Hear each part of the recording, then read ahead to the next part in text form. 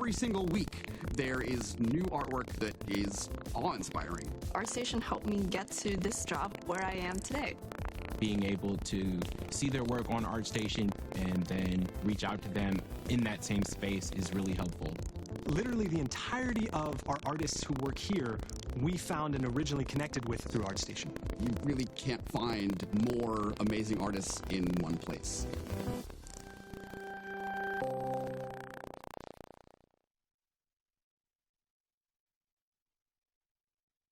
Hi everyone, this is Jordi at the top of the hill from Barcelona.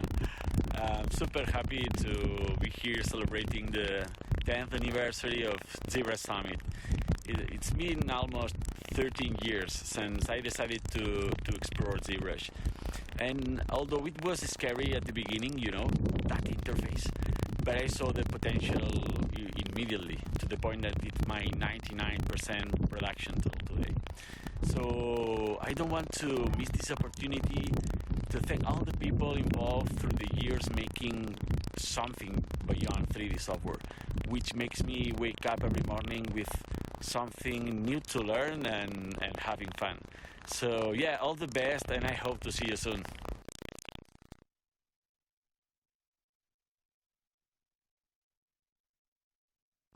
Hi everyone, this is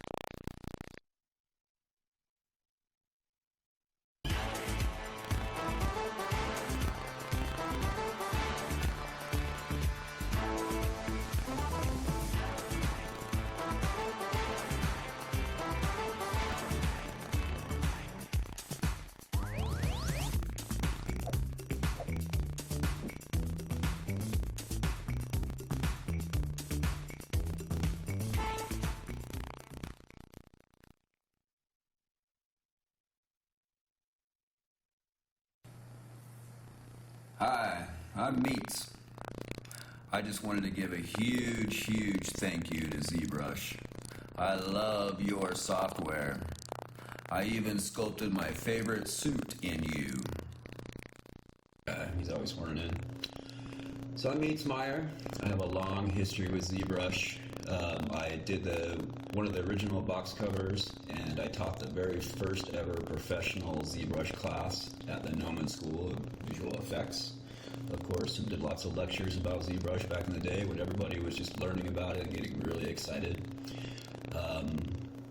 Pixelator even one time came out to my house to help teach me ZBrush before the training DVDs came out, and I'll never forget that. It's a beautiful experience. Well, before ZBrush came out, doing work with digital artwork was very technical.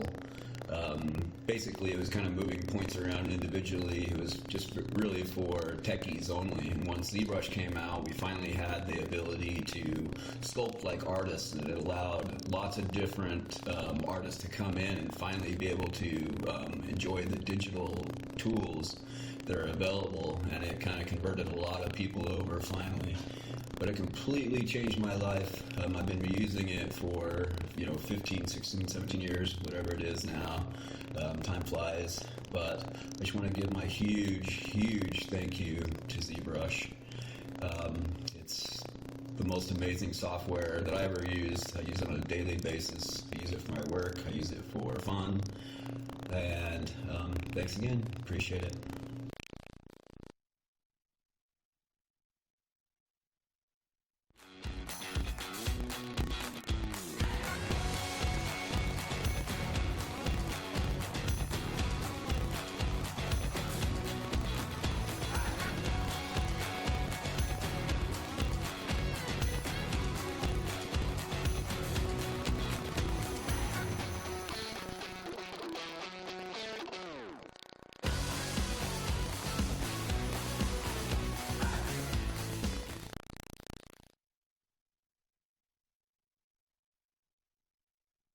Hey guys, Mike Thompson here, 1/3 of the Stylus League. Very happy to be with you. Thank you so much to Maxon for inviting me on to talk to everyone about my experiences with the software. You may know me from such streams as ZBrush Live and the Stylus League, where we use ZBrush all the time to sculpt cool things and have on people and do stuff. I I am a little different than maybe some of the other people who stream from Maxon in that I kind of started off as a 2D illustrator. I make movie posters and create toy packaging, things of that nature. And so for me, I really didn't have a 3D background. It was never something that I learned how to do or had any interest in, to be quite honest with you. So the way I started using it was I was working on some G.I. Joe stuff for Hasbro, and I was having a difficult time with the gear. Like they have all these packs on and straps and helmets and hats and all this stuff. And what I was finding is the way that I normally collect reference wasn't working for me because the lighting was all kind of off. The character might have be lit from one side on the helmet, and then on the gear it's lit from another side. And for a painter, that just kind of looks wonky. So what I did was I talked to a friend of mine who told me about ZBrush, and I started using it to just make, really kind of rough shapes of the things that I needed and use that as reference for my painting. And I found that my lighting was much better. It was very consistent. It helped me to do what I needed to do. Now, the thing about it was, I fell in love with the software. I don't know if you know this about me, but I'm a big statue fan. I also like superheroes. And so, I would just practice until I got better. Eventually, I ended up making a few statues for Sideshow, and I've been hooked ever since. I do more 3D now than 2D. So big shout to Maxon. Thank you so much for having me on, and I hope everybody enjoys the rest of the summit.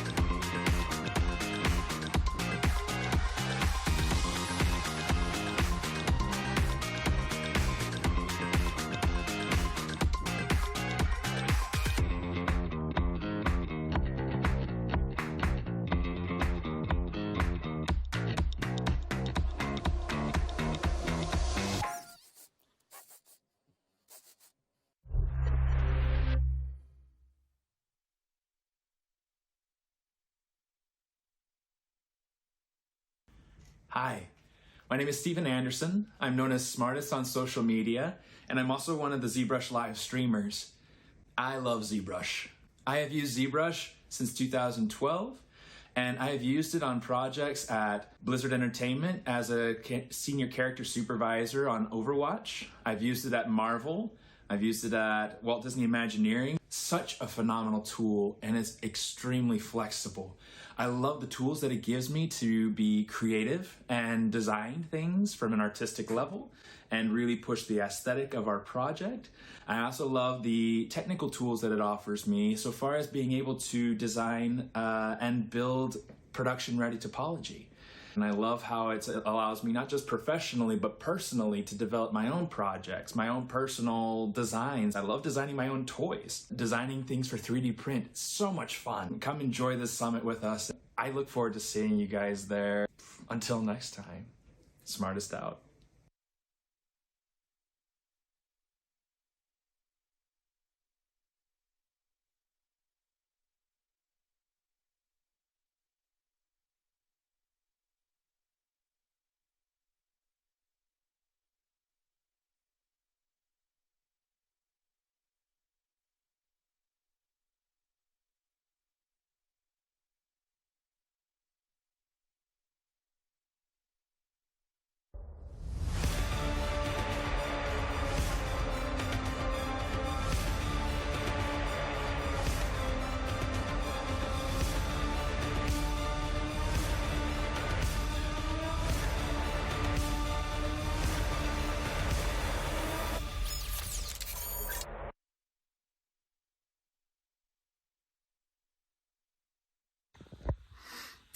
My name is Xander Smith.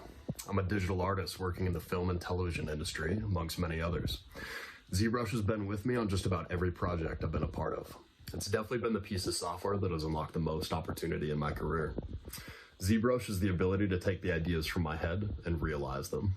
I remember one of my first jobs out of school was for the television series American Horror Story Hotel. I worked for the costume department as a costume illustrator, and using 3D in a concept illustration workflow was, at the time, pretty rare. I think I gave production a bit of a nervous moment when I whipped out this 3D software package instead of a 2D drawing app or a sketchbook. But then we used ZBrush to sketch and build a variety of pieces for the show, maybe a little bit slower than traditional illustration, but the trade-off was being able to realize a piece from every angle, being able to 3D print it, to test different lighting setups, to sculpting on the fly. Yeah, it was an incredible experience. It set the tone and process for the rest of my career, and I've been using it just about every day since. I can't recommend it enough. You're gonna love it. Happy ZBrushing.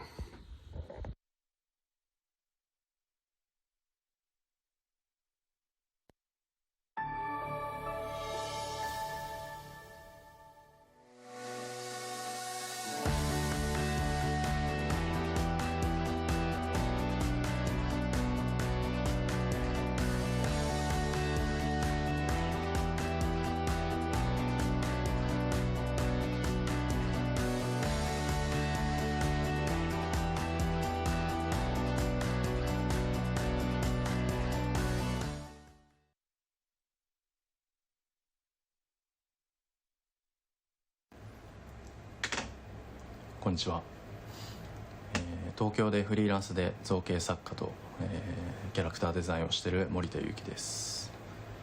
ZBrush はもう12年くらいずっと、仕事でも個人制作でも使ってて、こういう立体物を作ったり、大きいものから、ちっちゃいものまでいろんなサイズのものを ZBrush で造形してで 3D プリントして作るんですけど、こうやって手元に残る作品がすぐできるっていうのも最高にクールなことだなと思います。これからもどんどん ZBrush 頑張ってきます。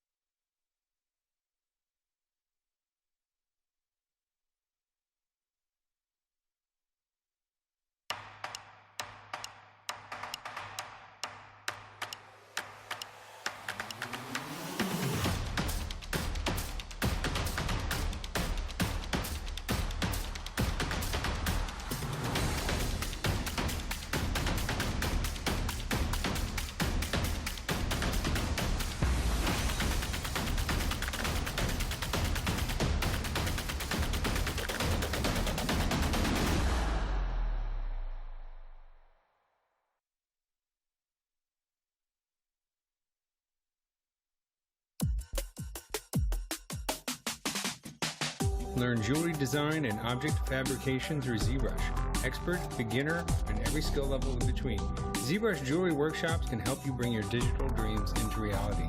Taught by leading industry professionals. Use the offer code SUMMIT to get a $100 discount on membership.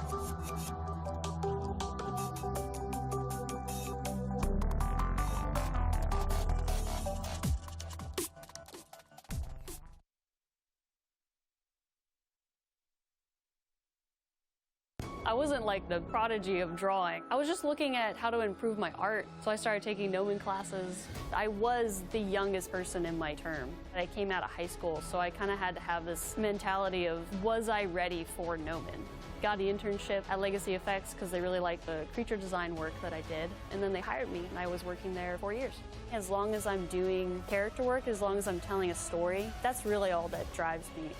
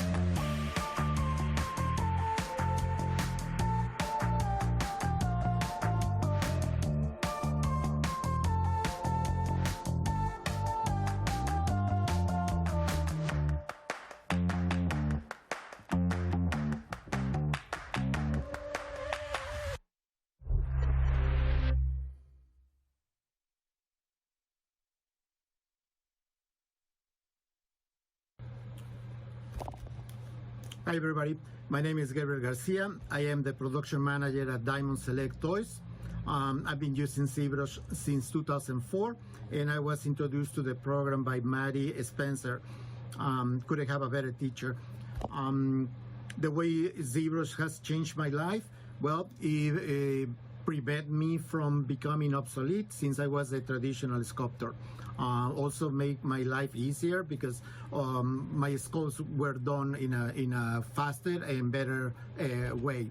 So definitely I will recommend ZBrush to any artist who's trying to break into the industry, any type of industry that requires digital modeling. So I am ZBrush for life. Thank you.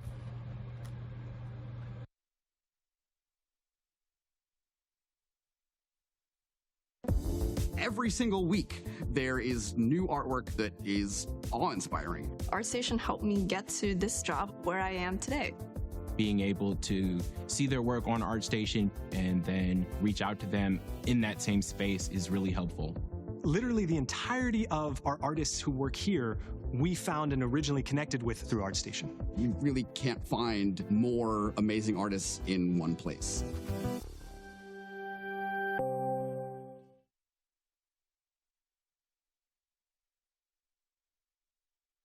Hi everyone, this is Jordi at the top of the hill from Barcelona. I'm super happy to be here celebrating the 10th anniversary of ZBrush Summit. It's been almost 13 years since I decided to explore ZBrush. And although it was scary at the beginning, you know, that interface, but I saw the potential immediately to the point that it's my 99% production tool today.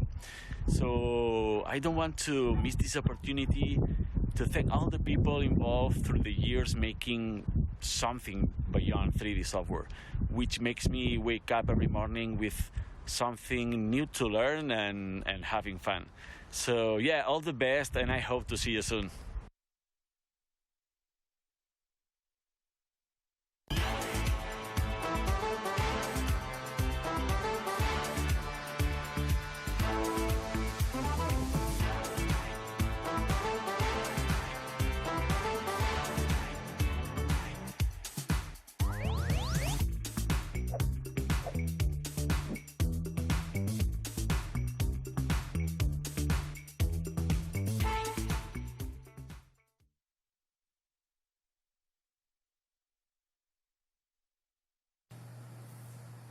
Hi, I'm Meats. I just wanted to give a huge thank you to ZBrush. I love your software. I even sculpted my favorite suit in you. He's always sworn in. So I'm Meats Meyer.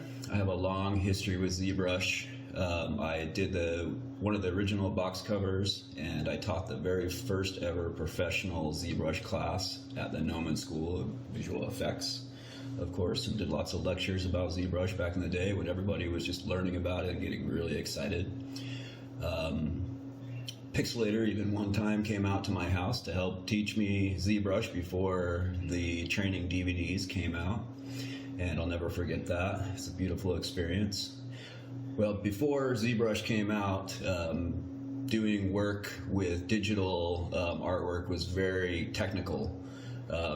Basically, it was kind of moving points around individually. It was just really for techies only. And once ZBrush came out, we finally had the ability to sculpt like artists, and it allowed lots of different artists to come in and finally be able to enjoy the digital tools that are available, and it kind of converted a lot of people over finally. But it completely changed my life. I've been using it for 15, 16, 17 years, whatever it is now. Time flies. But I just want to give my huge thank you to ZBrush.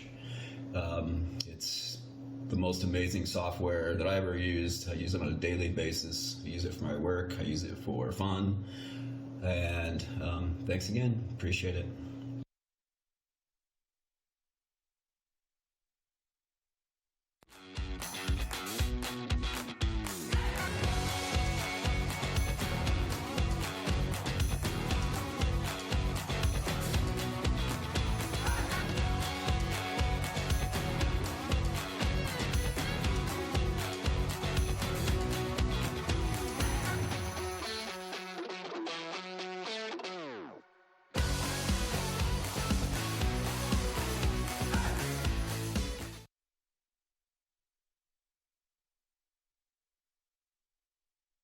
Hey guys, Mike Thompson here, 1/3 of the Stylus League. Very happy to be with you. Thank you so much to Maxon for inviting me on to talk to everyone about my experiences with the software. You may know me from such streams as ZBrush Live and the Stylus League, where we use ZBrush all the time to sculpt cool things and have on people and do stuff. I am a little different than maybe some of the other people who stream from Maxon in that I kind of started off as a 2D illustrator. I make movie posters and create toy packaging, things of that nature. And so for me, I really didn't have a 3D background. It was It was never something that I learned how to do or had any interest in, to be quite honest with you. So the way I started using it was I was working on some G.I. Joe stuff for Hasbro, and I was having a difficult time with the gear. Like, they have all these packs on and straps and helmets and hats and all this stuff.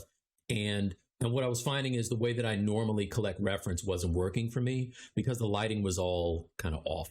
The character might have a, be lit from one side on the helmet, and then on the gear, it's lit from another side. And for a painter, that just kind of looks wonky. So what I did was I talked to a friend of mine who told me about ZBrush, and I started using it to just make, really kind of rough shapes of the things that I needed and use that as reference for my painting. And I found that my lighting was much better. It was very consistent. It helped me to do what I needed to do. Now, the thing about it was I fell in love with the software. I don't know if you know this about me, but I'm a big statue fan. I also like superheroes. And so, I would just practice until I got better. Eventually, I ended up making a few statues for Sideshow, and I've been hooked ever since. I do more 3D now than 2D. So big shout to Maxon. Thank you so much for having me on, and I hope everybody enjoys the rest of the summit.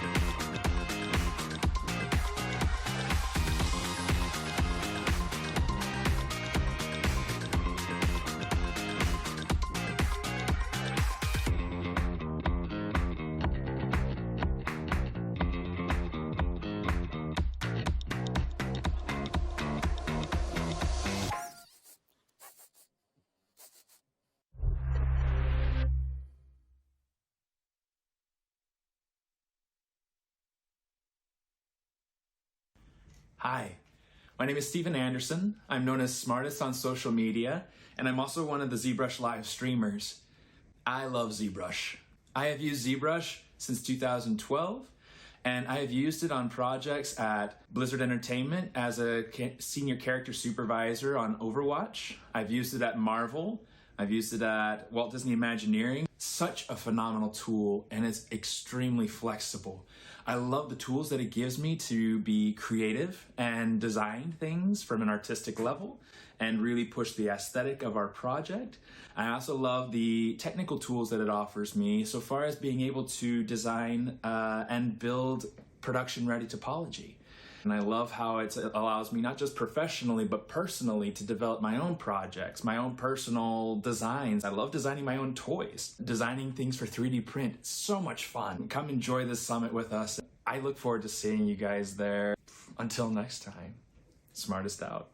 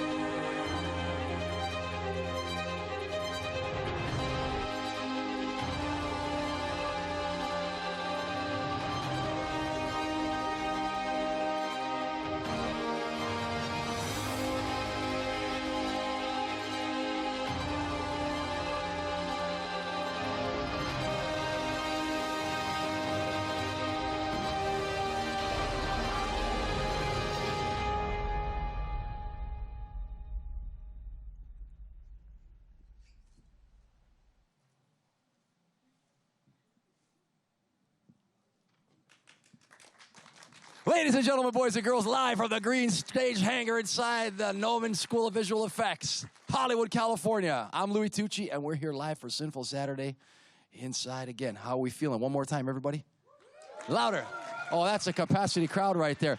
Like, I gotta give a nod to my man, David Igo, in the front row, came clutch with the leg game here today. If you could see what I could see, look at that. My goodness. You got a permit for that thing? Look at this. Holy, every day is leg day. That's a beautiful thing. Okay, anyway, we're into day 2. Thanks for indulging me.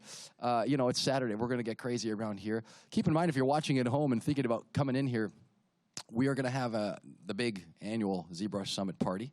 That's going to happen tonight. You never know who you'll meet, and promises to be an exciting, maybe adventurous,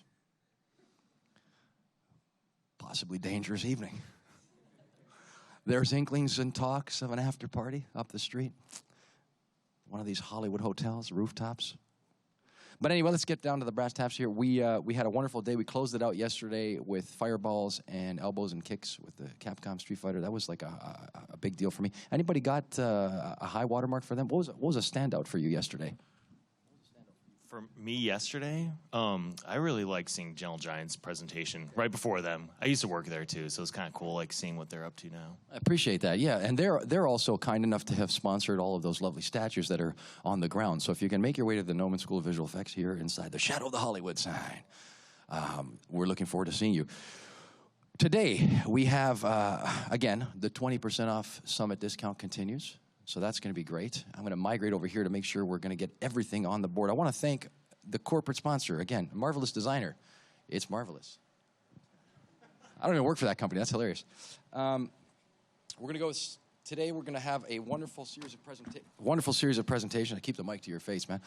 Wonderful series of presentations. It promises to be an extraordinary day. And we're just looking at these messages coming in here. What's happening? No, I got the chat is already blowing up. How's that even possible? They're excited. They're smashing the like button. Again, want to thank all the people at home for watching, tuning in. And they're like hitting me up. They're like, what's going on here? We're going to have a presentation with a legend in the business. We're going to see a man who's certainly needs no introduction. He's worked on everything from Predator to, he's the man behind Abe Sapien, the design for Abe Sapien, the head of Onyx Forge Studios. And it's my pleasure. Man, you've had such an indelible mark on me since I was a kid, so it's like really, I'm aging both of us, but that's okay, I think. I think there's merit in being a red belt, and he is definitely the epitome of that. So in a moment, we're going to bring up Steve Wang. Yeah.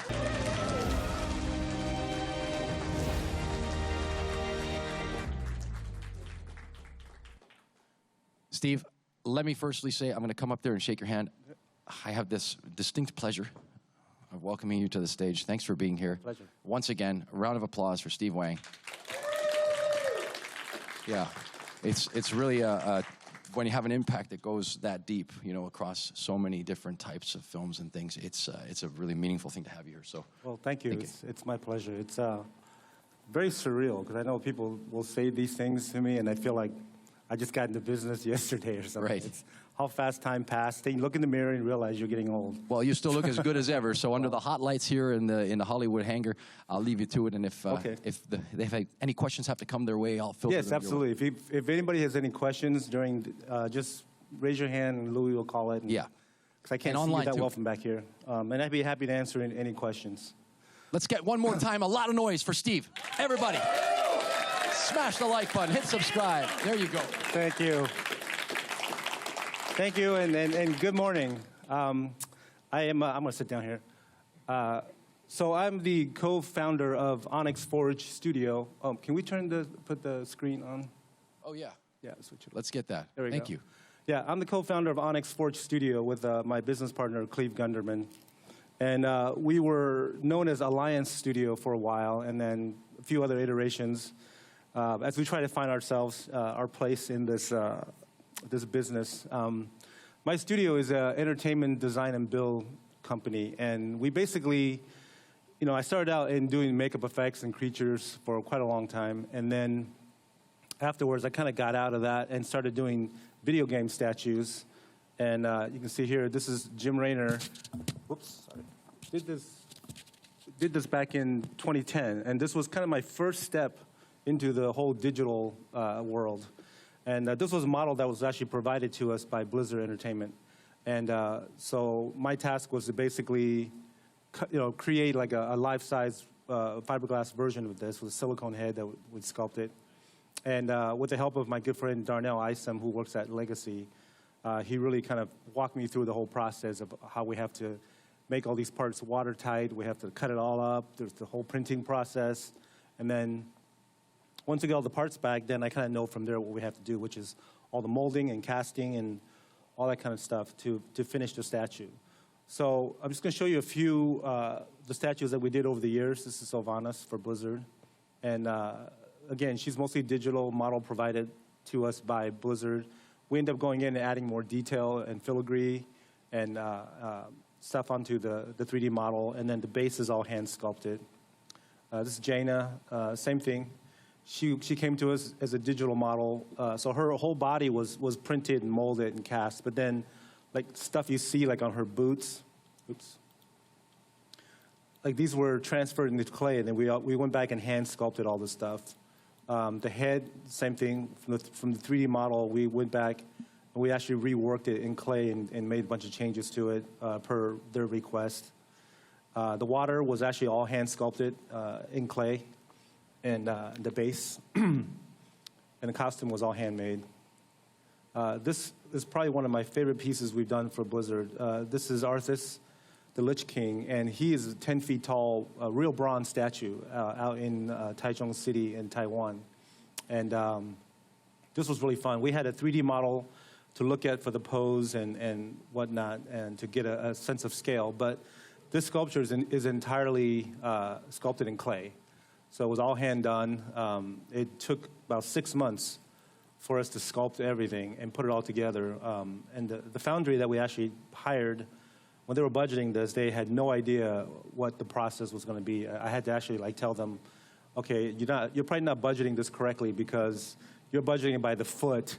And I said, this thing, you have to imagine this is going to be in so many parts. like it's a real costume, and everything's going to have a lot of negative space and depth. And so it took us a total of about a year from start to finish it, and I'm really proud of this piece. This is a piece we did for Blizzard's campaign for Overwatch when they first launched Overwatch. And it was crazy. We had these 3 12-foot tall statues in 16-foot tall boxes, lights and sound, and they had to be, this one here had to be in Hollywood, this one was in Busan, Korea, and this one was in Paris, and they launched live simultaneously. So aside from building it in a really short amount of time, the coordination of coordinating internationally with 3 different countries and all the different codes and the logistic teams and all the stuff to get it all done was insane. It almost came down to like a military precision kind of a process, and actually everything worked out well. All three teams. I stay here in LA to manage the team here. We had 2 other teams, and we all finished installation early and tore down, and the whole thing was a success. So Blizzard was very happy with this. This was for Riot Games. This is another one. Most of the Riot Games statues we've done are actually all hand sculpted, but I just thought I'd bring it just to show you kind of just a history of the stuff that we've done. This one here is also for Riot Games, Annie and Tibbers. Again, all hand sculpted, and then this is Ziggs for Riot Games. This is Lilith, and this is a combination of part digital, part traditional. And then this is for Red 5 Studios, who unfortunately is no longer around, but this was a campaign we did. This thing was a giant animatronic thing that actually was all timed on a computer. So once it wakes up, smoke starts to come out. It starts to open up. This hammer starts to go. There's sound effects. Everything's all synced up. And then it closes down, and then it resets, and it starts up over again. So that's just a brief history of what my studio has done in terms of like statues for game companies. Just take a pause there, because there's an important thing that has to happen. Make a lot of noise. Thank you. Yeah, no small undertaking. I'll pause you to say no small undertaking. To move into a space of entrepreneurship like that is a big step, and also a beacon of hope for a lot of people to reach further in their lives. So yeah, it was very interesting, because this was all new to me, and there wasn't, at least not to my knowledge, wasn't really a market for this kind of stuff, the statues, When I was approached by Blizzard back in 2004 to do it, they were like the first ones to say, hey, I really want to push this idea of making statues, and we can keep building on it. And eventually it took off, and then we started getting contacted by a lot of other game studios to say, hey, we want one too. So it kind of like sort of organically created its own market. Because I thought we'd do it a few times and it would just be done, but it just kept going and going. So what I'm going to show today is I'm going to show a project called the Miami Bull. It's a project we did about a little bit over a year ago for the city of Miami. It's an art installation. And it was an insane project. It was an 8-month project that we did in 4. And I'm talking about from 3D modeling all the way to on-site installation. And then we got hit with COVID in the middle of the project. So halfway through, I was sick for 2 weeks, and my wife and lost half my crew for 2 weeks until they recovered. And so we thought, like, for once, we're probably not going to make it, but somehow we got it done, because, failure is not an option, right, in our business. So I'll start with this video here, and then I'll walk you through the process. Oops, what's going on? Hang on a second.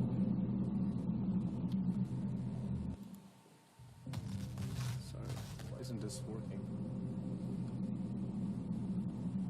Huh, that's weird. This was working fine. Oh, here we go. Sorry, let me start over.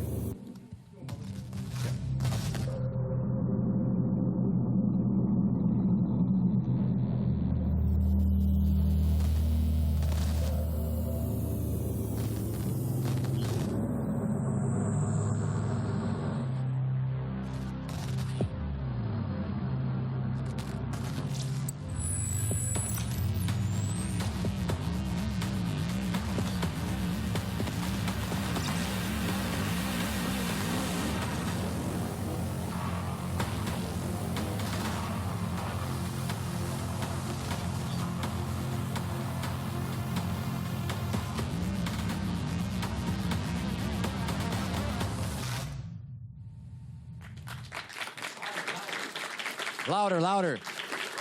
Louder. Make those people at home regret not being here. Come on now, let's hear it.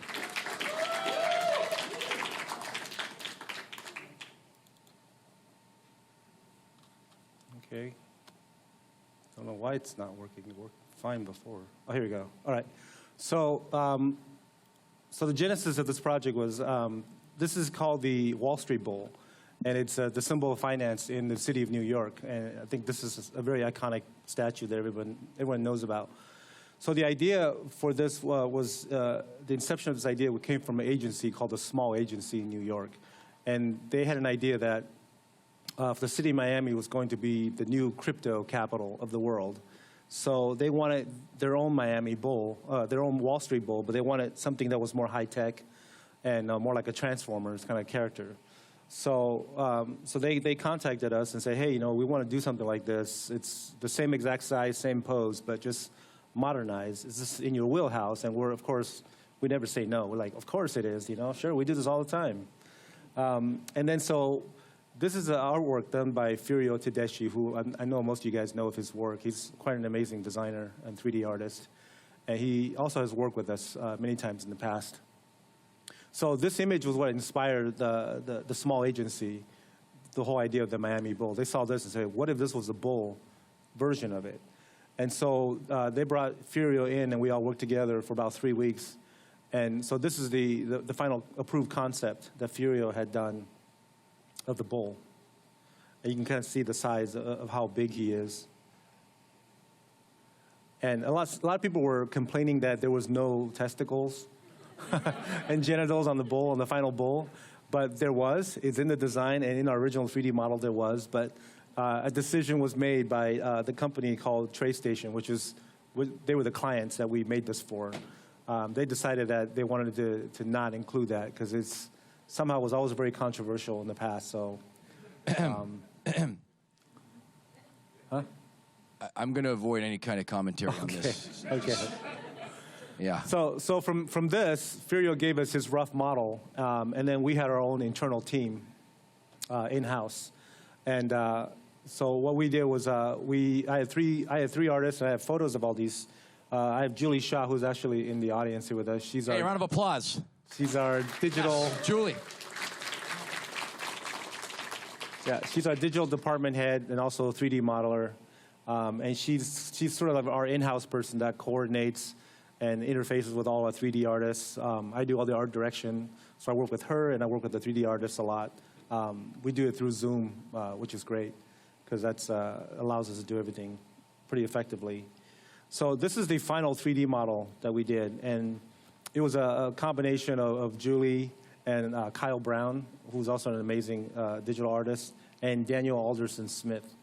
And the way we had to do this, because the time was so tight, we only had a month to model this. And you know, we had to basically, we did it completely from scratch, off of Furio's rough model. And we also, you know, had to add a lot more detail to it and refine it and all this stuff, which is pretty standard, right, for 3D modeling, hard surface. So what I had to tell the client was, you know, normally if there was a lot of time, we would model it completely, finished. So you can do a nice, beautiful turnaround and see it all together and then decide, okay, this is approved. We go into production on this. But because time was so tight, once we tweaked the final pose, I said, okay, when the pose is approved now, we're going to tackle this one piece at a time. So you're going to get a leg this week, and then you're going to get, you know, part of a head or horns and this, whatever, and you're going to have to approve it piece by piece, and it's going to go right into printing. Because if we had to wait for everything to be done and start printing, we never would make the schedule. So there was a lot of logistic battles that had to be fought to just get it going to get to the end game. Can I ask you a question? Yeah. It's probably someone's going to ask this later, but let's just get it out of the way. Do you think that your reputation in industry allows you the space to have that trust with your client at this point? I believe so, to some degree. You know, I mean, a lot of the people that we work with usually are people I've never worked with before. They come to our website. They don't know what we've done. They just see our website and go, oh, a lot of fun, shiny things, you know. But I don't really let that get in the way. I very much, every job I do, I have to educate the clients and give them a bunch of come to Jesus moments, you know. And I do it very, very friendly, diplomatically. I just try to explain to them how things work. We just did a job for Mountain Dew, and it was the same thing. I literally had to explain to the clients like what their expectations I really had to manage, because they were asking for stuff that would take like 6 weeks to do. They want it in a day. And I was like, no, that's not how it works, you know. Right. And I had to literally do all this breakdown and show them photos, the process of how it's all done. So once they understand the process, it was much easier dealing with them. Okay, great. Yeah. So yeah, you can see this bull is 16 feet long, and he has at the highest point it's about 11 feet, and on the top of the back it's about 8.5 feet. So, and then here's the turnaround of it. So yeah, I'm really proud of my team on this, because we literally went around the clock, 7 days a week, and just to get things done, get it approved, the endless notes that they had to get from me, and I apologize for that. But it's really clean on the back end there, by the way. Yeah, it's you know. And then of course, you know, like these are all the things I send to clients, you know, as we go. So this is the final finish. You can see he has a testicle here. Yeah, and he actually has a thingy here. Steve Wang, it's very early in the morning. I will be known for this for the rest of my life. Yeah. There's a lot I could go with. A lot of material here, Steve. Yeah. So just put the mic down. So once that process is done, we had to like go out. You know, originally when we got quotes for printing all this stuff, it was all very manageable for the budget. And then once we finally finished the models and we cut it all up and sent it out, all of a sudden we ran into a big caveat where they're saying, oh, well, to print this, it's going to take 4 months. And I'm like, what? You can't take 4 months. That's my entire schedule. And then the budget was going to be like 3 times what they had quoted me, and it just became this crazy nightmare. You know, and so like parts like this, like smaller parts like this, I can get it printed, you know, and head and whatever. But the big body was the problem, because from here to here was already like 13 feet. You know, it was huge. And so in exploring a few different options of 3D printing, I just realized it was just not going to happen. We had to go back to the traditional route of CNCing in foam and doing all that fun stuff. And so that instantly like sort of educated us on you know, or informed us on the process that we had to partake. This is Julie here, in case those you can't see. I just wanted everybody to see the people, the artists behind this. This is Kyle. Kyle Brown, he's another magnificent talent. And then this is Daniel Smith. He's in New York, and he works with us remotely all the time. It's the first time that I worked with him, and man, boy, did he come through on this project. Everyone was just amazing. He has a great mustache as well. Yeah, this is a new picture. I don't think he had a mustache like it. before. Like a 1970s New York cop. Yeah. Pull over. Yeah, true. So here's Julie standing next to some of the parts. You can see like some of the parts that were done in SLA. Anything that we could do in SLA, we did. And that's the resin prints. Here's parts of the head as it came to us. And then we also, like, here's a part of the body that's being CNC'd out of foam. I don't know, some of you may not be familiar with the process, but, you know, we basically, once we get a 3D model done, we just, in any way possible, try to get it into the physical world. So this is just one section of many sections for the body that had to be CNC'd. They come to us. I do it in 6-pound foam because it has a nicer, denser texture. We can go in there and sand it and polish it much better. So this was a process. Here are parts of his shoulders, and these parts get joined to the SLA parts. And then here's a size reference. This is just one of like maybe 5-6 sections. You can see. So this is just the first half, front half of the bowl, not including the head. And then we get him, we glue it all together, and then we start to like coat it with urethanes and start this long sanding process. You can see right here in the back, I have Carlos here spraying the urethane prime. And once that sets, we do a few coats of it, then we go in there and we have to body shop, sand everything like a car, and that is a really long and difficult process. It's not fun, and we do a lot of it. So you can see, and the prints don't come out this clean, actually. Once it's done, this is all, we go back in and we hand sculpt all the detail back in. So we had to do these really fast. We had about a week to do each of these large sections. So it was quite a bit of work to do them, just to get it all sharpened before we coat it and sand it. Steve, you got one sliding in here online. They want to know, so the entire statue is made of plastic. Yeah, it's made of a fiberglass called vinyl Leicester. They make boats out of them. Yeah. Because one of the things that we had to address was that this was going to be installed at the Miami-Dade College campus, and it had to withstand 150-mile-an-hour hurricane winds. And a lot of heat and humidity. Yeah, a lot of heat, a lot of humidity. This thing had this coat of clear coat that was UV rated for 20 years. I mean, it was all like heavy duty stuff. The armature was engineered out of steel, all put together. So everything was engineered and approved and rated for. And probably like a 1/4 inch of paint and prime, all that stuff on top of it. Yeah, maybe not about, I don't know about 1/4 inch, but yeah, there's quite a bit of paint on there as well. I'm an extreme fellow. Yeah, and then you can see it was just a lot of parts. There you go, and it's just here's a little process of spraying the urethane prime. Don't you find the sound of that paint gun satisfying? Isn't it? Yeah, when I'm not doing it. Right? Because what you're not getting is the horrible smell that comes in. We have, a big spray booth that sucks all the fumes out, but it's still horrible to spray. That's like the phrase of the day. Watching that guy do it is one of life's greatest joys. Yes, yeah. It's like work. I love work. I can sit and watch it all day. So here you can see we're doing the process. Some's been sprayed, some are still being cleaned up as we go, and all the seams are being patched. This is Cleve, by the way. This is my business partner. He's also, he and I are the two that are responsible for engineering everything and building. He's quite a talented builder. I mean, this guy's fearless. And we do, I'm very fortunate to have a partner this gifted and this, convicted and just an amazing talent. So, and you can see this is just one of the legs being put together.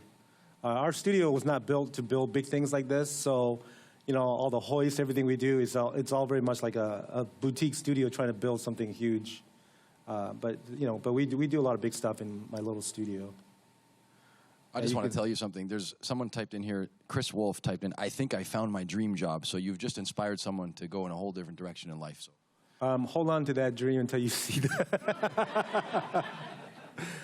I didn't mention this, but this was, I've done a lot of jobs. I've been in the business now 38 years. This job here made me rethink my career choice after I was done because it was so difficult. The logistics of this was so insane because of the lack of time. We had 4 months to do an 8-month project, and it was nuts. And we were going 7 days a week around the clock. That's heavy. That's a heavy. Yeah, it looks really fun, in photos and in videos. And when you see the final products, it's always really cool to see the final product. And even for us when we finish it.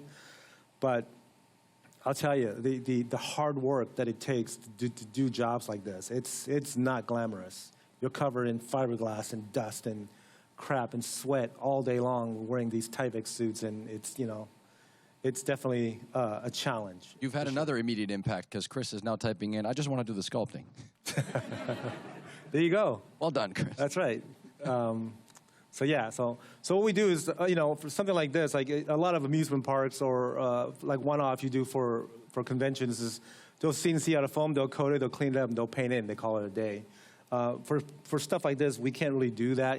This thing has to last for, who knows, decades, So everything has to be molded and cast in super strong fiberglass, really thick, and engineered. So we had to mold these things, and a lot of times to save money and cost, people will just brush silicone on it and they'll do a jacket.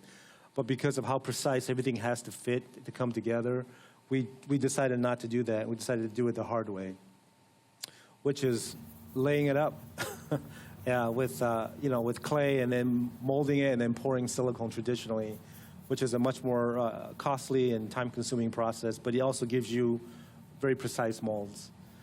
So we just had to do that, but on super large parts. You can see, wow. We wrap it, we put chicken wire on there so that the clay will stay as we apply it. And then what we do is that, for us to do a job this big, we can't do it all in-house. We have to have third-party contractors, like third-party fiberglass people to help us and paint companies and do all the stuff just to help us take up the slack. So what we do is we lay it up, we would brush the first coats on there, and so that it's all done the way that we want it, and we'll send it out, and people will just spray fiberglass all over it and clean it up and send it back to us. And then we'll open it up, we'll do all the silicone pouring.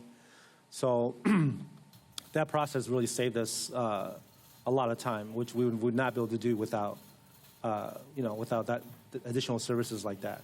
Okay, I got to ask, because there's multiple people typing this in here. What is something like this when it's all finished? How much does it weigh? The actual statue came in at about 2,800 pounds. Are you kidding me, really? Yeah, because we had to make it heavy. Almost 3 tons. Yeah, we have to make it. Oh well, it's a little bit over a ton. Yeah. But we have to make it. We have to make it strong and heavy, because once it's installed, it's an outdoor statue. Once it's installed, again, it has to withstand hurricane winds and all that kind of stuff. So everything was made very heavy on purpose. We can certainly make things lighter, but we didn't want to do that on this. So here you're seeing we're actually, we got the mold back now, and we're getting ready to open it up and clean it up, the seams, so we can start pouring silicone. So this thing is really super heavy, each one of these pieces. And here the mold is open, and you can see here on the edges of the clay, we're going in, we're cleaning it up, so we can actually pour the silicone. And we went through just drums and drums of silicone. I think one of the bodies took an entire drum, just one section. So these molds weighed like hundreds of pounds. And so you can see here, this is the process now. Once we clean it up, we put all the pieces back on. Those buckets you see are ports for us to pour the silicone. So, yeah, this is quite a pain in the ass to do. And these are the small parts. And you can see here we're getting ready to pour the silicone. And then here, 5 gallons at a time. We basically have a kind of a pipeline where as one person is pouring, the other 5 gallon is being evacuated, another 5 gallon is being mixed. And we just keep going until we fill the mold. And then here's the front half of the body getting put together and sprayed and cleaned up. So there's 2 cleanup processes. The first one where we sand it to the point where it's good enough to be molded. Then after we cast the actual piece, we got to go back there and re-body shop everything and make it super clean and super tight. Because we do the automotive paint, if the surface is not clean or not smooth, everything shows. So it was, with all these angles and stuff, it was crazy. And then here's the head after we sprayed it. But you can see how the surface is not, see how it's not perfect, right? This all gets sanded down and made perfect. Then we mold it. Then after you cast it, we've got to go back one more time just to polish everything up. This is the bottom half of the body. And, a lot of thought went into how we're going to actually make this. Like, for instance, you see how on the bottom here, normally you would think, wow, what a lot of wasted space here. But we had to consider in terms of how we're going to pour the silicone, how we're going to cast everything. So everything had to be straightened to a point where everything will work and give us also room. Like, you can't just pour this whole thing as one, because the pressure and the weight would be so intense that it may just bust the mold open. So all this was thought of ahead of time. So we made these big empty areas so we can actually basically glass this whole thing right onto the base and bolt it all tightly and then seal everything, and then we can pour it in small sections and a little bit at a time to get it up so that you're not pouring, like a whole drum of silicone and that the weight of it might bust the mold open. So there's just a lot of things that, years of experience of doing stuff sort of informs you and help you to prevent big disasters. So here's a couple different angles of it as we're working on it. Yeah, you can see. And then this is the layup process. Again, we lay up the clay, put all the keys in there, and then we divide it up, and then we're going into a Bondo resin, putting the first coat on there before we ship it out to the fiberglass people to basically spray fiberglass over the whole thing. And we'll get it back, and every single section you see is a piece that has to come off and has its own respective silicone area that matches it. So did a lot of this on the show, trucking stuff, back and forth in sections just to get the stuff in there. And then once it's back, once the fiberglass is back, Then we open it up, we clean it up, and then we start to do all the clay again for the layup. You can see right here how we made all this supports in here already and sealed everything, so everything is supported. And you see on the bottom here, we've sealed it with more silicone so that we know it's not going to leak out the bottom. Because, man, if you're pouring 55 gallons and you get a leak, it's a really bad day. Yeah, and then here we are pouring it. And that's what the silicone looks like. We've added a bunch of little keys in here that actually contacts the sculpture, just for additional anchors and registration. And here's somebody sitting inside cleaning out the mold. This is just half of the mold. And same process here on the head of the bull.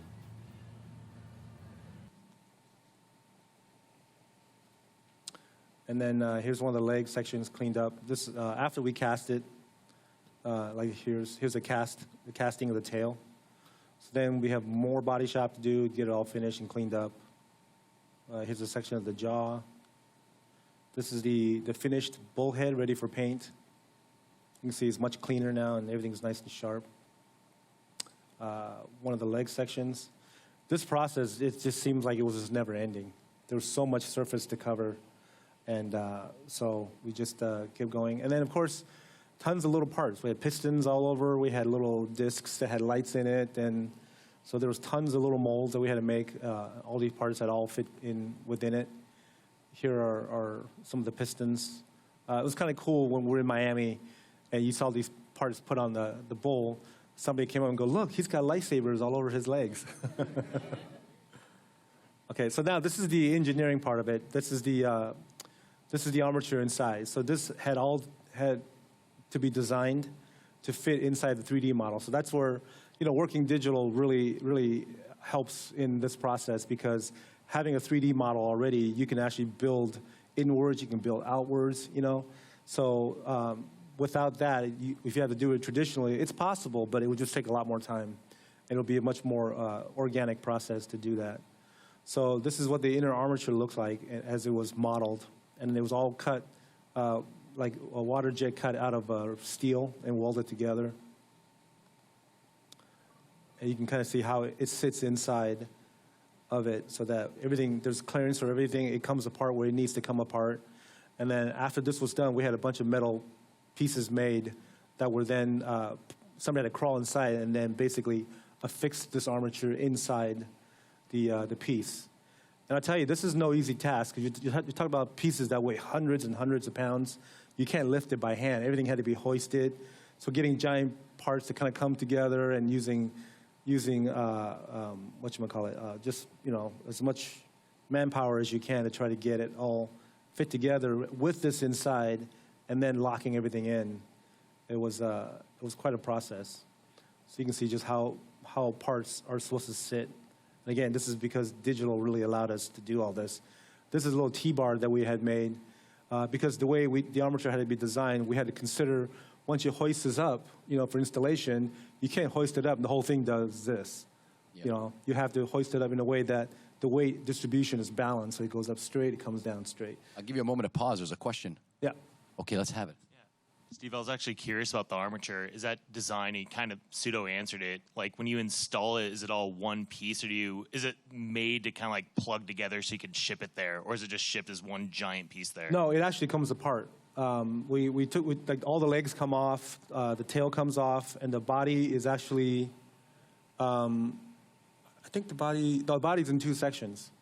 So once we get there, we had to basically take everything off, unpack it, and we had to put it all together, and then had to be hoisted up and put together. There's a video I'll show you of that process as well. So, it's one thing when you have stuff like this, you model, you measure, go, yeah, it all fits well, and then you get to the actual piece, and that little section now is like this big of a hole. You're saying, oh my God, how is this? If you move it like, a few inches this way, that way, everything gets thrown off. So there was a lot of like back and forth, reviewing it, double reviewing it, to get it all put together. Here are some of the steel sections as they were being cut. And each one of these sections, it was heavy. I tried lifting one of the leg armatures by myself, and I couldn't. I had to get another person just to help me lift it. And you know, Dave, as you know, I'm pretty strong. I can lift a whole, like, 30 pounds. So you can see here now, here you see how here's the armature is already in this section.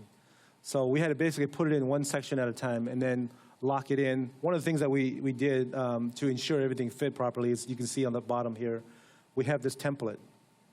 So this informed us of exactly where the feet, has to land. And these cross beams basically allow it so it doesn't slide.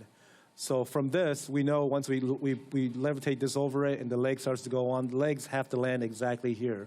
So we shift everything to fit it all together. So, these are the kind of things that are, they can be trial by fire if you don't think of this stuff ahead of time. So with projects like this, there's a lot of forethought put into the process. We spend like days and days thinking of what else are we not thinking of? What could possibly go wrong if this, and there's just a lot of forethought involved. And then here we have Eric Hooker. He is our welder here. So what you're seeing here is that the armature now is inside, but then we have all these metal pieces now that are going to get welded to the main armature frame and pushed up against the body of the inner fiberglass. And then once that's all in there tight, doesn't move, then we go back there and re-glass all that back in. So the thing is rock solid and it doesn't move. So you can see how little space there is, even for something this big, because of how big the armature had to be. Yeah. And then we had to design different bases that it can go on because for certain processes, like the base has to slide together and lock in for when we put this together before we can lift it. And then there are bases where it has to come off and go on this base for the head can go on. And it's like a really complicated puzzle to figure out and do. And here you can see a leg section. You see how the leg is now bolted to the body armature, but it's not part of the leg yet. So now this leg goes in, and it has to key in correctly. And then wherever that sits, then we go in there and we weld it to the inner of the leg. So that all the sections of the body you see right here, how it's missing a panel, we put trapdoors basically everywhere, bottom, sides, foot. So we have access points everywhere that we need to get to in order to work on the interior structure and for installation. And you can see right here how the front half, back half, as we're putting in the armature, and we're still in the process of body shopping it as we go. And then here you can see it's starting to come together. This is, I think this is already now, all the armature has been welded in, so it can actually support its own weight. But for safety, we always still, when we put it together, we always still use the template just to keep the legs from sliding, because you don't want to put too much pressure on the joints. And then here we're getting closer. Again, you can see how we built all these trapdoors. These are all magnetic trapdoors that eventually get all bolted on permanently. So we can always have access to get electricity, wiring, and when we do the final installation in the concrete with the big steel rebars, these are all access points we get into.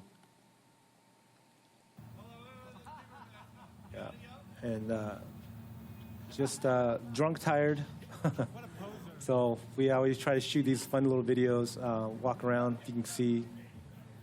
Just, people are, we no matter how hard things get, we try to always stay in good spirits because we know that this project has to end sometime. So, and one of the biggest rewards too, in doing these kind of projects is that at the very end, it's always really kind of cool to see what you've done at the end of the day, because it's a fun thing. Oh, this is the same video. No. And then so these we get into the more of the art side. So these are sort of sample painted sections that we had just painted on different parts that we had laying around for color reference. So we had gone through a black, we'd done like a gray metallic, we had done sort of a black and bluish kind of purple, and just more of a gray, different treatments of metals and bronzes to golds, so that the clients could pick like the colors that they like. This process took quite a long time because there's just a lot of what if we try this, what if we try that, and... Can I ask you something real quick? Yeah. From online? There's a ton of questions. Did you have an engineer design the structure for the armature? Yes.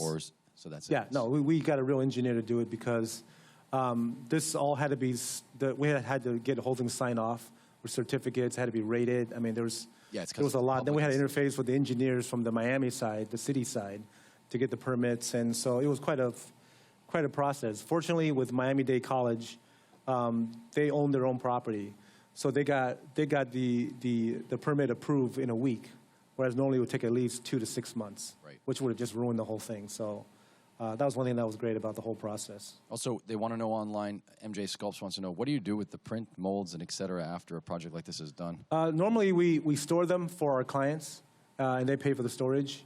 And then when they don't want to pay for storage anymore, then we say, well, we're going to have to destroy everything, which we do.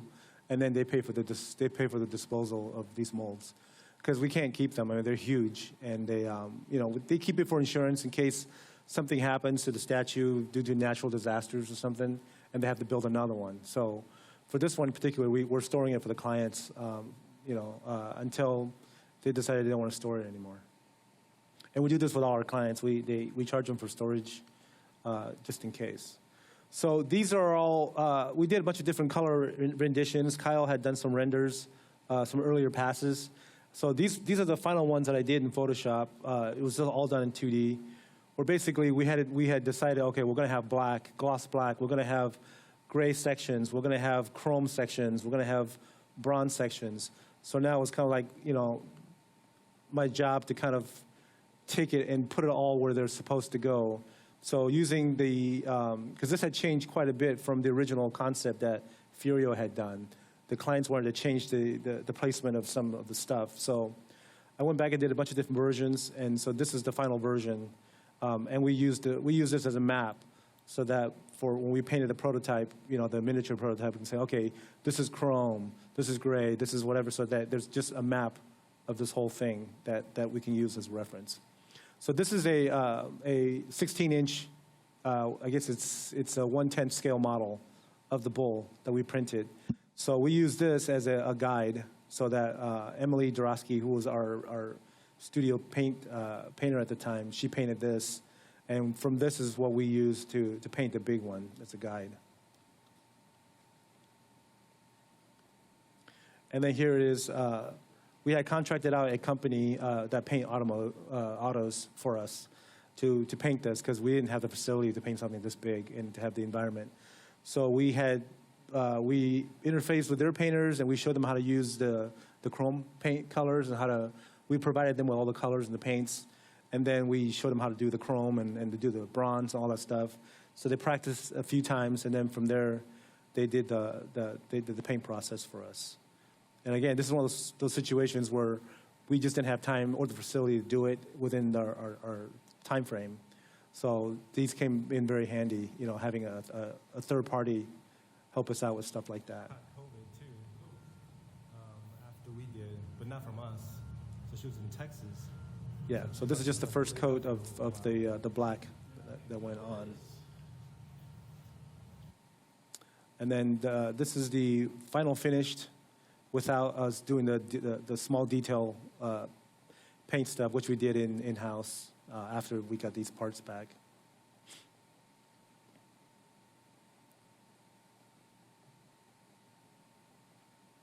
And these are light panels. I think Julie Shaw, she modeled these.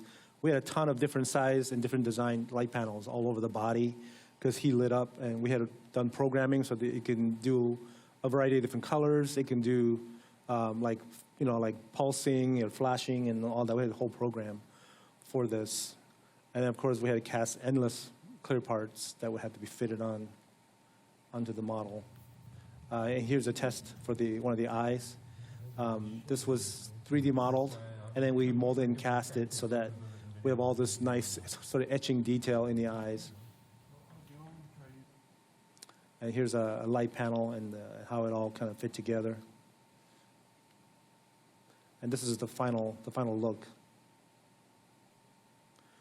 And here we're gluing on the head. So once the head is all put together and mounted in the metal, we put it all together, bolt it all permanently. We caulk everything. The whole thing has been caulked and weather stripped so that no water can leak inside. Even the internal steel armature, we had to brush a lot of coats of this anti-rust coating so to prevent humidity from getting in. We drill holes in the bottom of it, so in case some water does get in, it'll naturally funnel down to the lowest point and drain out of the bottom. I mean, so tons of stuff we had to consider making an outdoor statue.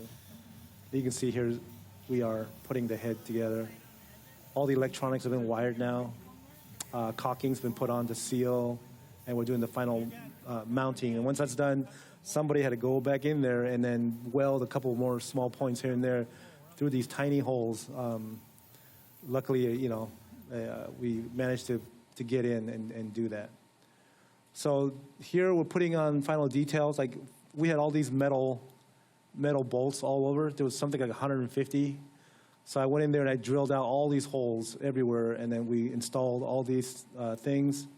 Every one of these ports had to be cleaned up, pre-fitted with all the lights, and they had to be all caulked in. I mean, it was a lot more work than it looks. And then here's the finished statue right before we took it apart to pack it for shipping. And shipping was a whole other ordeal. We had to hire a logistic company, and they had to do all this kind of insurance ratings and all this crazy paperwork. They had to get approved before we're even allowed to put it on a truck. And then here you can see the pieces packed.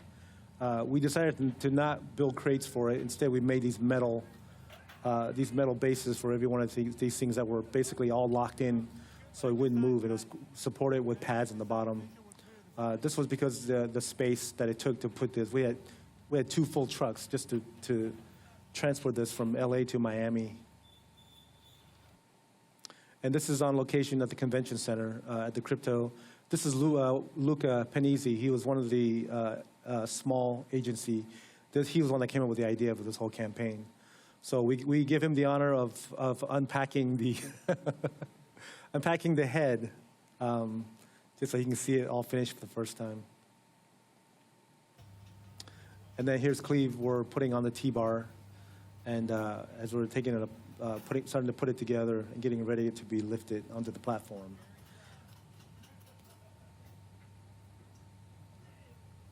So you can see we're fixing the T-bar in right now.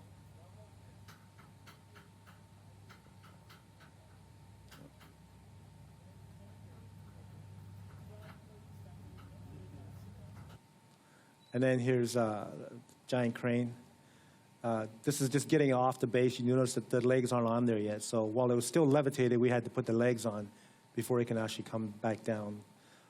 You can see just the amount of work it takes just to make these platforms, just to hold every single piece. And these are all solid, like heavy-duty metal steel plates and stuff. And then here now, the legs are on. And you can see the trapdoors are off. So we bolt everything on and put all the pieces back on. Yeah. And so this is the platform that was designed and built. I had to also coordinate or direct this platform as well to make sure that it gets built and delivered on time and assembled on the convention site on the day that our bull arrives. And this is the unveiling by Mayor Francis Suarez. And so now, without further ado, is everybody ready? Yeah. Yes. Ready. 3, 2, 1. Welcome to the future of finance.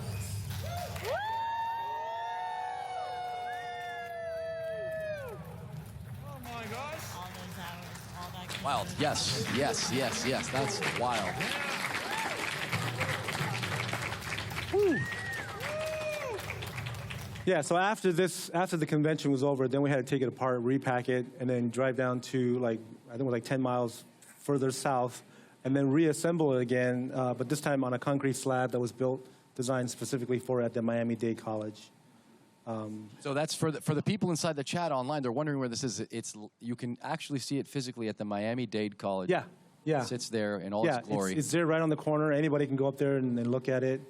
And yeah, it's a permanent installation there for as long as they want to keep it. So, and this is us after it's over. We're so happy. Way to go. Yeah, make some noise. Louder.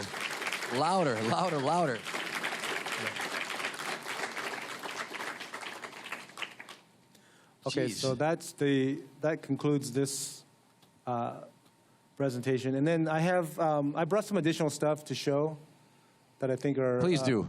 Just... Can I do one thing before you do? Yeah.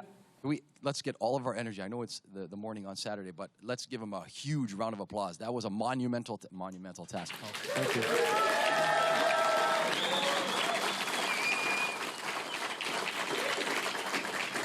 And Steve, it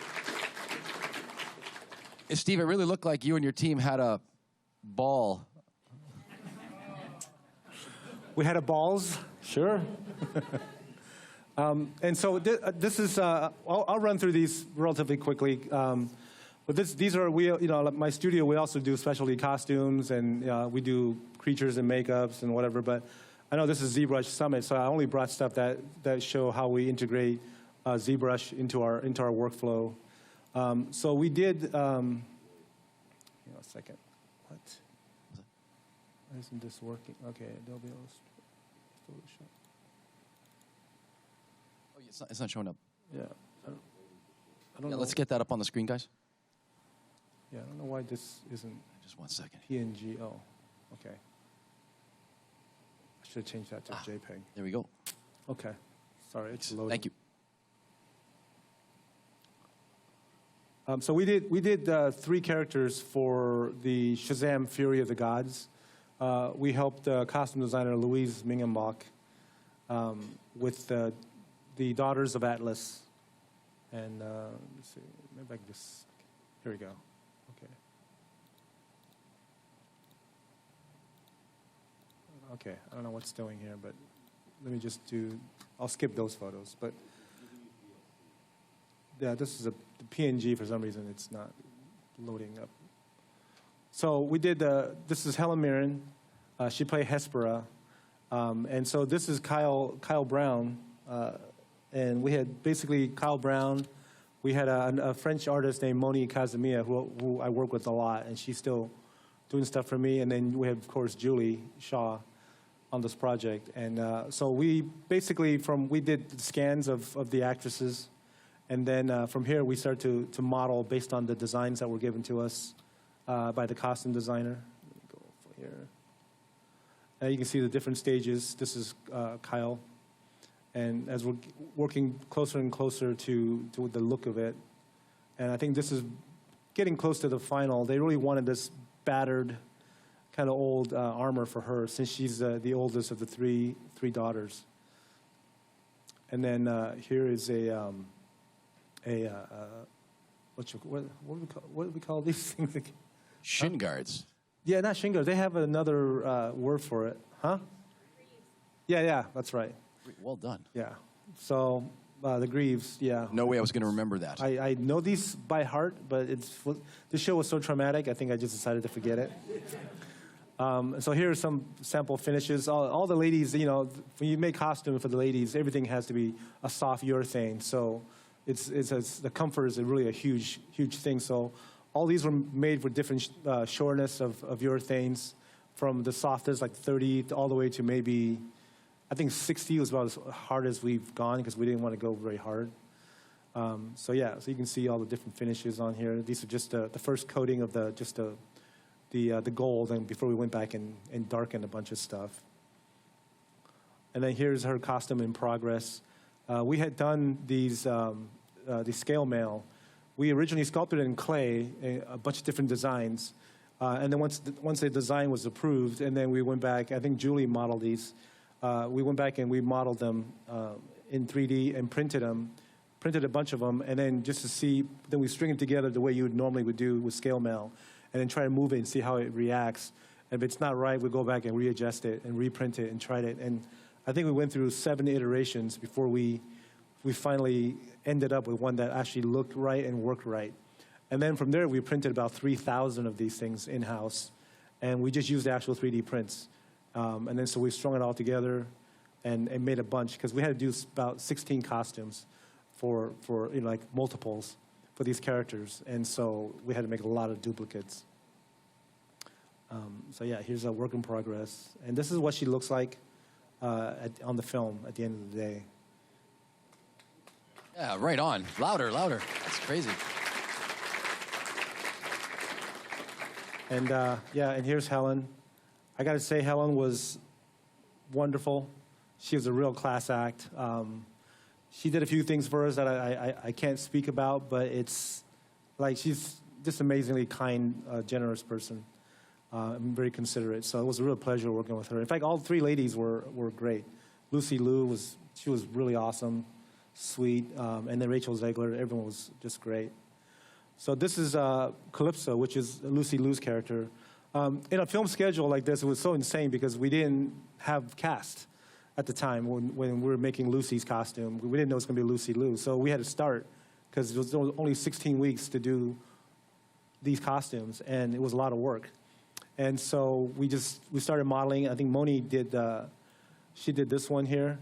So once it was modeled and more or less kind of approved, then we finally got Lucy. Like, it was insane. It was like a month before she shoots. So then once we got her model, we had to then take all this and put it back on her and then rework everything. And it was just, it's like, I don't recommend that process. If you can do it on the actual body you're going to work with, hold out for that, because when you're doing a one and transfer, you might as well start over again. It was insane. Here's her gauntlet that we had modeled. And then here's one of the second to the last fittings we did in Atlanta on Lucy. And then this is Rachel Zegler. This is Anthea. This, again, Moni did this one too. The chest piece we ended up changing last minute, and so we had to take the print and then take it into clay and re-sculpt it and rework it because of a design change. But for the most part, everything was what it is. One thing that was really fun was, here's her gauntlet. This is also Moni. And this is the final urethane piece. It's very, very flexible and light. And then here's, these are her teruges that on her skirt. So we had to basically, these were like laser cut, faux ostrich skin. All this stuff, all these little holes on this mesh, this was all laser cut. Leather, different leather materials. These are all modeled in-house and then printed and cast. This here was also modeled in-house, printed, and then we made these urethane mother of pearl type sections. I'll show you some more. Like, here's some flaps for her skirt. So we did all these with a process of different layers of urethanes and different mica powders and whatever, and then went back and hand finished it. So when you moved it around, it was really beautiful. It really reflected light. And this is Rachel in the finished costume. I think this was the last fitting that we did with her. You can see here. Yeah, I think this one shows this a little bit better. Yeah, so it just has a nice kind of finish to it. So that concludes that part. That's amazing, Steve. Just to let you know that Steve, we got 2 minutes. Okay, then let me just... They're telling me to tell you got 2 minutes left. Okay, so let me just show one last thing then. I can listen to you talk about this all day. Uh-huh. How about another round of applause, though? Yes. So let me just show this. This is one of the... here's Moni, by the way, so you can see what she looks like. She's in France. I met her, I think it was like 10 years ago. She came to intern with me. She had not done digital yet. She was just learning how to sculpt traditional clay. She hung out with us for about a month or two. And she went back and then decided she wanted to learn ZBrush. And she's just become a powerhouse. I mean, I call her Mighty Moni. It's my nickname for her. So let me show you this video really quick. This is one of the most beautiful statues I think we have made to date. Oops, let me go back here. And this was for Tencent. It's one of the mobile games that they put out.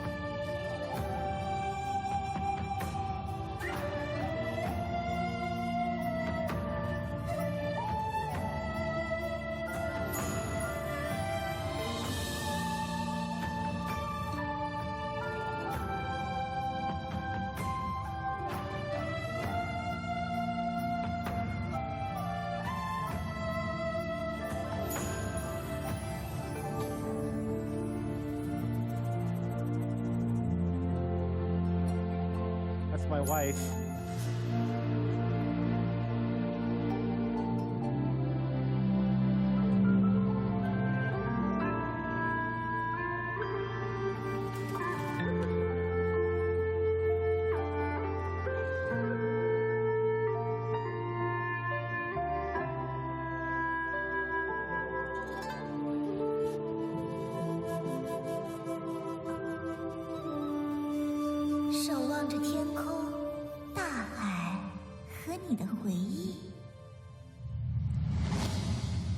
Honor of King, yeah.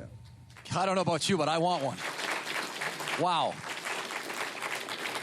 Yeah, if I can just show this one last video, so you can really kind of see what it looks like, and I can kind of just talk you through really quick.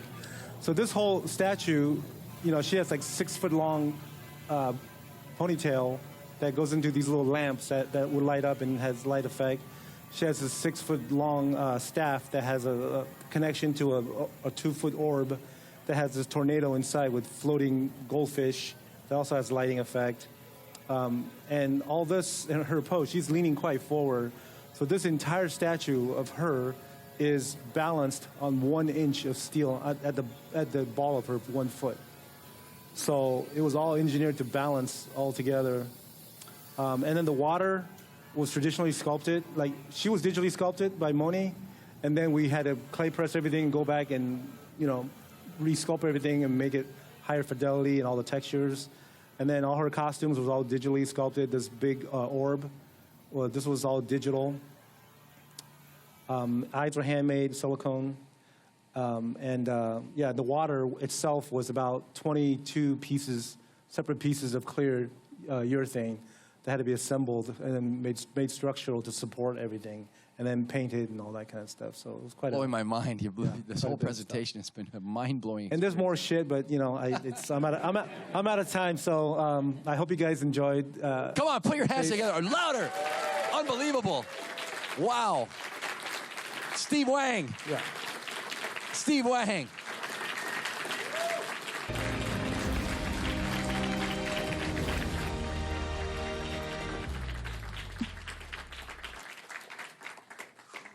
Wow. Thank you, guys. The action continues. I can't believe, I have to say, across such a large spectrum of projects, the level of like mastery and the people, they're still smiling. They're going to clap some more. It's such a diverse body of work. Give them another round of applause, man. Yeah, just phenomenal. What a wonderful presentation. Let's, we're going to do some giveaways in a moment here, so sit tight. You want to ask? Okay, let's sneak in one question here, David Igo. Sure. Well, it's less a question and just to speak to Steve as someone who's never worked with him, but been to his studio a few times and seen stuff that he's worked on. He's always been very pro his team and his artists, and seeing in his presentation, giving credit to everyone. Even when he did one of his big pieces for Blizzard, it wasn't like Steve Wang's big statue. It was the entire art team was credited on there. And it's just awesome because a lot of companies and studios don't do that. And Steve, just thank you for being a very pro artist business person. We need more people like you. So. Well, thank you. I mean, 5. Yeah, I mean, you know, I started from, you know, the ground up, and you know, over the years, I think what we do is, as artists, we all contribute to big projects, and a lot of times we don't get credit for it. And I always feel like that's kind of not cool. So whenever I do a project, I try to credit everybody because I think, you know, everybody has a career, right? Everybody has to have credentials to show to go to the next job. And I think it's a disservice if we hold on to photos and don't allow them to show the work that they've contributed. So I try to be very open with everyone. My only rule is don't post until it's okay to post. So we don't get in trouble, but otherwise post away, you know, so. That's awesome. Yeah. That's awesome. Well, are you going to slide in one more? We got time for one more before we do the giveaway. All right.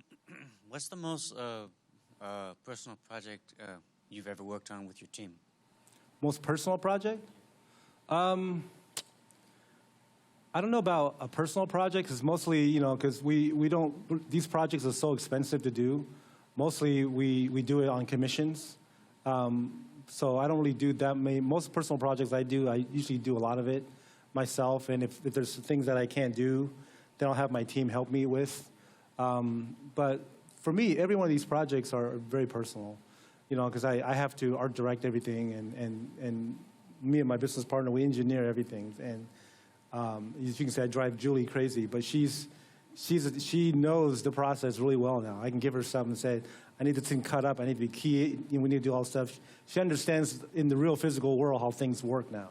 So this takes, a lot of time to kind of like to train and then to introduce our side of the physical world into the digital realm. So, it's back to your question, it's everything for me is personal. And even projects, like one thing is that I pride myself in, even if I'm doing projects I absolutely just have no interest in and don't like, I'll still do my best because I consider myself a professional. And I'm being paid to do a job, so I always give it 100% no matter what. So, yeah. We actually have time for a few questions. So, there's hands flying up now. Now we've done it. Hang on a second here. That's fine. This is getting down to the technical on doing the Miami Bowl.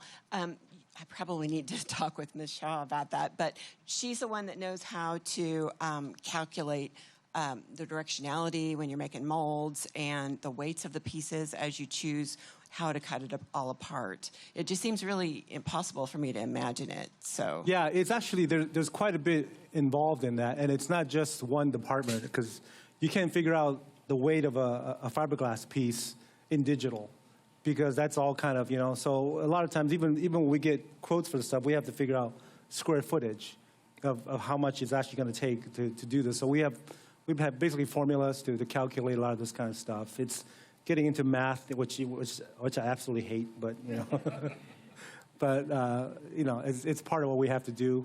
And anything we don't know how to do, we'll hire people who do to come in, and we explain the process, how we need to do it, whatever, and then they use their expertise. So it's never like a one person does everything kind of situation, especially a project this big. I mean, it's a smart thing to hire really good, experienced people and build your team so everyone knows their job, everyone knows how to do their part of it.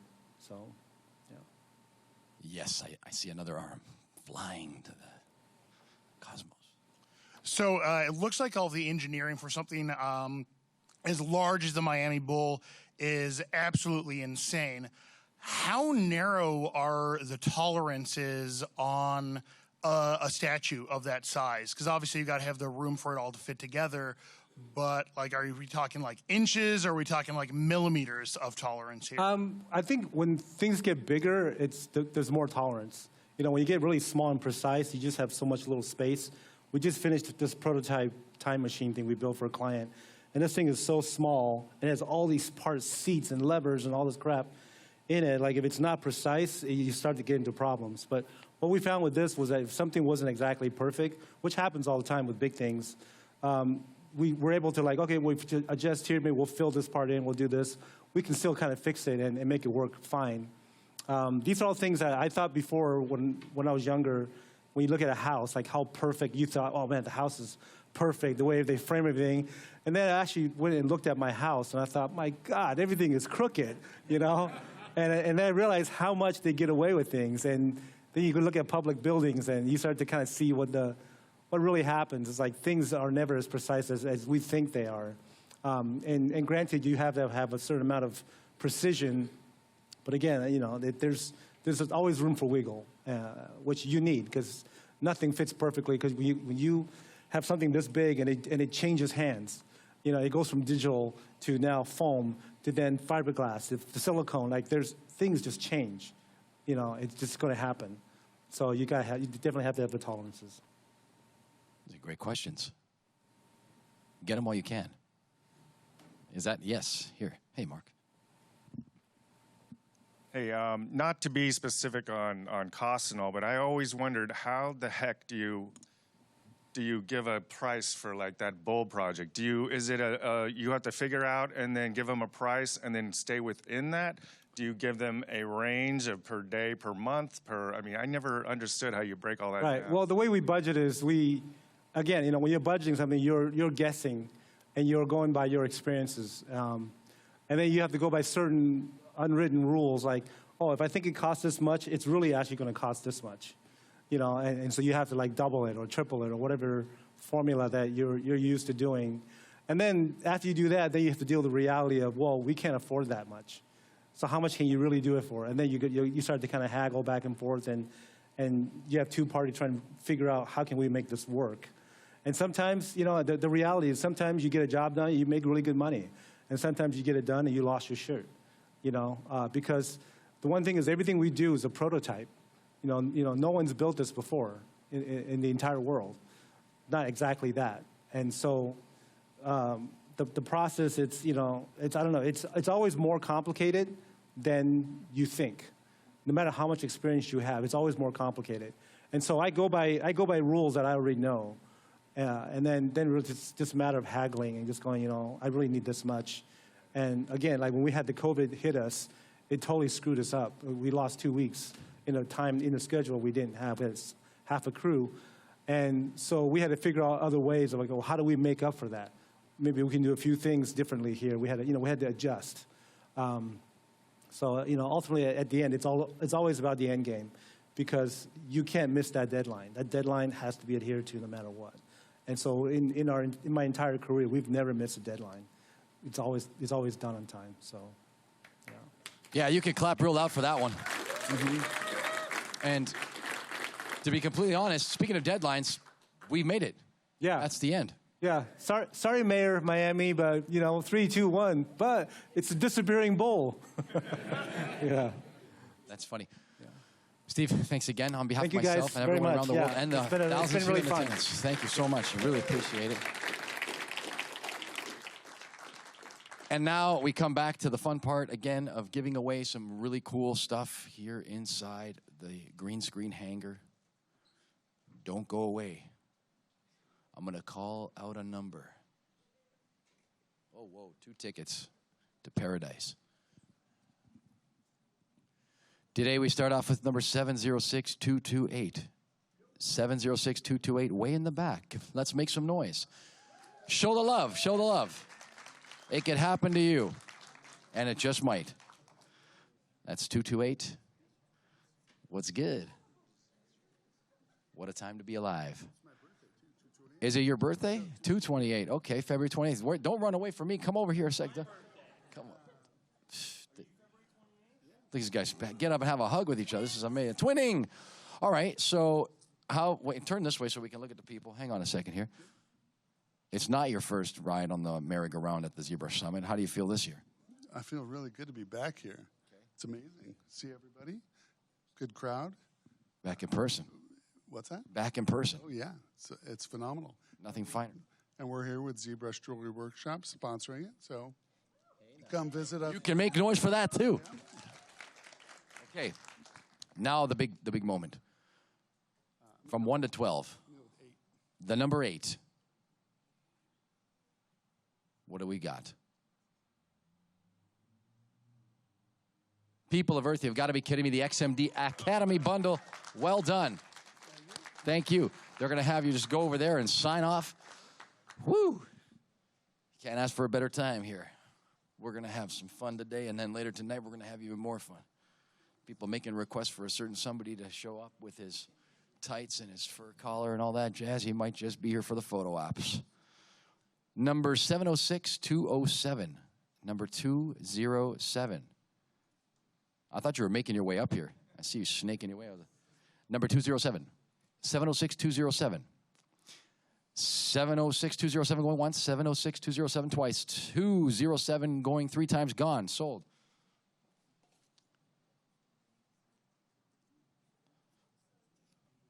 $706-209.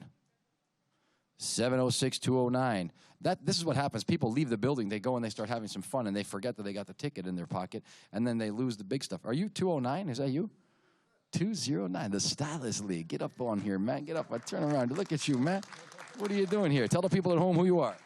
Anthony Scarcelli from Pittsburgh. I drove out here, so it's a hell of a ride. Anthony, you're making my heartstrings warm. Look at you, man. Scarcelli, what's going on here? I guess we'll go with 6. The number 6. Steeler Country. Yep, that's it. Character Creator Digital Human Bundle. How do you feel? Sounds good to me, baby. I love Illusion. Put her there. Thanks for taking the drive. You're going to go this way, and they're going to give it. Are you bringing it out, dude? He's going to sign off on that. What do they got? Just a second here. Okay, see Paul right here is going to hook you up. He's got the bundle, Real Illusion. Oh, here we go. Okay, sign up right over there. I don't want to throw things off, so I'm going to take these used up tickets and I'm going to hide them. I was like, oh, you won twice. No, you didn't. We're in today, Saturday, the big one. How do you feel? I see lingering in the shadows, my compatriot and fellow Canadian, Paul Gabriel, is lingering in the background. He's going to be coming up next, I believe, to do some yelling and screaming and shouting at the love of ZBrush continues. We just saw Steve Wang, Onyx Forge Studios. Really incredible work, actually. Let's take a moment to pause and reflect on the diversity of content that we just saw. It's really a testament to the ZBrushing experience. Rod Maxwell coming up and Joel Harlow. AFA. Probably a much-needed break for people to go and rub elbows and talk to people they want to talk to. Don't forget there's a 20% off deal happening through the summit, 20% off. Take advantage. What else do you want to know? I'll tell you what. Later today, we go into some colder country with the people from Blizzard. Then again, we go with Diablo 4 and Overwatch 2. What a time to be alive. We're going to see it. Square Enix is going to close it out. And then the big party. The Coyote himself making appearances for selfies with the people in front of the step and repeat. But without further ado, I want to thank again Marvelous Designer, our platinum sponsor. Yeah, you can make noise for that. That's fine. That's perfectly fine. And I'm Louis Tucci. This is Saturday. And you're watching live the ZBrush Summit 2023, the 10th anniversary. We'll see you all in a minute.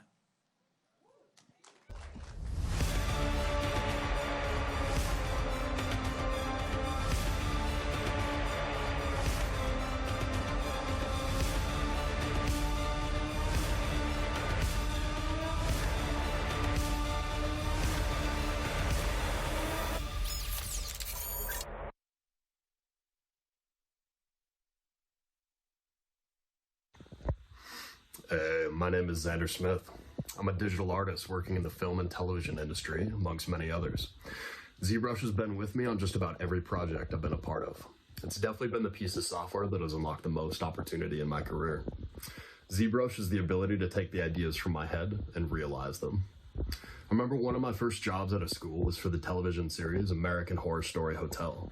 I worked for the costume department as a costume illustrator, and using 3D in a concept illustration workflow was, at the time, pretty rare. I think I gave production a bit of a nervous moment when I whipped out this 3D software package instead of a 2D drawing app or a sketchbook. But then we used ZBrush to sketch and build a variety of pieces for the show, maybe a little bit slower than traditional illustration, but the trade-off was being able to realize a piece from every angle, being able to 3D print it, to test different lighting setups, to sculpting on the fly. Yeah, it was an incredible experience. It set the tone and process for the rest of my career, and I've been using it just about every day since. I can't recommend it enough. You're gonna love it. Happy ZBrushing.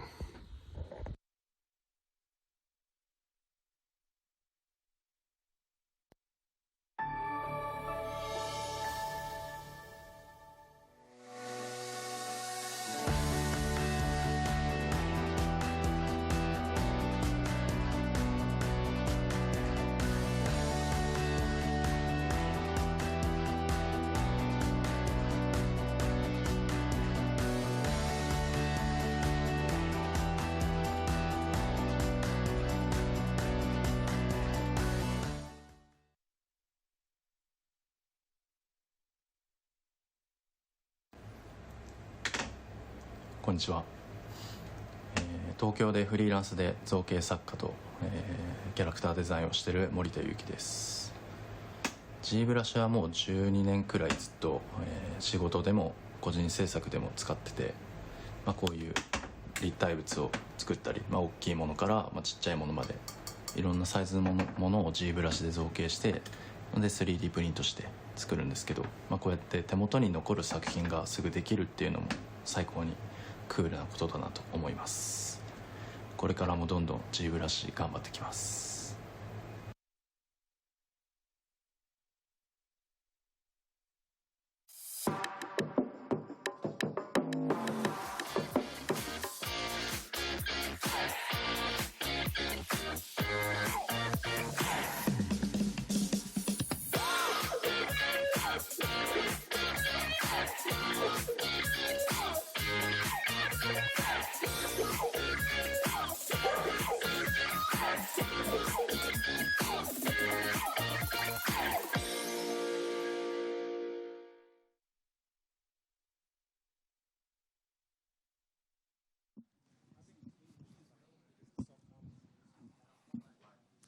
Hello again, people at home and around the world. Louis Tucci here live for the 10th anniversary. Count them there, 10 years. That's a big deal. We're here live inside the green screen hangar at the Noman School, as you know, and broadcasting all over the world, from one corner of the earth to the other.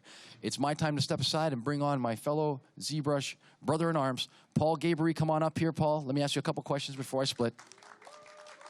Louder than that, Jesus. What's he doing? Yes, so that's right. How do you feel? I'm here. How do you feel so far coming into day 2? I feel fantastic. We're ready to rock and roll doing this. Everyone's having fun, I hope. Yes, yes, good. You know something? Well, that clap was awesome. Thank you for that. That was. Thank you. Try again. Thank you for letting me be a part of this. Oh, wait. Because it's the 10th anniversary, okay, there's a couple things we're just going to bring back real quick. We're going to go to the guys up here in a minute here. Lots of time. No, lots of time. Don't. We're just You're in good hands. We're just the warm-up for you. That's all we are right now. We're the warm-up for you. Do you remember this one? Does anybody here? Oh, there we go. We did this. Try it out. Well, that was awesome. Awesomeness. Can I just interrupt you a second? Yes. You know, in the chat right now, they're actually making fun of you. Probably. They really are. So let's try it again. Ready? Probably. Oh, I thought you said they're making fun no, of me. not you. That's pretty much standard. They're saying they feel like they're asleep. We're going to do it again. Everybody in here ready? Awesome. Oh, that's good. All right. That's good. All right. So I'm going to go now. You're going to go. I'm going to take people over out there and do some interviews and things. And I wish you luck. And well, thanks for that. Paul Gabriel. All right. Louis Tucci, everybody. Thanks, Mr. Tucci. Yes, so we got another lot of presentations still to go today. Steve, thank you. That was awesome. The bowl, all that work. That was beautiful. Painful to have to move it twice. Painful, right? But we're going to move on. We got stuff here now coming up from Marvel Black Panther. This is really cool. You guys are going to see a unique way of how ZBrush could be used in a pipeline like this. We've got some amazing artists up top here. We got Mr. Rod Maxwell and Joel Harlow. Joel's like, no. So we're excited. They're going to go. I'm going to take questions as we come in here, as always, and questions online. So I'm going to hand it over to you two now. You got it. Thank you. Thank you.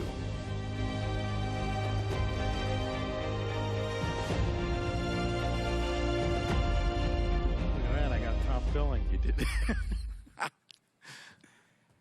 Oh. Hello. Hi. Hey, everyone. Hey, everybody. Thank you. Let's give a little play here of some of the work from Black Panther. And this is, let me actually Yeah, stop. let's stop this. Good start. Good start. Yeah, right? Good Okay, start. do the intro again. I met Rod because I had started, still fairly new at ZBrush. I had started and stopped ZBrush twice before in my professional career. And then COVID happened. I was working in my studio, doing projects by myself, and I knew that I wanted to get back into ZBrush.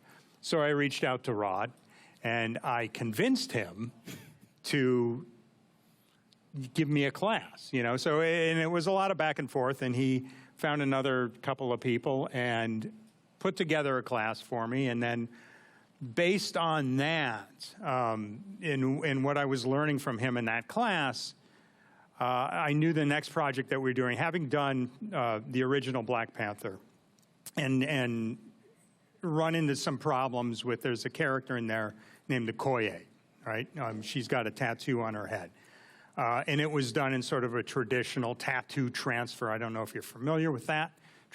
Tattoo transfer stencil method, where you'd put like an adhesive-backed tattoo ink, water slide paper. You'd apply it to the skin. You wet it, take it off. It took about 4.5 hours, and it required her shaving down to the skin, which, over the course of time causes razor burns, and it was very uncomfortable for her. So I knew that the first, going back, the first thing I wanted to do, and the reason I reached out to Rod, is I wanted to streamline that process for her, because she was in the chair for 4 hours in the morning, and then she was in the chair for another hour at the end of the day getting this off with a lot of scrubbing. And like I said, it was very unpleasant. So I reached out to Rod, and the idea was, is there a way to do this as a 3D printed stencil? You know, so we could airbrush it, and and that requires no shaving down to the skin. You can leave a little bit of stubble because you're never going to see it. Now is a good time for the movie. There we go. So this is one of the pieces of the stencil. Here's the design that's on her head. What I loved doing before we hooked up is taking 3D scans, working with ZBrush, kind of melding real-world sculpture, real-world bodies with ZBrush, and going back and forth. Here, that was just me scanning my face so you can see how fast you can scan someone. And then we took the head in, and a lot of the artwork was done on the head, and stencils were pulled from the artwork. Based on the first film. We had a scan of her from the first film, and it was a color scan, so you had, you know, the outline of the stencil. And I think that the way that I thought we would approach it is to do the red first, and then do sort of the black lines between the red. And what you came up with was to do it in sort of the opposite way, because, you know, working from light to dark is typically, you know, as a painter, that's, you know, that's sort of the process. So what I want to jump in here and say, well, when we first started to work together, I've known Joel over the years in passing. When COVID happened, my work had to stop, and I occasionally went into some places to teach it, because I've been teaching it for over a decade. So he reached out, and doing teaching over Zoom, not so easy. So that's what Joel was trying to do. It was like, oh, he would come to me, and I would be like, it's just so hard. It's hard to teach. And I couldn't be more happy that he was persistent. There's a lot of people in the special effects industry that have been afraid of ZBrush. They know what you can do with it. He's not afraid. And you'll see, we'll show more, that he took ZBrush from just a bit of knowledge, the best kind of student anyone would ever dream of as a teacher, because he wasn't afraid. He would always go and jump into it, work on it, come back with more, and to this day, he has pumped out so much beautiful artwork and so many designs nonstop. Hopefully we'll be able to pull it up if I can pull things up on the computer here. So what we were doing on Panther, he had the idea for the stencils. I had been doing some work with stencils before, and it was like a perfect marriage of what we were doing. So how we layered it and how I engineered his idea is secondary. Because then what we were able to do on Panther was, this was a time when the smaller Anycubic machines came out, so we could jump in and print things so fast. So we were able to brainstorm on the set, come up with ideas and just test them. We had so much leeway to play. And then there were other things. I mean, if you want to jump into the stenciling, the mass production of the gasket. Yeah, there were, you know, when we started the project, there were sort of under my banner, we had to create these, there's this race called the telecanil that are these aquatic characters. And they have gaskets sort of around their mouths and around they've got gills on their neck, they've got gaskets around their gills. We started off by sculpting that in a traditional sense. I think Richie Alonso, who's in the audience here tonight, did a lot of that sculpting. But then we scanned that sculpture, and because we needed to mass produce these things, I mean, at any given day, there were like 60, 70 of these characters running around. They all needed to have these gaskets. So, and not everybody, that one gasket that Richie sculpted is not going to fit everybody, so we scanned it, we reduced it, we altered it for male and female, and then we molded it. It was molded in, wasn't the mold? Well, grown? we actually jumped around and let's see. I think the mold was grown too, wasn't it? Here's one of the molds that was grown. So again, jumping in and using scanners to scan and then have it in and jump back and forth. Yeah, yeah, and then, I mean, and then you're making one of these per day times like an 80-day shoot, so per character. So that's a lot of silicone gasket work. So what we did, because the paint jobs were so complicated, is Rod came up with a way to stencil the paint job on top of the silicone gasket underneath it. And then some of them, because there are so many, some of them are not finished quite as well as the background. You've got your sort of your A characters that have to be finished perfectly, your B, and then your C that you'll really never see in the background running around and fighting. And so this quick question though. A couple of people were asking, what scanner did you guys use? How did you scan? So what was that? We had three scanners. I came to the table with Creaform's Go Scan 20, and Joel had the Artex Spider. Oh yeah. And now I have the PL3, and they're all like having really nice, fancy cars. Just which one do you need for the project? The Artex Spider picks up super fine detail. It's great for smaller things. The Go Scan was fantastic for quick, broader captures, and the detail was still phenomenal. And now the PL3, they just sent me one, is, if I can call it up fast, such a good all-in-one scanner, and it's under $10,000. It has infrared, so it doesn't flash in your actor's face. And we'll show this if you want to talk a little bit. I'll go dig it up, and you can kind of see a body scan how fast that can go. So the scans, what were the time frame that they were asking to? How long scans could take for you to do while you were going through the actors? Well, for the scans, the actors would come in, and every time they were in our shop, Joel would say, "Let's capture them." And it was the best idea because you never knew down the road if you would need them. Yeah.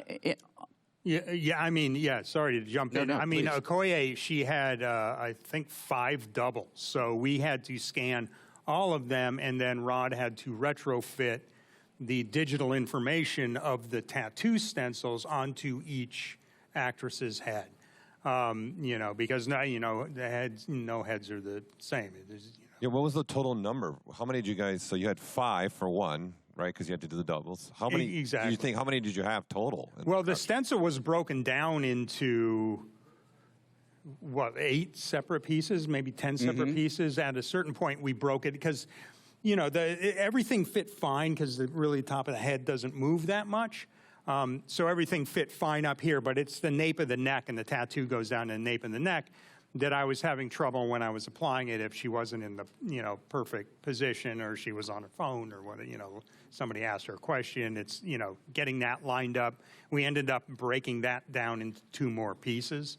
And that worked out well. So each stencil was, I think, 10 pieces. Yeah.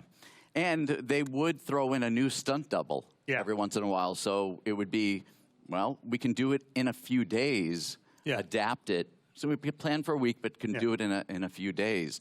So the flexibility inside of ZBrush, for the folks that are ZBrush users, all of this is done by just masking and extracting. And that technique of masking, extracting is used for mold making, stencils. You can do a ton with it. And precision extract is the way you can control it more. And being able to do masking from color, so you can actually draw on your 3D model and pull from those drawings. So there's a lot that can be done, and we were able to adapt very quickly to all the stunt people by just projecting the image onto another model. So it's very, very fast. Very fast. And again, without ZBrush, ZBrush becomes not only a design tool, it's an engineering tool, it's for mold making, we've used it for everything. End of that story is that Denai obviously was very happy because now there's no glue on her head. The stencil goes on. I think the fastest I did it was half an hour, 35 minutes. Oh, yeah. Comes off in 10 minutes at the end of the night. She's good to go about her day. So she was overjoyed with that. But the hours in the chair and hours in the chair. Yeah, exactly. What would it take normally if you guys didn't do this process with the stencil and using the ZBrush? It was what did you normally between 4 and 4.5 hours to get the stencil person. on. Per and person. that per person, yeah, and then another hour at least to get it off at the end of the night. So I mean, it's extensive. So I mean, obviously, right there, you're a friend of production because they're not. Right. You know, they're not bringing in. You don't have 2 in the crews. morning call times. Exactly, and you're a friend of your body because you don't have to wake up at 2 a.m. But you know, aside from the stencil, you know, and this is the first film that I had used ZBrush or you know any kind of digital technology in the shop on, and you know, on the telekineal, it came to the point of like, okay, we got to design ears, and initially everybody was supposed to have these pointed ears with these piercings that. You know, sort of emulated Namor, but there was no way we're going to be able to get, you know, silicone ear tips out in that quantity, much less get the artists able to apply them so that they don't look, you know, janky on set. So what we ended up doing is I designed a few different versions of like sort of a jade ear tip that would emulate him, sort of, you know, honor him. But it would be something that we could just slip on, you know, in sort of a small, medium, and large. We could slip on to the, you know, to the actors and stunt people. And that was cast in a clear blue resin, so we just used the prints. You know, painted and sealed. And, you know, that way if you needed more, you know, one broke, no big deal. You just got, and then the print, you know, printing time for that was, I think less than an hour. Yeah, you know, you can truly. And this was on the Anycubic Mono X. We had the EPAX machines, which were great for size, but these really inexpensive Anycubic Mono X's at that time, which I see the M3, the 5 out there, the M5. Great. I mean, you have a manufacturing process that takes place in just a couple hours right there on the desktop. Sorry to jump back to the 3D scanner just because it was up on the screen. I'm just impressed with the speed of this. Let's see if we can just bring it up.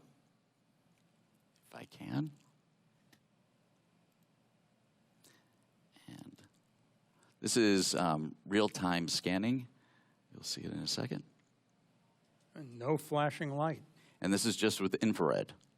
So it's like boom. So if your actor can come in and sit down, and we do that, we have an archive that we can go to anytime to pull from the actor. And usually on a shoot, they will at the end of the day send them to a truck, a 3D scanning truck with all the cameras just to archive it. But this is something we can use instantaneously on the spot within an hour.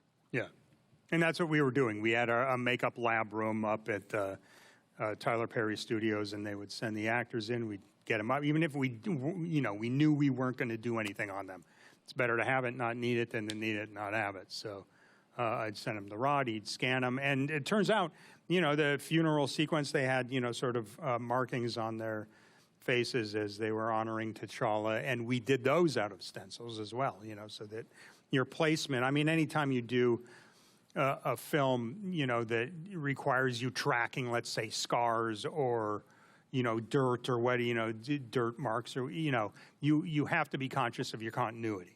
And a stencil is a great way to preserve that continuity. It's, you pop the stencil on, this is where the scar goes, this is where this goes, this is where this goes. Take it off, do your artwork, and you're good to go. And everything's in the same place every time, as opposed to relying on photos and like, well, it's kind of 2 inches above the eyebrow, but he shaved his eyebrows, so who the hell knows where it is? Also, things would come up. We had a nose piercing, Namor's nose piercing. And there are a couple of ways you can do it, and you just really want to avoid the digital aspect of having them do anything in post if you can. So I cannot thank Joel enough for asking me to teach him, because For me, a bucket list of things happened being involved in Panther. He gives a lot of space to people that work with him to come up with ideas and play. So he came to me and said, we're concentrating on the nose piece. And the freedom to kind of experiment, I came up in ZBrush, which became like a CAD engineering package, a way to do a nose piercing, house magnets, using precision extract to be able to get the exact size for the magnets, and come up with a way that you could just attach the nose with magnets that actually lined up, so they were always straight for Namor. Let me just bring up Namor for those that might not know him off the top. I don't know what a Namor is. This is a Namor. Let me just see if I can open this up in photos. Always. Yeah, so it's a septum piercing, right? And it allowed us to, I mean, typically the way that, you know, I would have thought about doing it would be to, you know, do each half of the septum piercing and then, you know, connect it with a bar or something. And either digital would remove that in post or you'd do a little appliance. But, you know, he's fighting, he's in water, which would have been a nightmare. And they would have had to have done a lot of digital work anyway. So this is what Rod came up with. So there was no need of a prosthetic nose to hide any wires or anything like that. And that same technique was used on other actors with nose piercings. And we just truly had a lot of fun coming up with a whole bunch of things. I mean, that's the thing that I was really sort of, as we got further into it, I was like really excited. It's like it almost felt like, you know, having gotten back into ZBrush because of Rod, it's like, wow, there are so many things. And you think of like, well, I'm going to use it for this. And then that opens up into this, and that opens up into this. And then it's like, you know, I'm a traditional clay sculptor, and I don't think I've sculpted anything in clay in quite a while. It's like we'll talk about some of the characters that I've been doing for my films recently, and they're all ZBrush. They're all ZBrush printed, and then we mold them. Some of them are ZBrush molds, you know, printed molds, and we just cast them. But yeah, I mean, I can't think of how I you know, I mean, I know that there's a way to do this, you know, and I certainly would have done it with, you know, traditional techniques, clay and what have you, but so much easier. You can sculpt on the plane, huh? Can't sculpt clay on the plane. They don't let you bring clay through the airport. I tried. So someone was asking, they didn't quite understand what you guys did for the nose pieces. What was it that you did specifically? Or did it just... It's two separate pieces. Okay.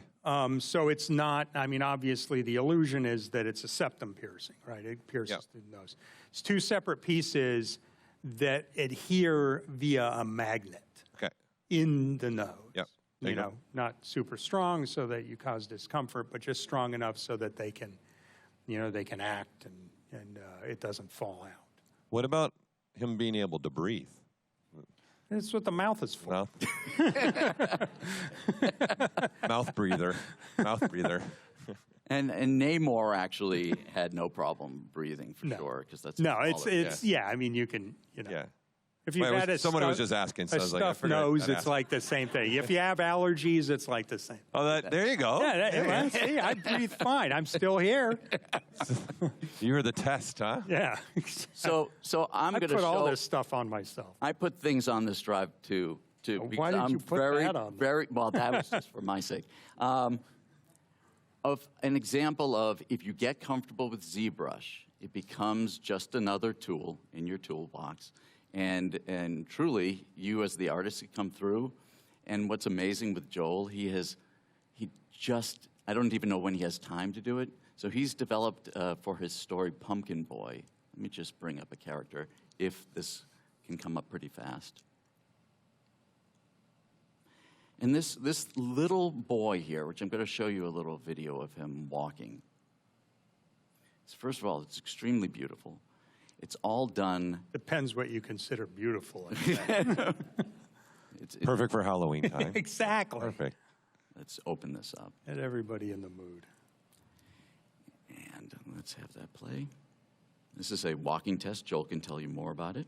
Yeah, this was The animatronics were done by John Criswell, but this is just a rudimentary first walking test of the character. But everything you see here was ZBrush sculpted.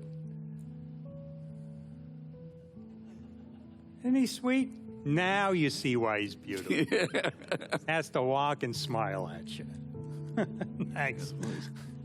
Go ahead, you can clap. I heard a clap go out there. Yeah. Guys, that's a cue when someone starts clapping. You just join. You just join it. You just join. So Joel sculpted this whole thing in ZBrush. I helped print it up, break it down. It wasn't done on a giant printer. It was done on smaller printers. What printer was that one? So I think that this was the Anycubic M3 Max, the M3, the large one. And now we're working with the Frozen Mega 8s, and I'm curious to see the EPAC or the new 16-inch. APAC maker. Yeah. APAC maker out there. That APAC. thing's huge. We're giving that away, actually, at the summit. Really? I don't know how they're going to get it home, but we're giving it away. I got an SUV. And Noah's doing the puppeteering on the arms. So good job, Noah. There we go. That was better, people, in the clap. That was much better in there. I like that. Very good. So this is a stop motion that you're doing for the boy? Do that one. That's not stop motion. No, it's animatronics. Oh, you're going to do puppetry. But it's for an actual feature-length film that you're working on. Yep.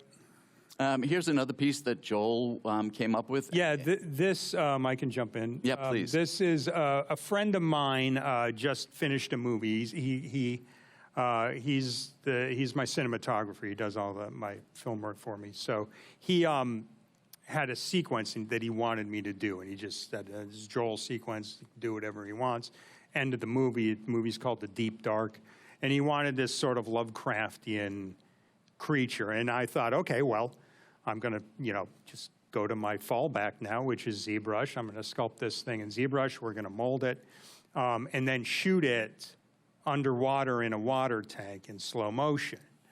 And it came out pretty cool. Oh, different Kodak.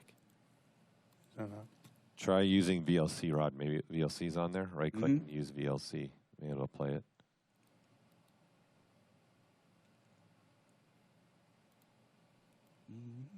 VLC usually plays everything. Here we go. Come on. Talk amongst yourselves for just a moment. Is there a question in the audience? I've been getting questions online. Oh, here we go. We got one. I'm gonna bring the microphone to you so we all can hear. I'm trying to figure. No, I'm gonna come this way. I'm gonna come this way. With the nose piercings, what were they cast in for comfort for the actors? The piercings, those were casted resin. Those were that was the green. For Namor, that was the green resin. Okay. Green, not translucent not soft resin. silicon or anything like that. No. Oh, awesome. Oh, yeah, It was all rigid. I mean, because you don't want that silicone because it could flex, and and if they're in tight, then they're into digital cleanup, and we got another question right here. Lose my job on the other side of the building. Here we go. Hi, guys. This is wonderful to see. I'm just loving it. Did you go straight from your sculpt to printing a mold rather than printing and then pulling a mold from your print? There is one coming up where we went straight from the sculpt that's actually on Noah, that we went straight from this sculpt, did an underskull on him. We had his head cast, we scanned that. Did a sculpt on that, broke it down. Yeah, this is it. Oh, it's not on there? Yeah, it's here. Oh, screen. No, show the screen. There you go. Did a sculpt on that, and the understructure on that. Also did the mold, digital printed mold, and then printed the teeth and printed the understructure. That's Santa Claus. Is that for the same feature? It is. Is that for the same feature? That's the sort of an intro into that feature, yes. I mean, these are all kind of from the same feature. Yeah, this is, yeah, so I mean, obviously it's like a Cthulhu sort of a creature, even though they were calling it Azathoth. But yeah, this is the underwater shot of it in slow motion.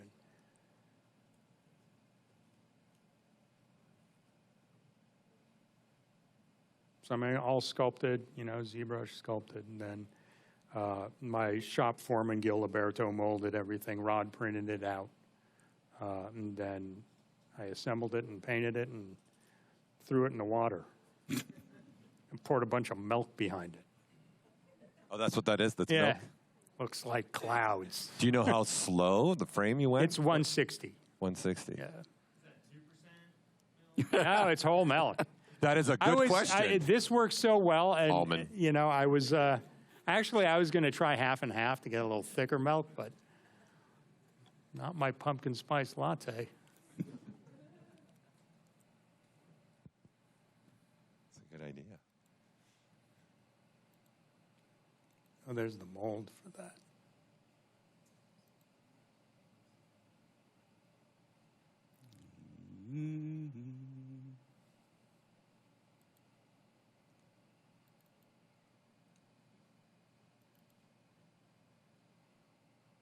So does this have more? Is this just a headpiece for this one we're looking at now? It's just a headpiece at the moment. Yeah.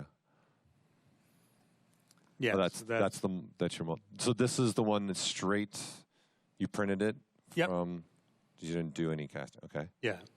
Smoothed out, you know, obviously it had teeth. You can see the core below it. It had teeth on there. We had to smooth that out so we could get a casting that wasn't. So you used live Boolean to cut into this and then made that and then just 3D printed that. I'm assuming that's what you did? So technically, extracting, I like to extract double in and out. Okay. So I can control the thickness of the mold in and out, because then I Boolean and making sure that the sculpture itself, all the detail is exactly taken out of the extraction instead of dealing with making the extraction hug the face at the right resolution and all. So it's usually double, and then just subtract the sculpture from it. So it's more of a general mold with extreme detail. So you do an extract to get the mold that you want, then you just reuse the head with live Boolean to cut it out. Yep. And then you So double extract, so it goes in the model and out the model. And then, yep. Yeah. And then you printed this one on what printer?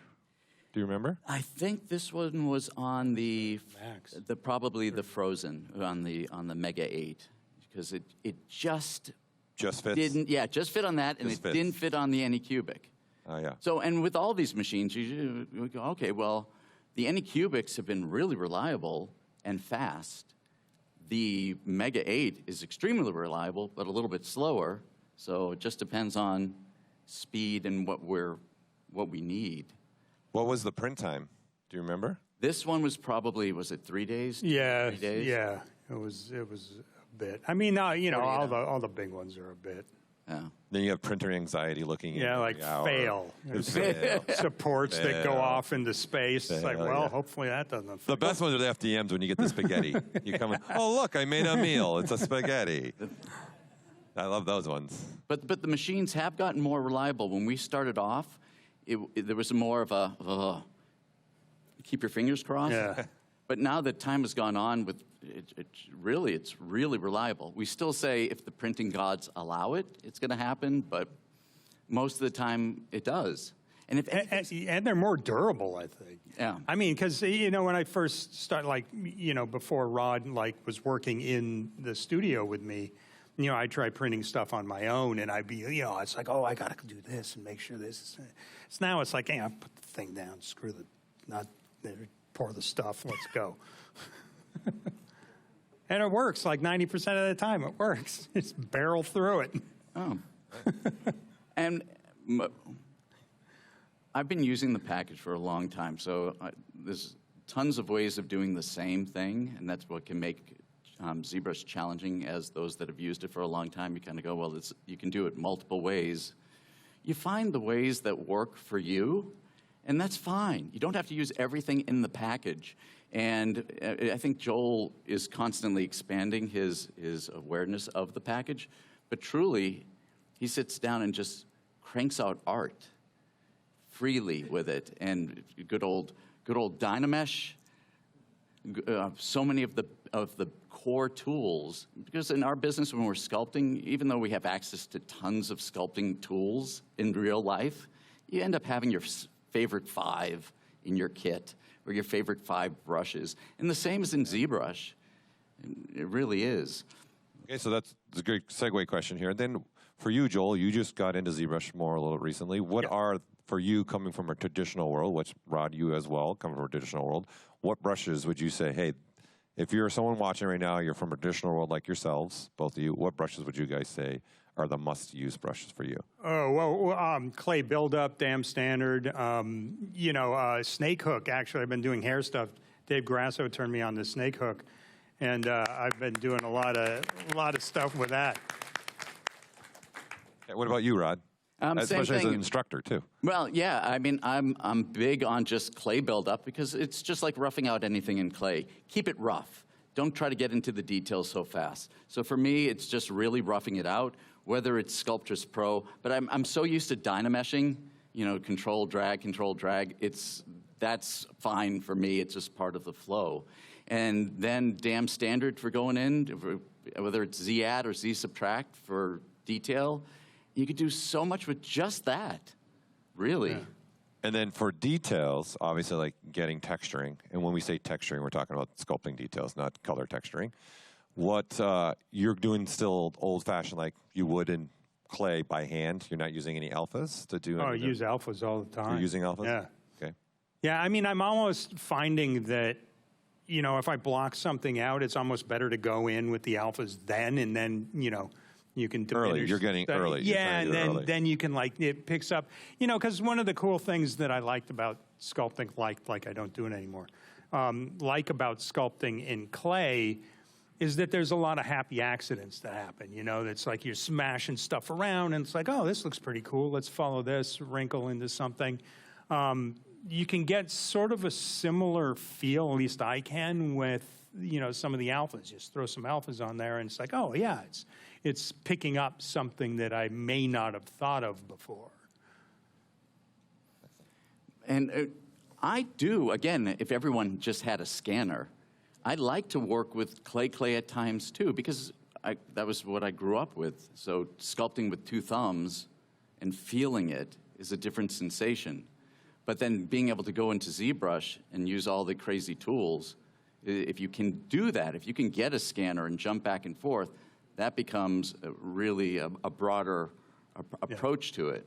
You get the best of both worlds. I mean, what you're looking at here is not entirely sculpted in ZBrush. It's molded in ZBrush, but it's sculpted and it's resculpted in ZBrush, but it was based off of a scan from, I just did the Haunted Mansion, and we had a Hatbox Ghost, right? And that was the Hatbox Ghost minus some augmentations to it, like, he's got a nose and he's got all his teeth and that kind of thing. But that was based on a scan. And I find that working off of a scan of a sculpture, it feels to me like I'm still playing with clay, which is my fallback. Like I don't know if you've got the bronze Vincent Price in there. No, let me do a little dig. In playing around more and more with ZBrush, I've been doing, like one of the early films I did, you do rings for like movies, like the movies that I'm working on, right? So one of the first films I did that for was Pirates of the Caribbean 2. And I've been doing more, and I started, now that I know ZBrush, somewhat, I've been doing that in ZBrush. And, the detail, obviously, is insane. So why, you're trying to sculpt detail on something this big, you blow it up to this and sculpt as much detail as you want and that. So this is for the most recent Haunted Mansion, is that? These are some bronze pieces that I sculpted in ZBrush, but this one in particular, Vincent Price, I did a traditional sculpture display piece for my studio. And when it was all finished, I'm looking at it, I'm like, wow, there's something weird about the eyes, So I had Rod scan it, took it into the computer and tweaked the eyes so that now it feels more like, you know, like Vincent Price. And then you 3D printed it, and then that. Actually, I sent it to American Fine Arts. Okay. I just sent them the file, and they You went to AFA? Yep. Okay. Well, who's up next after you guys? Yeah, Look at exactly. that. That's. I mean, all of this you're We seeing didn't plan here. that. It just happened. Yeah, no, I mean, it's a small world, and all of this you're seeing here, AFA did for me. So you're almost like doing a full circle in a lot of your work. You're starting hand, clay, scanning, digital, 3D printing, coming all back. I mean, not necessarily always starting from a scanned sculpture, but you know, that's certainly where. How I'm big are finding these? So this is a bookends? Are these Yeah, bookends? bookends, exactly. And how big are the other ones? How big was the Vincent Price? Vincent Price is maybe 14 inches, something like that. And the bubonic jack is about the same.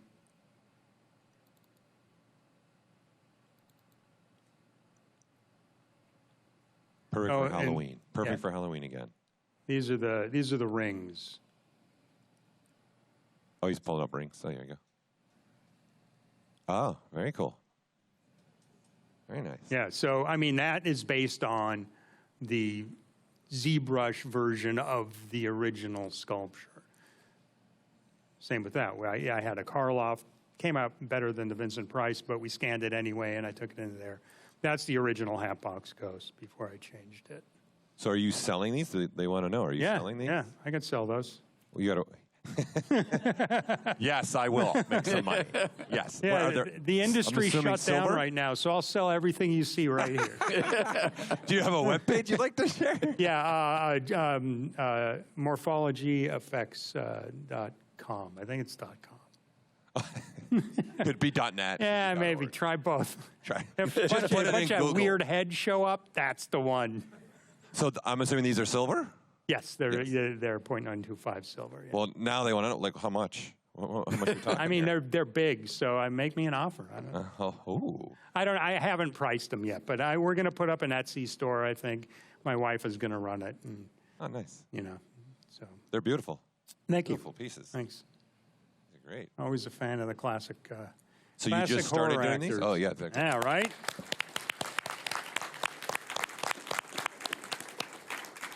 So you just started doing these, the line of rings, or you've always were? I mean, I've been doing them since Pirates 2. I've been doing rings on Pirates 2, I did a ring, traditionally sculpted.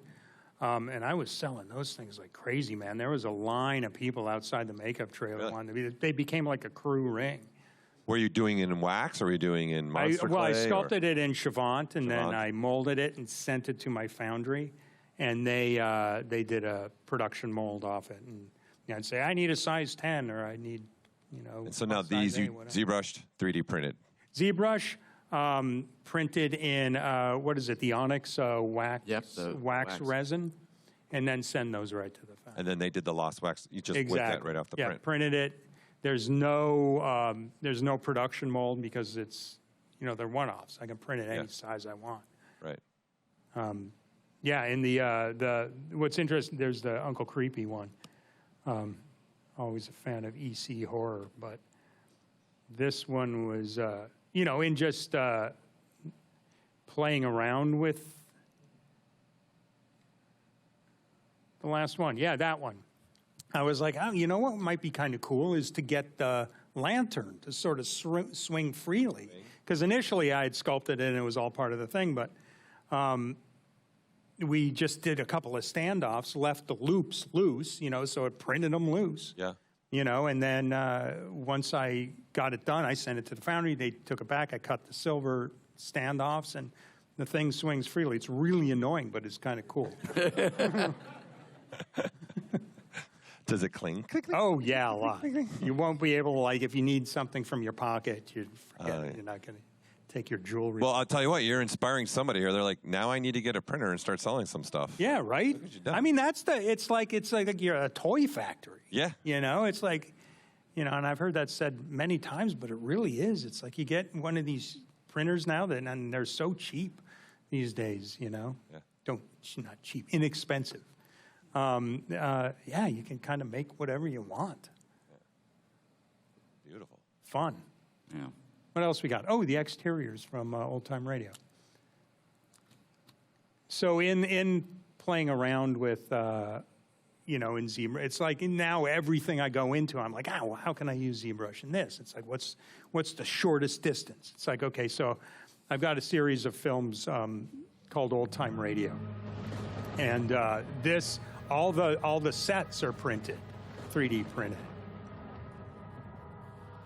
This is the opening of one of them, and then you'll see some clips from the next one.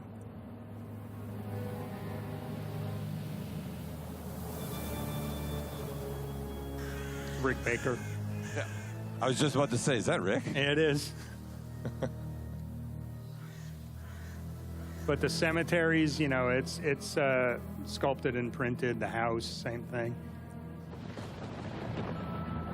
Rod did all the visual effects work on this, as well as being one of the characters in the movie. So forced perspective, I'm assuming? Exactly. Yeah. And this is, I turned the whole thing into a winter scene for the next. Oh wait, the car, the car you had was that a little car? That was just off of eBay or Amazon. A little Okay. Amazon car. We rigged with lights.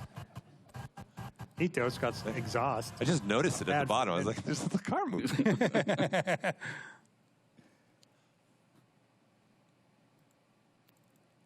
So this is for a project you're doing? Or Yeah, this is a film I'm almost done with. I've got those being 2 or 3 of them. I've got 3 more visual effects shots for the exterior, and then I'm done with that.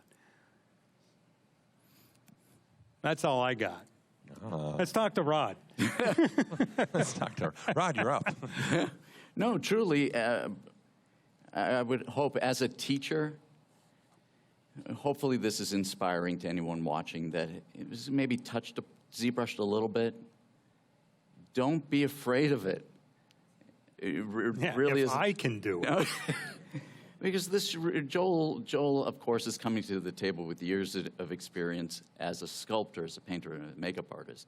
So yes, his work is going to be at a certain level, but that shouldn't stop you. And you should take, again, I couldn't be prouder as a teacher to have someone take, it was a 4-day class, just a 4-day class, 4 hours each on Zoom, and took that information and created all of this. So, first of all, Joel. Oh, thanks. Thanks, Pat. So hopefully that's inspirational to anyone watching to pick up the package and try. Or to pick up the phone and try to get him to do it, which is much harder. Well, you're teaching other places still, yes? No. Say never mind. I was teaching for about 10 years. While I was doing my own stuff, I had a chocolate line. I created all the characters and molds for this little chocolate fubby character. So. It's on ZBrushSummit.com. You used it for your headshot. Yeah. That's the one that I'm holding, and I used it for store displays for making the patterns for the molds for chocolate. So that was my main focus before the pandemic hit. But I had been teaching at Cinema Makeup School for over a decade, teaching this. Some people would be enthusiastic. Some people were there because they were just their parents signed them up in some way. So you had a mixed bag of students. But everyone hooked on. But then you have people that rise to the top in that. So with that, I got spoiled by Joel, but I didn't want to teach it on Zoom. As a teacher, I leave it on the floor, as they say, so it's very exhausting for me. I always say to students, don't make me go home and lie down on the floor. So when Joel asked me, we finally did it. And he taught it lying down on the floor. Pretty much. So I do not teach it anymore. Pretty much once Joel asked me to join him on Panther, which I joke, it's like Gilligan's Island. It was only supposed to be a 3-hour tour, and somehow it lasted more. And that's because with working with Richie and Dave and Noah and the team that he puts together, it just is fun. We have a great time, and it's play. So many things that the reason why I was drawn to this kind of came to fruition at an older age. So you should never even say, I'm too old for that. Not the case, because we've had so much fun on projects that we went on and did Haunted Mansion together. Red One, which is coming up with Dwayne Johnson. We're doing R&D for Moana. There's so many things that have happened that I couldn't have even imagined. And it is, even though it's a business, and we have the same work ethic of, just like Steve was saying, you know, you never miss a deadline, you get it done. We hope to do it at the highest level. So we're crazy workaholics that way, but even in that workaholic world, it is a playground of fun. Yeah, yeah. Touching really quick on Red One and sort of some of the other things we've used ZBrush for is we have a character in Red One, and you know, when you start a big project like this, a big Amazon movie that's coming out next year, you know, you get designs. They have an art department on usually before you start, and you do a lot of designs, they do a lot of designs, and you sort of, you know, narrow down what the look of a character is. There's one main character in the midst of, what, like 25, I think, other, you know, prosthetic characters. But it's one main character. You know, the design is done not taking into account, you know, who the actor is going to be. Steve mentioned something about that, you know, not starting a character without having your actor/actress. But we had to start. We then got a scan of our actor. They cast the actor. We got a scan of him.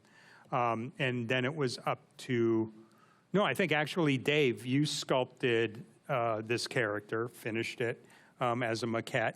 And then once we got the scan of our actor, Dave had to conform it to that. And conformed it, got that approved, printed out a full-size head so that Dave knew exactly what he was going to be sculpting on, you know, on Christopher, is the name of the actor.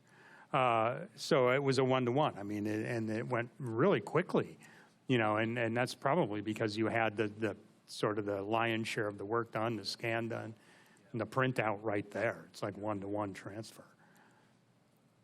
So then, Rod, as a instructor that's been doing that for 10 years plus, especially with artists that are traditional artists coming from that, getting into ZBrush, any little tips that you would give? Hey, if you're wanting to get into ZBrush, you're a traditional person, here's some things that I would recommend, maybe some places to go and see, else videos or anything like that? Well, there's a lot of excellent videos online from you and the team. Yes. So definitely go and take a look. And what is the light package that's available now that doesn't have the drop it to 2D? Yeah, so there's three. There's ZBrush Core Mini. Mm-hmm. That's the free one. Okay. So it's just sculpting, really. That's it. Then there's ZBrush Core, and then ZBrush. So ZBrush Core Mini is probably the one that you're referring to. It's free. You don't have to pay for it. And it's just sculpting. So that's what I would recommend. Yep. If you're taking a class, go for the full version, because there are a ton of things in there that are beyond useful. But if you're feeling like a little scared and it's daunting, go to Core. ZBrush originally started off, it has a lot of something called 2.5D. It's not really 3D. It's sort of like, for those that use Photoshop, it's liquefy. It's able to pull the screen in X and Y in this direction. ZBrush came out with the ability to pull it out of the screen in the Z direction. So it's 3D, but you can't rotate the picture. So it's kind of stuck there. That 2.5D is in the full version, and you can accidentally sometimes drop your 3D model so it gets stuck to 2.5D, and that throws a lot of people that are starting off. They just don't know. So you can avoid all of that and go with Core and just sculpt. I didn't have anything to do with that. That one's not me. I'm just saying it now. Yeah, because ZBrush actually started more as almost like an illustration application. For those that know, it actually won awards for illustration in the beginning days. So it's giving you the ability to use 2D, 2.5D, and then the 3D mode now that you can have. Which percentage? Anybody using 2.5D in here? I'm just curious. Okay. Paul, it's a wonderful thing. I need this on record. It's a wonderful thing. 2.5D is a wonderful thing. Listen, there's a lot of crazy tricks you can do with 2.5D, honestly. Absolutely. And we just added. Do you know we added something for 2.5D? That's what I was going to say. You have drop 3D now. There you go. There you go. So people that drop 3D is in the world of where it was accidentally not a good thing, Now it's a useful thing. Yeah. It's not drop the mic, it's drop 3D. Drop 3D. Drop 3D. So what it does, what Rod's talking about is what it does, just so you all know, if you took a very, very low polygon surface, you can drop it now, and when you sculpt on it or paint on it or do everything else you want, when we pick it back up, we automatically give you the resolution so you don't lose any detail at all. Oh, thanks for watching the videos that we put out. It's been fantastic. You know what? Yesterday, one of the presentations, right, the Capcom one. The guys were up here showing stuff, and then I went outside, and a bunch of other artists like, I had no idea you could do this and that. I'm like, what are we doing? I don't know what's going on here. What do you mean? This has been out for like 3 years. It happens every year. This is why we do the ZBrush Summit. We want to be connecting and having you guys all share information. So really, it's been awesome, too, to have you guys sharing everything you've been doing, too. Sure. Thank you.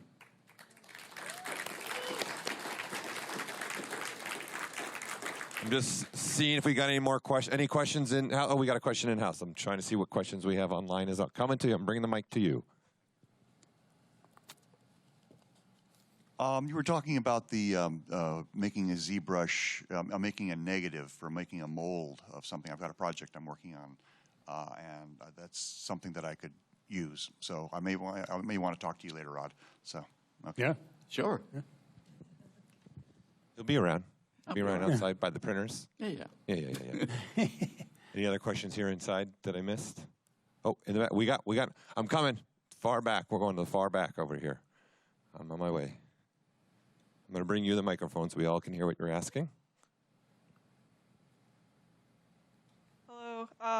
For the pumpkin, like, little animatronic you made, is it fully, like, animatronic? Like, there's no post effect in the walk test?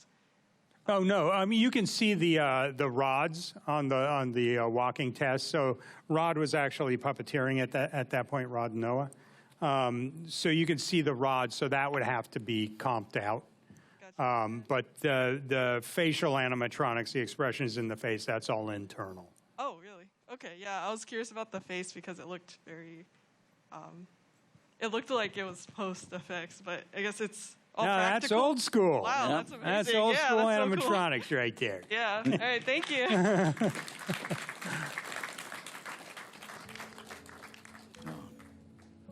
Yeah, doing a combination of both what you guys been doing comes together, right? Digitally. Yes. Got another question. Oh, we got another question up front here. So more on the business side of things, when you guys come up with like an idea for like the template for the head paint, and do you capitalize on that at all, or is it like you're just helping production? They're like, sweet, thanks, you saved us, and that becomes the new norm, or is that something that, like, I don't know, it just seems like a lot of people love to take advantage of things that other people come up with, and I didn't know if that's something that actually like helps you other than making it a little bit easier. Is that something like, yeah, we charge for a day, we got done in half an hour, we get to like go home early or something? Well, I mean, that's a good question. I think that, and this may not answer that question directly, you know, the sharing of information I've always been, you know, a proponent of. You know, Dick Smith, godfather of makeup, you know, always shared information. And I think that that's where, you know, my particular industry, you know, got to where it is, you know, as sort of quickly as it is and with as many innovations as it, you know, as it has. So, you know, guarding information, I'm not really fond of that. You know, and, you know, certainly, I mean, everybody here is, you know, perfectly capable of coming up with, you know, those kind of ideas. You know, it's just implementing them and finding the right place to implement them. You know. Less too in terms of not sharing with other artists, but more like Disney. I don't think Disney needs help with saving money, per se. No. You know what I mean? So it's more like on that end of things. Like, does a big corporation take advantage of something like that, or does that really benefit you guys more, I guess, is more? Well, it certainly benefits us. And benefiting, when I say that, what I mean is it benefits the actors. You know, it benefits the production, benefits, you know, the other crew members who don't have to get there at, you know, let's just say 2 a.m. And you know, in turn, there's, you know, the goodwill that, you know, hopefully goes both ways. You know, and the actors appreciate that. And then the next time, Denai needs to be a koye, she's not going to want to sit for 4 hours. And certainly somebody else could come up with, what we've just demonstrated here. But, she thinks I'm funny, so she'll probably call me. Put that in the resume, right? Yeah, exactly. I will make you laugh By when the you're way, in the chair. So quick question here coming from online. Any tips for sculpting a character for animatronic puppetry? I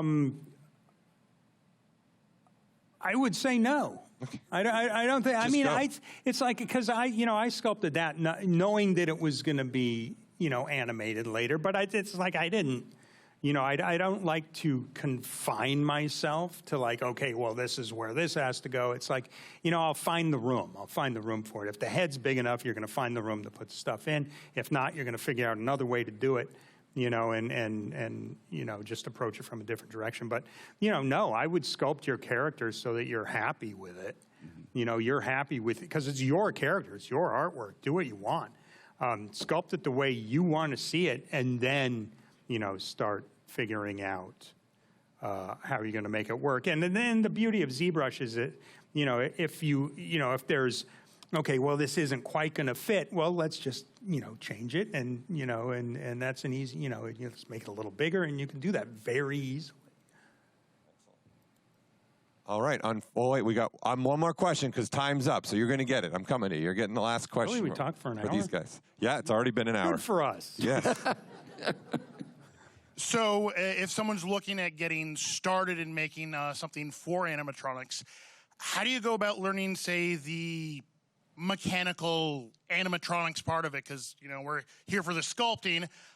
The mechanical side of it seems like a completely foreign language to me. It is. Also a very good question. That there used to be, when makeup effects were in their heyday, and Steve can attest to this, there used to be some amazing animatronics people, and there were a lot more of them than there are now. And then, sort of CG came in, and we lost some. We lost some really good, mechanics. The team I work, it's just like ZBrush. I'm not, expert in this, so I have Rod, and I'm not an expert mold maker. I have Gil, I have Richie, I have Dave, I have Noah, and these guys, everybody has their strong suit. I would say just find somebody whose strong suit is animatronics, because they are still out there. John Criswell did my work on that. He works for Henson. Befriend them. And I would jump in and say it depends on what level that you need this. You can hop online. They have so many different kits to control just servos with the little pipe circuitry, and you can hop on and create a lot of animatronics on your own. CAD systems are available to do your planning just like ZBrush. ZBrush, I was trying to call up over here, but the computer has a little spinning wheel that Jim Randall, who creates beautiful armature wire for stop action, and we've both known Jim forever. Jim created a piece for Joel a long time ago, and it's been in this beautiful case on a shelf. Stop motion armature. Stop out. And with that, Joel was like, well, why don't you scan it for me? So I scanned it with the Artec, and he brought it into ZBrush, sculpted a figure for it, and within a very short amount of time, put that skin on that armature. It's kind of working from armature out to create a character. But like with Steve has his character, and then engineering, you have to correct me if I'm wrong, built the structure. They built the structure to support that outer design, correct? So what Joel was saying of don't hold back, create the outside, you can figure out the inside. The software's out there to do it with conjunction with ZBrush, and I say pick up the little Pi circuitry and some servos just on Amazon if you're working on just that level. And if you need to go to the higher level, then we are talking about a little bit more sophistication. But it's amazing what you can do just with things that are available now, programmable from Amazon.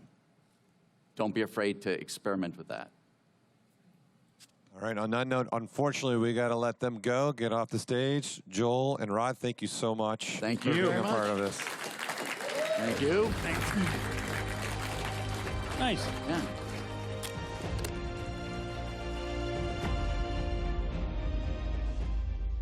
Okay, so now some more fun time for you guys, of course, is the giveaways. Also want to remind you that we have 20% going off a one-year subscription for ZBrush right now. Here comes that wonderful bowl, the wonderful bowl. Thank you.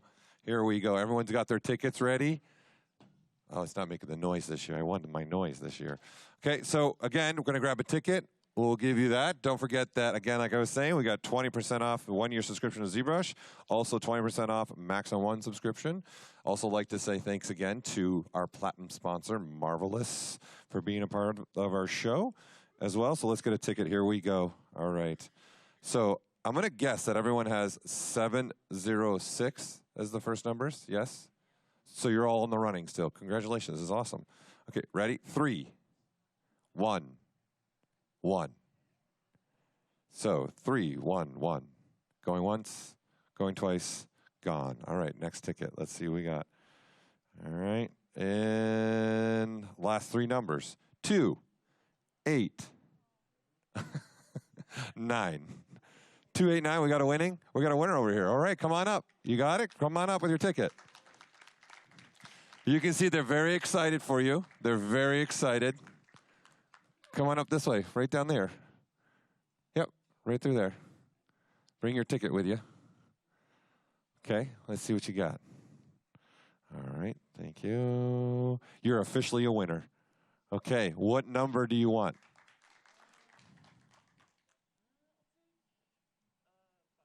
5. 5, please, Melissa. I'd like to see what 5 is. What did you win? Besides a moment on camera at the ZBrush Summit. Whoa, here we go. An Intuos medium tablet. Congratulations. Right there. Can you get the tablet for me? My volunteer. Who's over there for me? No, this way. This way. They're behind over here. We'll get it for you. We have it physically for you today. We'll get you the tablet. So wait over there on the side. I'll get you the tablet. Let's move on. Let's get another one. All right. Here we go. Ready? 3, 1, 6. Okay, suspense. All right, all right. We've got suspense going now. Okay, ready? Well, I'll see if this person's here. 3, 1, 8. Oh, there we go. So you were next to the person in line. That's a 316. Yeah, that worked out. Hi, good. How are you? Thanks for coming. You are a winner. Okay, what would you like? What number? 10. Oh, I know what 10 is. I do remember what 10 is. Kaboom, a 3D printer. So this is a big box. This is awesome. Did you fly in? I did. Okay, so you got to figure out how to get in this home now, right? Yeah. We got the box for you. Wait over right there at the table right there, and we'll get you the box. Thanks for coming. Congratulations. You're also going to get a license of lychee, too. We're going to set you up with Thomas to get a license of lychee so you can slice. All right, let's move on to some online for now, too. Let's get some online people some stuff. So Melissa's going to show that as well. We're going to have some online stuff. Don't forget, we're going to be looking at Wonder Woman and Batman Bronze next from AFA. So don't go anywhere. Stay tuned here. We're going to do some online prizes. So we're going to see what else we got to give away. There you go. That graphics, there we go, beautiful. All right, here we go. Faceform. We're giving away a license of Faceform. They're actually here at the summit. This is for a plugin called Z-Wrap. It's a beautiful, great plugin. So let's see who we got as our winner for that. Okay, so this is what we're going to do, is give this to somebody way online, because we want to make sure you online watching at home are also involved in the show as much as we can. I don't know why you're not here. I don't know why. You should be in Spit Zone. This should be in the Spit Zone with us, right? All right, so we're going to have a winner for that as well. We're going to have the Faceform Z-Wrap plugin for ZBrush. Lester has won that. Lester has won that. All right, so what I think we do another one. Let's do another one, eh? Let's do another one. Let's do another one. We'll do another online. Let's do another online here. Share the prizes. Share the prizes. All right, we're going to do some more. We're giving away prizes all day, so obviously you can see things like large printers. We got a bunch of stuff that we're giving away, so if you don't have a red ticket, you should. You should have been at the registration desk getting your red ticket to get involved in the prizes. Online's going to work a little different, obviously, because they're not with us here. So we'll throw up another prize. What do we got here? Well, speaking of lychee slicer, there's a lychee slicer. You ready? We're going to see who's on that. You guys can go ahead and jump up if you want. Yeah, go ahead. Yeah, absolutely. All right, we're going to see who is our winner here. And our winner is Sarah. Sarah, congratulations. I don't know, is this the camera I look at? Or I'm just going to look at this one. Congratulations, sir. No, I think it's the back one. It's the back one. It's the back one. I remember everybody in the back. I got you. I remember. All right. Let's do one more. One more, Melissa. One more. We'll do another online prize. Don't forget that we have a lot going on outside for you. There's the scan truck here for you all to get scanned if you want to get scanned and see that process. We're going to get you need to share your email with them so we can try and get the data for you, because obviously it takes time to get that data. And again, just highlighting the prizes. Everyone's give us about 6 to 8 weeks to just to make sure get everything flowing, get all that stuff going. All right, so we will communicate with you after the ZBrush Summit. For those are online. And for anybody else who's winning here something where it's a digital, we'll get you after the summit. So what do we got here? We got a 1-year subscription to the Gnomon Workshop. That's a great prize, a great place to go and also learn. There's a lot of great stuff in there too. In fact, there is the Scan Truck has a great workshop by Ara using ZBrush with a Scan Truck. Oh, Jolie is the winner of the 1-year subscription. They're very excited for you here in person, Jolie. You can hear the clapping going on. It's very exciting. That was a pity yell, pity clap. All right. All right. Okay, so those are our prizes that we are giving away. Okay, remember to register online. And I would like to again thank our platinum sponsor for being a part of our show, Marvelous Designer. We got sponsors all outside, but thank you again, Marvelous Designer, for being part of the show. We'll see you just in a few minutes. We're going to have AFA coming up next, showing us the process of Batman and Wonder Woman. All right.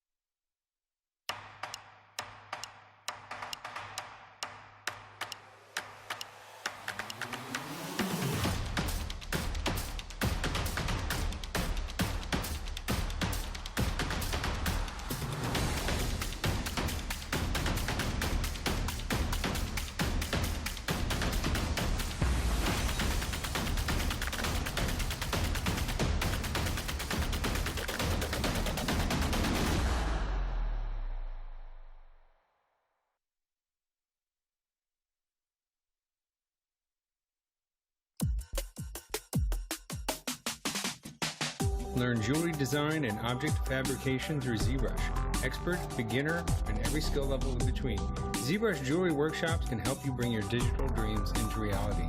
Taught by leading industry professionals. Use the offer code SUMMIT to get a $100 discount on membership.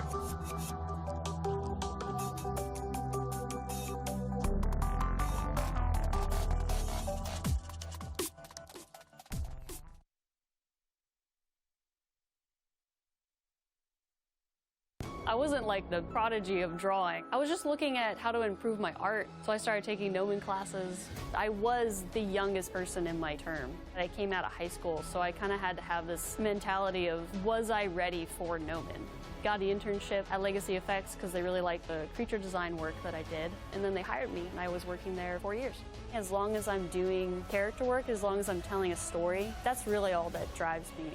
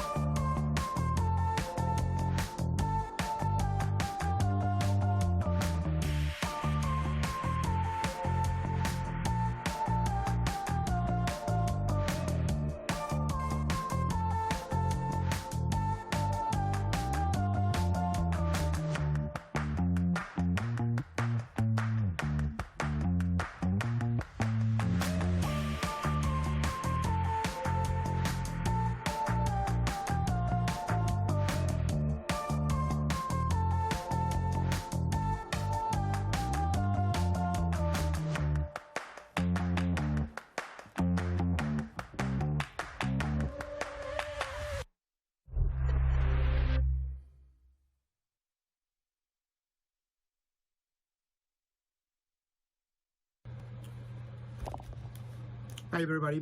My name is Gabriel Garcia. I am the production manager at Diamond Select Toys. I've been using ZBrush since 2004, and I was introduced to the program by Maddie Spencer. Couldn't have a better teacher. The way ZBrush has changed my life, well, it prevent me from becoming obsolete since I was a traditional sculptor.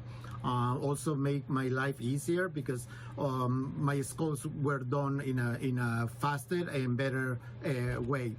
So definitely I would recommend ZBrush to any artist who's trying to break into the industry, any type of industry that requires digital modeling.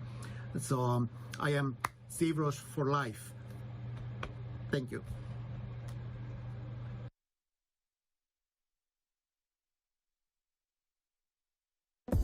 Every single week, there is new artwork that is awe-inspiring. ArtStation helped me get to this job where I am today.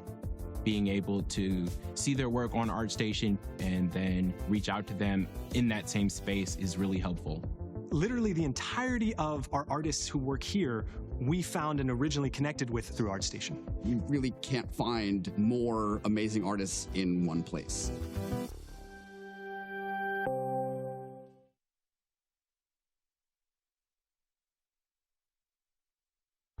Hi everyone, this is Jordi at the top of the hill from Barcelona.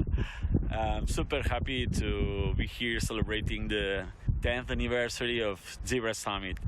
It's been almost 13 years since I decided to explore ZBrush.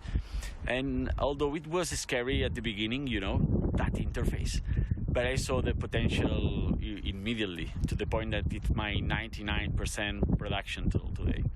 So I don't want to miss this opportunity to thank all the people involved through the years making something beyond 3D software, which makes me wake up every morning with something new to learn and having fun. So yeah, all the best, and I hope to see you soon.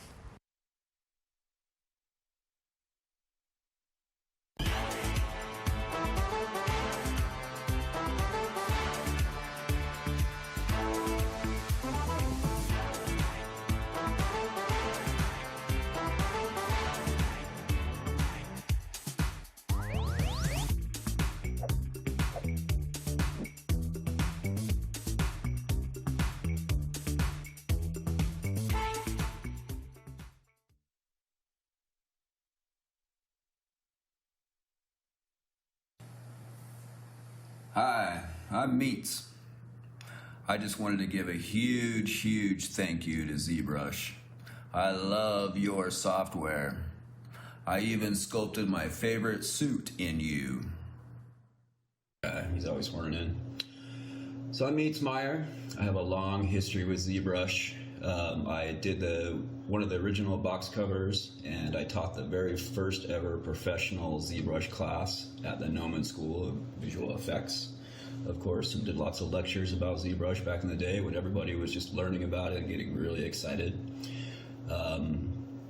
Pixelator even one time came out to my house to help teach me ZBrush before the training DVDs came out, and I'll never forget that. It's a beautiful experience. Well, before ZBrush came out, doing work with digital artwork was very technical. Basically, it was kind of moving points around individually. It was just really for techies only. And once ZBrush came out, we finally had the ability to sculpt like artists, and it allowed lots of different artists to come in and finally be able to enjoy the digital tools that are available, and it kind of converted a lot of people over finally. But it completely changed my life. I've been using it for 15, 16, 17 years, whatever it is now. Time flies. But I just want to give my huge thank you to ZBrush. It's the most amazing software that I ever used. I use it on a daily basis. I use it for my work. I use it for fun. And thanks again. Appreciate it.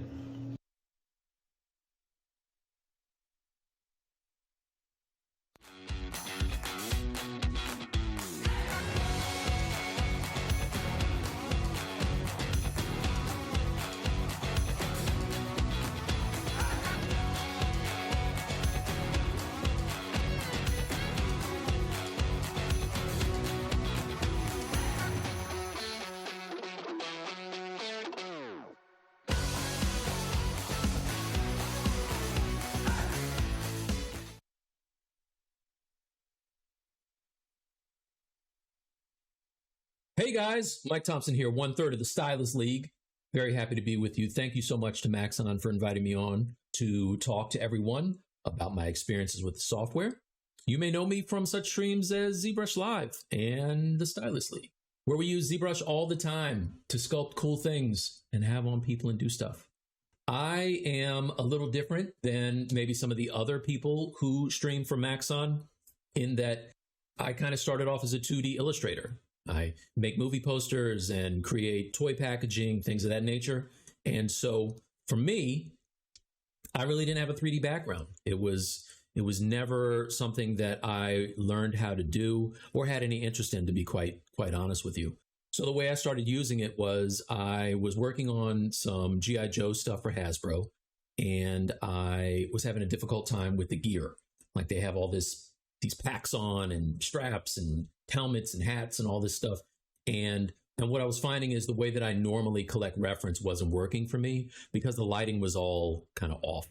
The character might have a, be lit from one side on the helmet, and then on the gear, it's lit from another side. And for a painter, that just kind of looks wonky. So what I did was I talked to a friend of mine who told me about ZBrush, and I started using it to just make, really kind of rough shapes of the things that I needed and use that as reference for my painting. And I found that my lighting was much better. It was very consistent.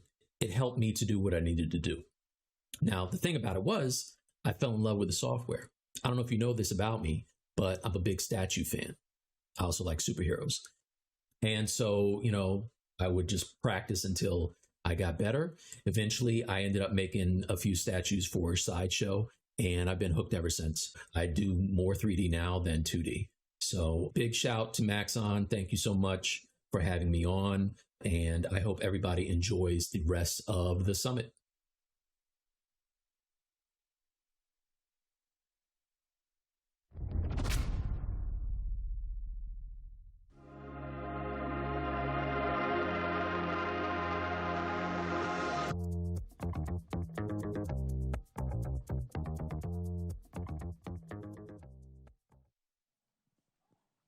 All right, we're ready for the next presentation. Everyone excited? Ready to go? Hey, all right. It's about that time, guys. You're getting a little more lively now. They're waking up now. It's noon. Like, okay, now I'm awake. It's noon. Is it noon? I don't even know. It's 12:30 almost, right? So, we're gonna get going here. Really looking forward to this presentation. It's gonna be another really cool way of using ZBrush to do something monument size as well. So we're super excited. They were with us last year at the summit too, but we thought this would be a fun presentation for you all to see. We're going to bring in now on the stage AFA.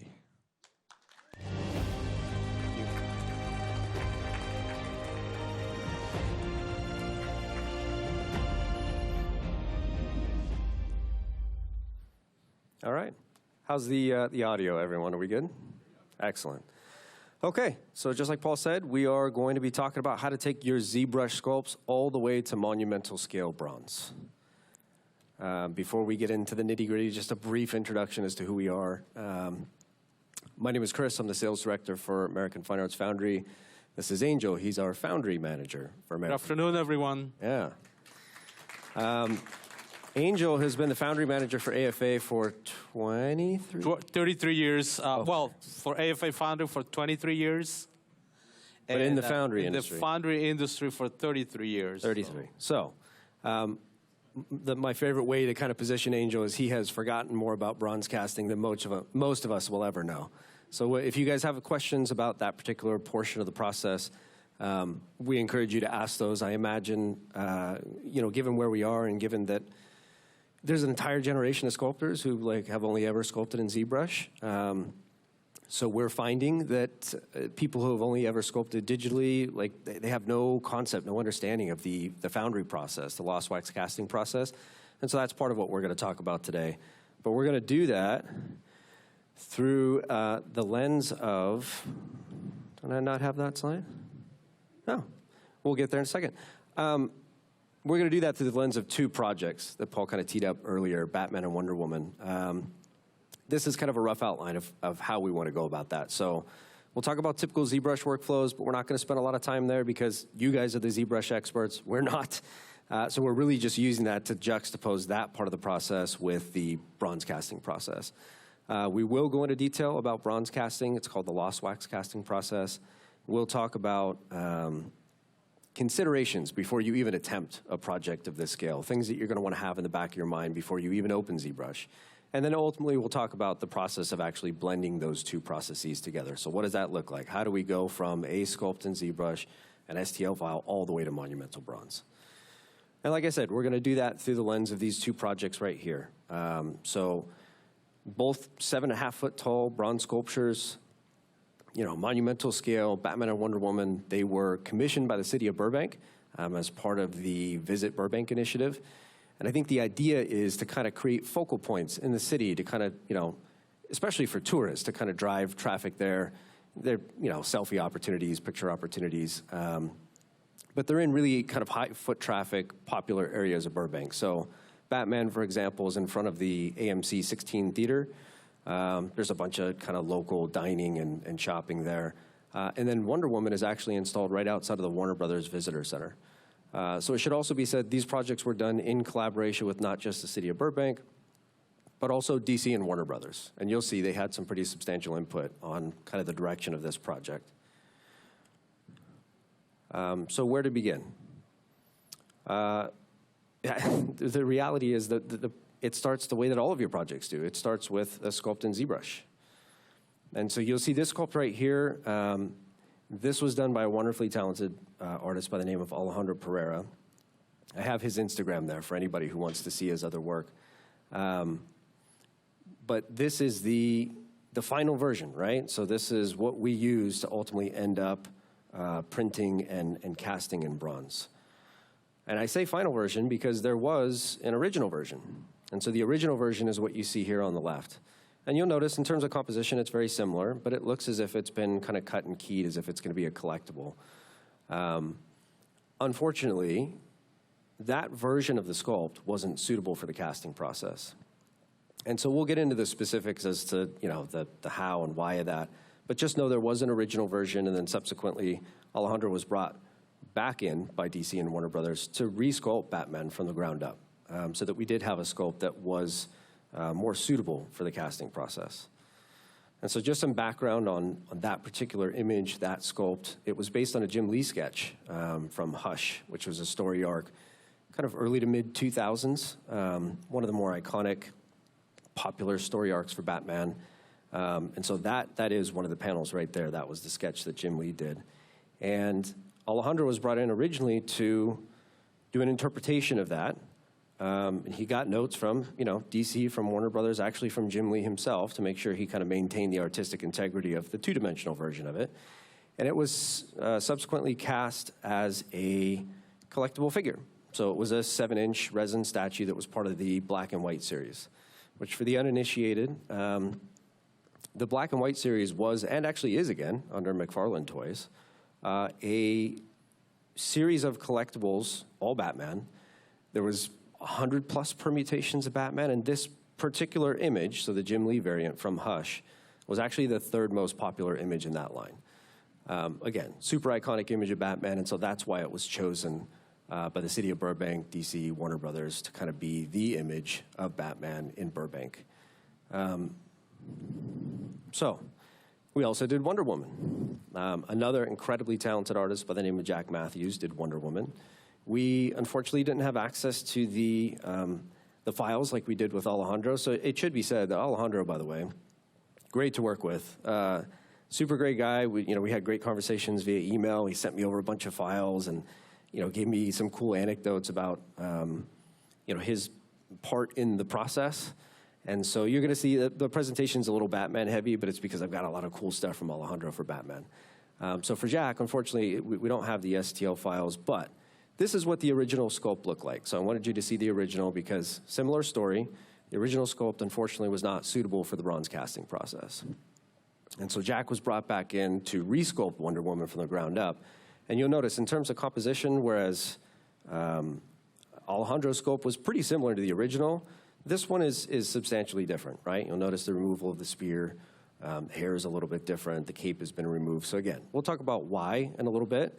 But those were some of the necessary changes, some of the considerations that needed to be made before we could ultimately cast something at monumental scale. And just like Alejandro's work, it was based on a pre-existing image. So this was a variant cover of Rebirth Wonder Woman number 18 by Jenny Frisson. And again, same story where Jack's original sculpt was for the purpose of a collectible. And so this one's a little bit different. The Batman image that you saw earlier, that was a 1/8 scale, 7-inch resin figure.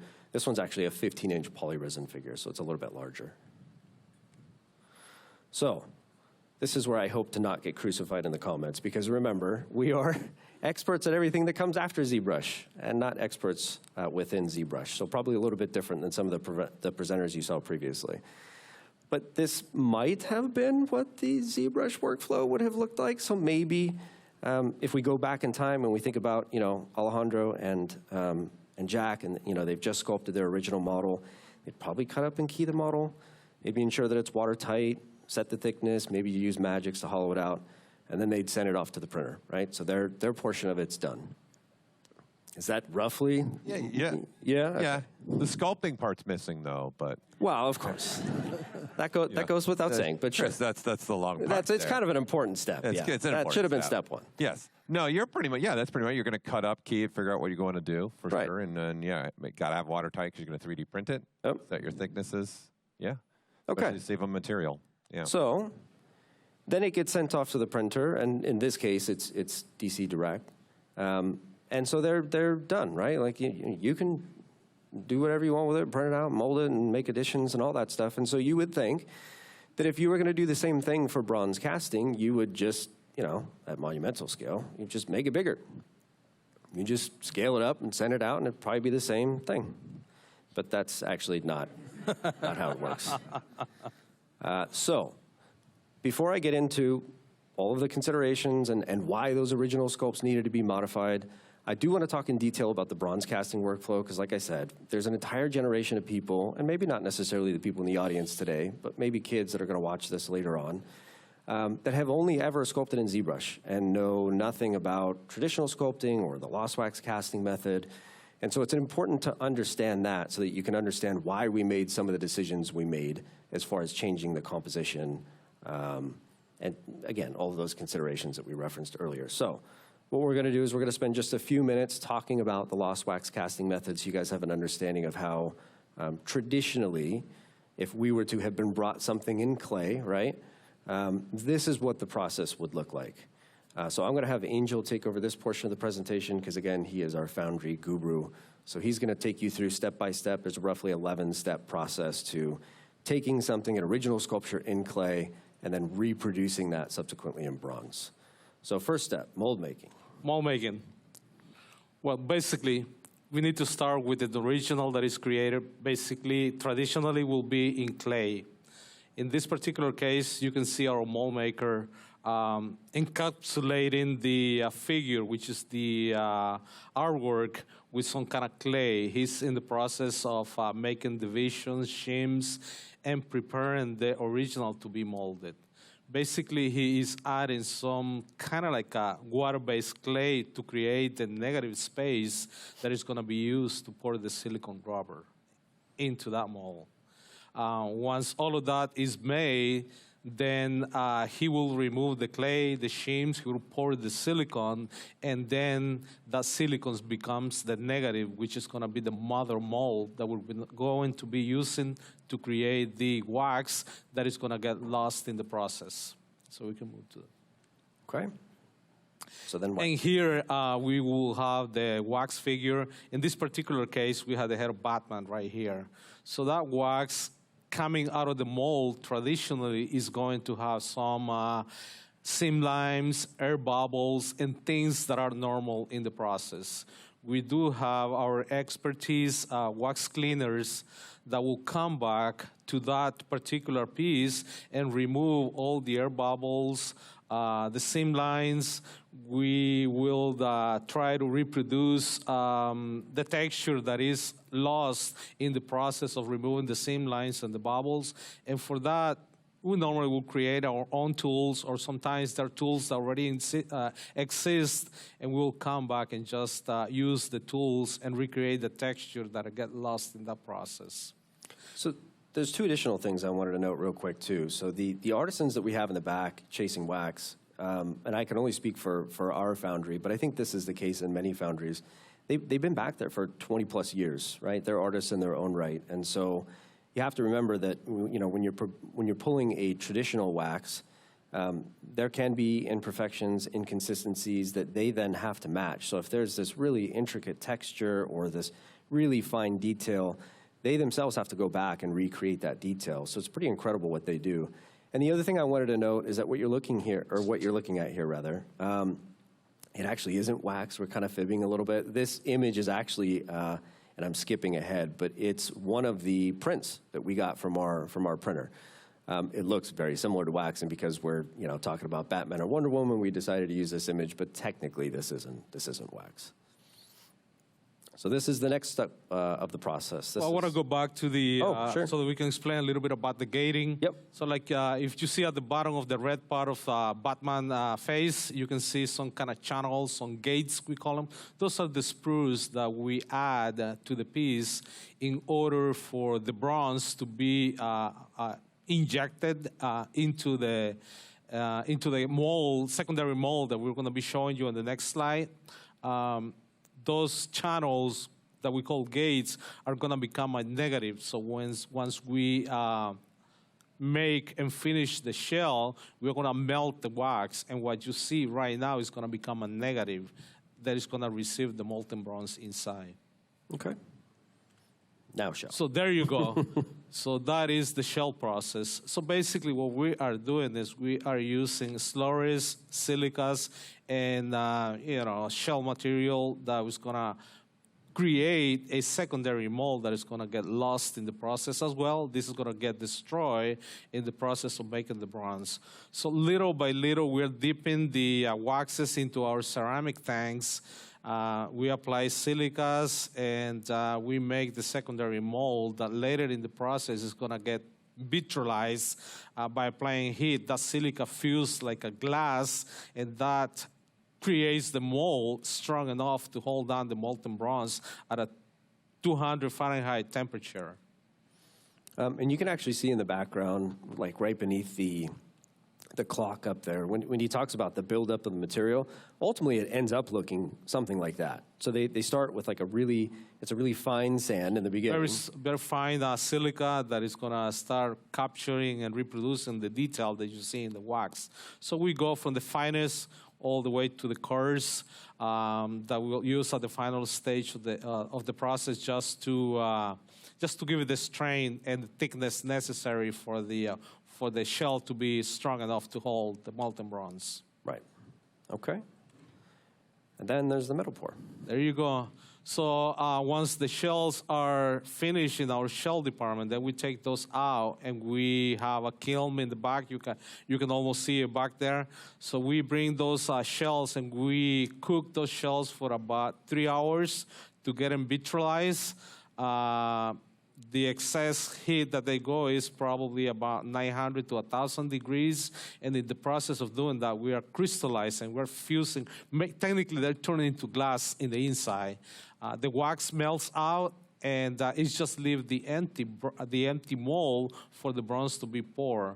So separately, we melt, we have our crucible, and we melt about 450 pounds 3 times a week. And we bring the temperature of that bronze to about 2,100 degrees. And we, at the same time, bring the molds to about 1,000 degrees temperature. So when you pour the molten bronze inside, it doesn't crack and it doesn't break. So you almost need to bring the temperature above about the same. So when you have the molten bronze going into the mold, it will reproduce also. It's going to feel completely all of the artwork that needed it to be reproduced. So for you, though, you got a wonderful thing, temperature, right? Outdoors. Right. So you guys pour at a certain time of day. Mm-hmm. And then what do you do with when the weather is Like say today, it's different. Yeah, different Well, than basically, normal. we need to adapt based on the conditions. For instance, during summertime, we had to lower our temperatures because the room temperatures will be different. You have to almost treat all the molds a little bit differently during summertime because of the ambient temperature is totally different. When the weather is cold, obviously everything's colder, and the temperature of the shells will drop faster than on a regular summer day. So we need to prepare and adjust our temperatures based on the season that we're going to be working. So you guys can kind of see this is an art in and of itself. And so the next portion of the process would be sandblast. So what I don't think we did a good job of kind of explaining that previous step, in the sense that a lot of those pieces that you saw in there would have been assembled into larger pieces later, right? Like, you can see Batman would ultimately have been, and you'll see later in the presentation, something like 22, 23 pieces. Like 28 parts that we had to cast separately. Right. And basically, once all of these parts get poured and they get ready to be assembled, there are going to be a whole bunch of parts that we need to go back and remove all the gates that I was explaining to you that we add for the bronze to be injected into the molds. So we had to cut and prepare all of those parts, and they go through the process. I think our next slide is going to be metal chasing. So we'll explain a little bit about the metal chasings. But basically what we're going to be doing will be like, we get all of those parts, and then we get an artist, metal chaser, that is going to start to assemble the piece by welding and putting all the pieces together. Put a structural armature if it is required, like in all monuments. We have to work with engineers that will sign off and give us the details of what the internal armature needs to be. These artisans and artists that do the metal chasing, they have to come back and do the welding and come back and recreate the texture that get lost in the process of doing the welding. Once you get all the pieces assembled and ready to be approved by the artist, then it's going to look like the Batman you're seeing right now on the screen. And the sandblast of all of that will kind of blend all the texture and remove all the different colors from the welding. The heat on the welding is going to create different coloration, and also the texture is going to look a little bit different because of the tool marks and all of that. So that's why we need to sandblast the part so that we can go back and look at it and see what else it's going to need, because remember, it's going through the hands of a human, so it's going to have tool marks, it's going to have details that get lost in the process. And it is our job to make sure that those details and those imperfections, if we can call them imperfection, get removed and not being able to be visualized on the final product. So a question came through is, where did you learn all this? I have a friend that actually makes the joke, and he said, the little kid asked an old man and say, "How do you become cowboy?" And the cowboy back says, "Well, kid, you don't go to school to become a cowboy. You become a cowboy when there's nothing else you can do." So basically, we had to learn all of this trick and all of these techniques by experience. There's nothing that school is going to teach you when it comes to do the final metal chasing. You almost need to apply your talent. Most of the time, you have to create your own tools to come back and reproduce specific textures that are on different sculptures. Not everybody sculpts with the same kind of tools, so sometimes you're going to have scratches that are intentional on the pieces. Sometimes you have smooth surfaces. Other times you're going to have like fabric material type of texture that you need to reproduce, and most of the times you don't find those tools like on the open market. So you almost have to think in reverse and create your own tools to come back and reproduce the textures that are on each individual piece. Yeah, it would be easy to equate this to a trade, right? Like you would think that you could just learn from someone else and they would teach you kind of the tools of the trade, like a plumber or electrician. But realistically, it's more akin to being an artist yourself, right? Because like Angel said, they are kind of inventing their tools, they're inventing their own methodologies. all of the art that comes through the foundry is different. And so, you could be doing this for 20 years and then you get a piece in there and you're like, okay, how are we going to reproduce that? And you kind of just figure it out as you go. Which is why I have such immense respect, specifically for those two departments, the wax department and the metal chasing department, because they really are artists in their own right. To be able to reproduce some of those fine details and textures, it takes an artist's eye and an artist's hand. And we do have an incredible team at AFA, which is, why we get to do projects like this. People trust our expertise. This is the, something that you never stop learning. Like we have people over there that have been doing this for 35, 40 years.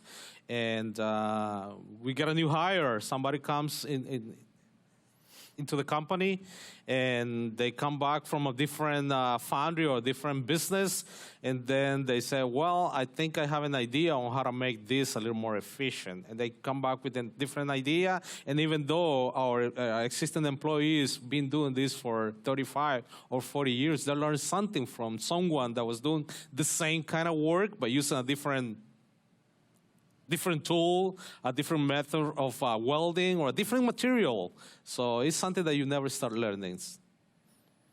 All right, so just to move forward here, so that was sandblast. We did talk a bit about metal chasing. We didn't have a slide for it anyway, so that's fine. Let's kind of talk about patina, because what you see here is the finished work before installation, and obviously it looks a little bit different than the raw bronze. So can we talk about, one, why we do a patina, and two, why did we choose this particular patina? Because we have the ability to reproduce virtually any color you can think of, right? So you would think, oh, we're going to do Batman, maybe we'll put him in a gray suit, black suit, that'll look great.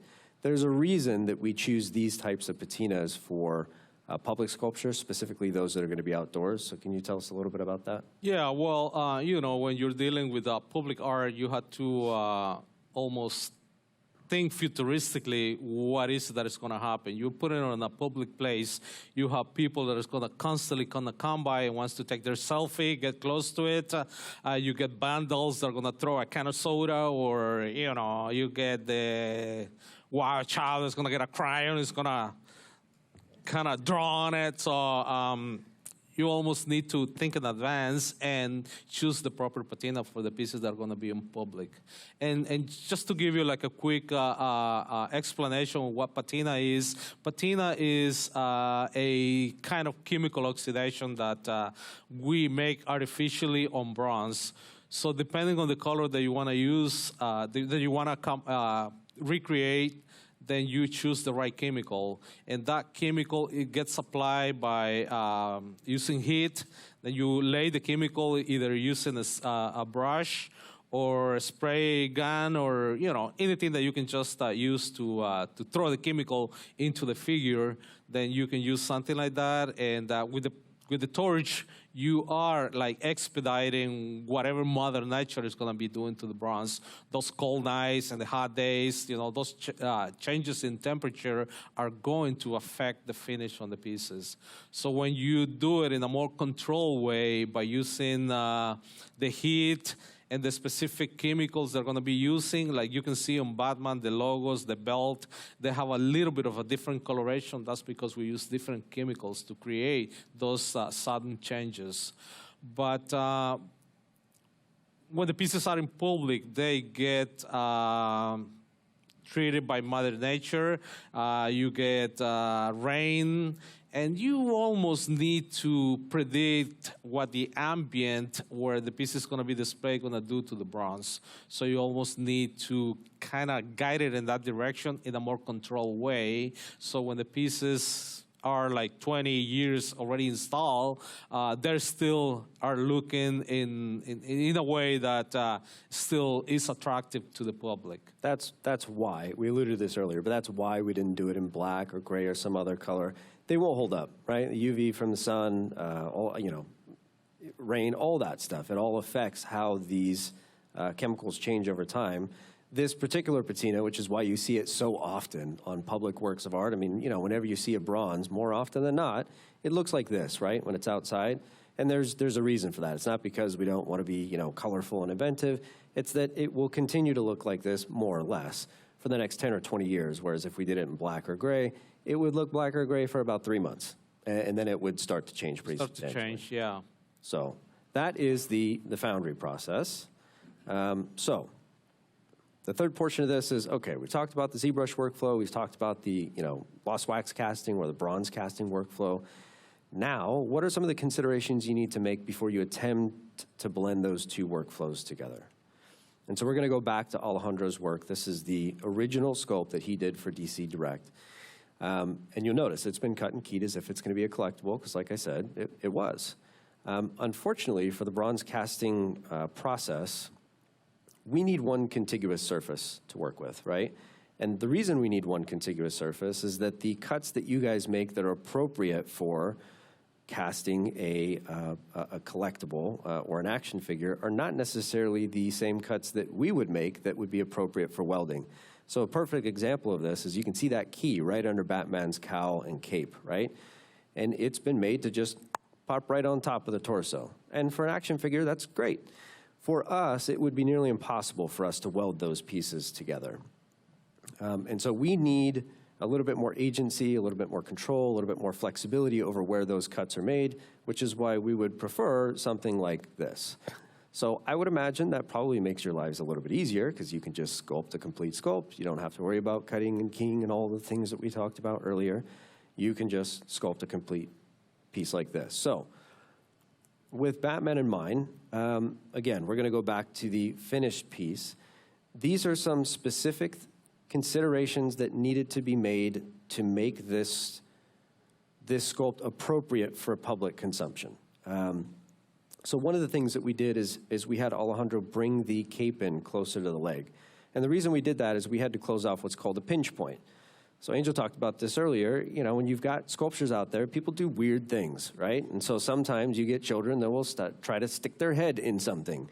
We don't want that. Or just an adult with poor judgment. We don't want that either.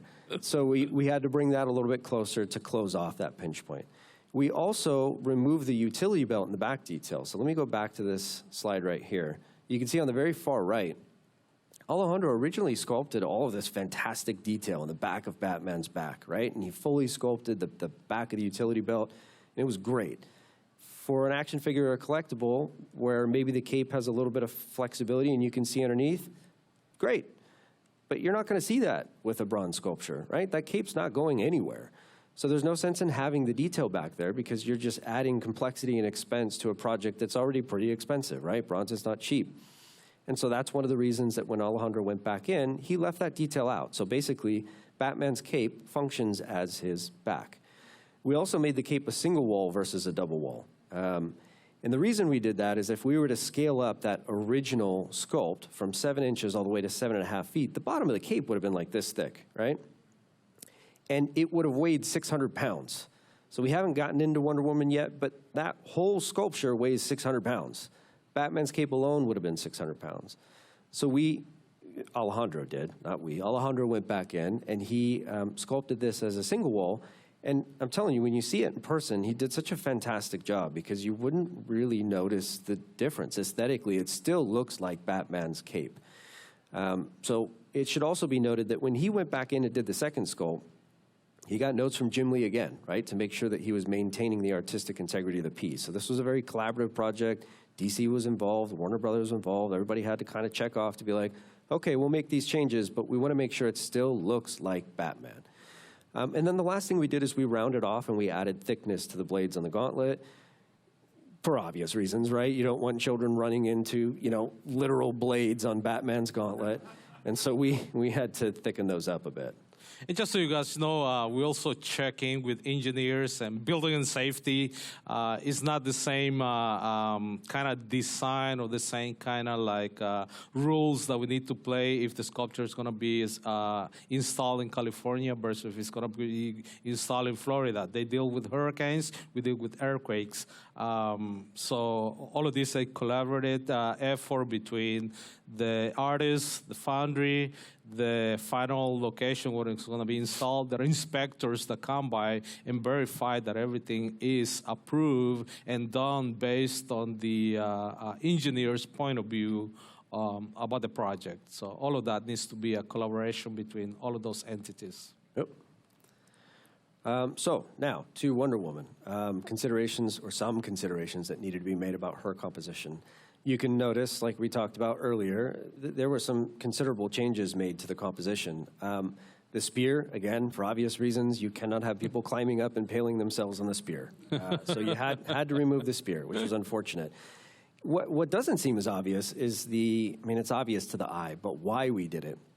It's not obvious why we removed the cape, but it turned out that it was a pedestrian hazard. And so imagine you're you're in Warner Brothers Visitor Center, and somebody's, walking around on their phone, and they see Wonder Woman's head up here, but they don't see the cape, and then, there's a lawsuit right there. So, unfortunately, because that's one of the cooler features of that original sculpt, they had to remove the cape. So Jack went back in, and he did that. We also modified the shield so that it was a single wall versus a double wall for the same reason that we did it with Batman's cape. And then one of the biggest changes was actually to her hair. So I know a lot of time and energy, and there was a lot of collaboration again with DC and Warner Brothers. They were like, okay, well, we got to change the hair. We want it to still look like Wonder Woman, and so there was a lot of time spent to make that hair look the way it was, or the way it does. But again, the reason that was changed is that you couldn't have those little wisps of hair that look like they're kind of flying in the wind, because they could potentially be bent if somebody climbed the statue, and they kind of came to a point. So it was the same issue with the gauntlets, and so those changes needed to be made too. So these are some of the things that you kind of have to think about when you're creating something for public consumption at scale, as opposed to like a smaller collectible that sits on a shelf. The second thing you want to look for, which is pretty obvious, is just going to be resolution. So I won't spend a lot of time here, but it's obvious that if you're going to be doing something at 1/8 scale, you can probably get away with fudging it a little bit, right? Like, you don't have to put as much detail in the utility belt. You don't have to put as much detail in anything, really. And that's not to say that he didn't, but there's only so much you're going to see. When you scale it up to 7.5 feet, it's a different story. So when Alejandro went back in, he put a ton of new detail in the utility belt, a ton of new detail in the cape, really just a ton of new detail across the board. Because again, it was a completely new sculpt from the ground up.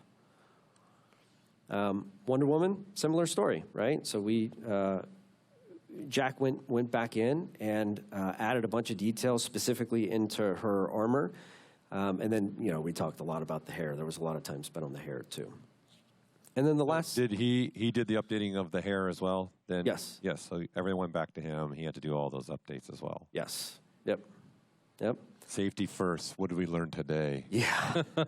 If you take anything away from bronzing, safety first. Yep. Safety first, yep. Also, don't stick your head where it doesn't belong. It's just not, it's not a good idea. And another one. Yeah.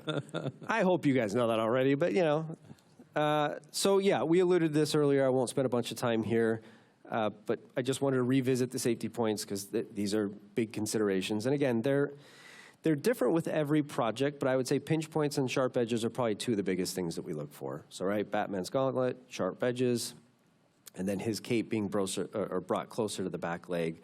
That was to close off those pinch points. And then for Wonder Woman, removal of the spear and removal of the cape. So those were the final pieces on the hand for the blades on him? That was the final one? Or Which one are we looking at? Can we go back one more? Yeah. So that is what ended up being put on him. Right. And it's difficult to tell from, really, I wish we had like a different angle so you could see how they were thickened. But when you see it from the backside, and I encourage, if you guys are local, great, you've got time to go see these sculpts, or these statues rather. Easy access to them. They're 10 minutes away, right? For those of you who are maybe like here from out of town and maybe you're flying out the next day or Monday or whatever, go check these things out because we can talk about these until we're blue in the face and you're going to see some imagery of the finished sculpts. But seeing them in person is just a whole different ballgame. It really is. I haven't seen Wonder Woman in person yet, but I have seen Batman. And man, just standing in front of that sculpture, like he really does feel like the Dark Knight. I know he's not canonically 7.5 feet tall, but you get I wouldn't want to see that dude in a dark alley. Let's put it that way.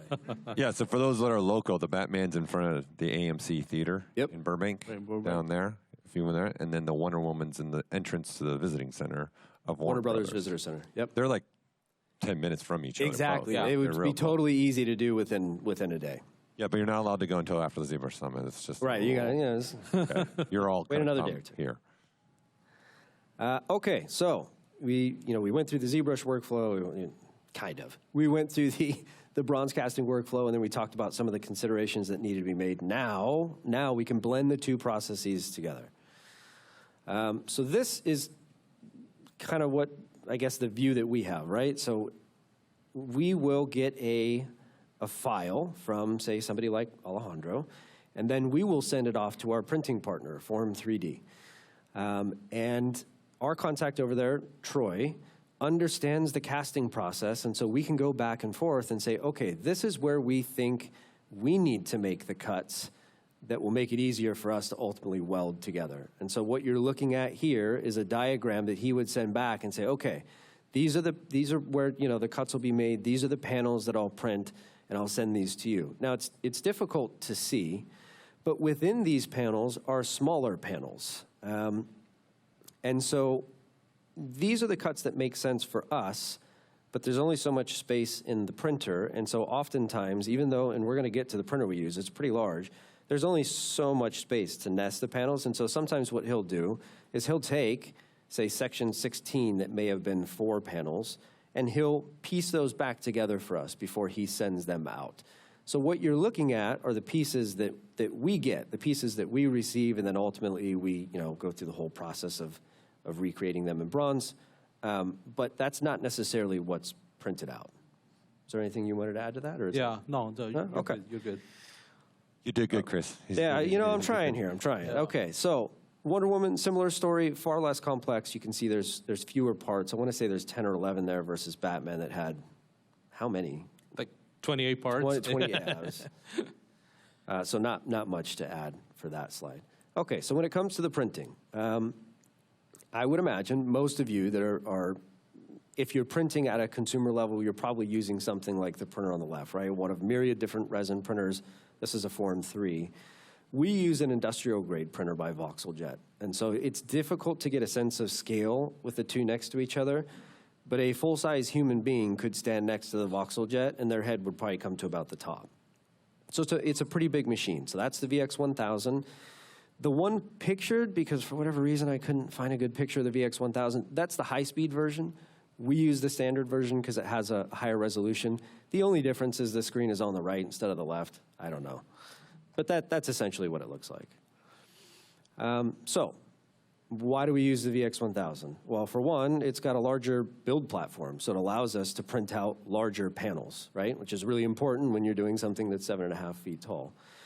And then as far as the process goes, it's a little bit different than a lot of the other printers that I would imagine you guys have some experience with. So it actually prints in a substance called PMMA, just like a powdered acrylic.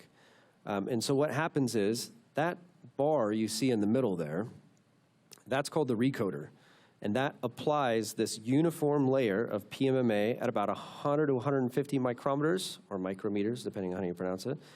And then another print head will come over, and it doses the binder. So we use something called cyanacrylate. It's basically a glue, right? It's a glorified glue. But they'll do this in concert. So you get a whole layer of PMMA, and then the print head comes over and doses the binder within the print area, and then a whole layer of PMMA back and forth. And so it does this over the course of many hours as roughly a vertical build speed of about 18 millimeters per hour. That's if you're using the whole build plate? Yes. Yeah. So these are what the panels look like when we get them. And there's a process called wax infiltration, and this is why we use this method as opposed to one of the various other methods, is because remember, in the traditional lost wax casting process, our artisans are accustomed to using wax, right, to chasing and cleaning up wax. The beauty of printing on these printers is that, honestly, they come out really clean, so it doesn't require a lot of additional work. But even still, by infusing that PMMA panel with wax, we make it combustible, which is super important for the lost wax casting process because, again, we need to melt that wax out. Well, the PMMA is not going to melt out by itself. You need to infuse it, or they call it infiltrating, with wax. So that's the first reason. The second reason is it stiffens the material so it doesn't collapse during shelling. The PMMA, when it's printed out, those panels are not as strong as like traditional wax, so they need to be reinforced. And then finally, like I talked about, it gives us a surface that's easier to clean up. Although, you know, credit to VoxelJet and the VX1000 in particular, there's some really clean prints, so it doesn't really require a lot of cleanup. If you see that image on the right, so that's one of the images that we looked at earlier, remember? Now you can see what some of those panels would have looked like when we printed them out.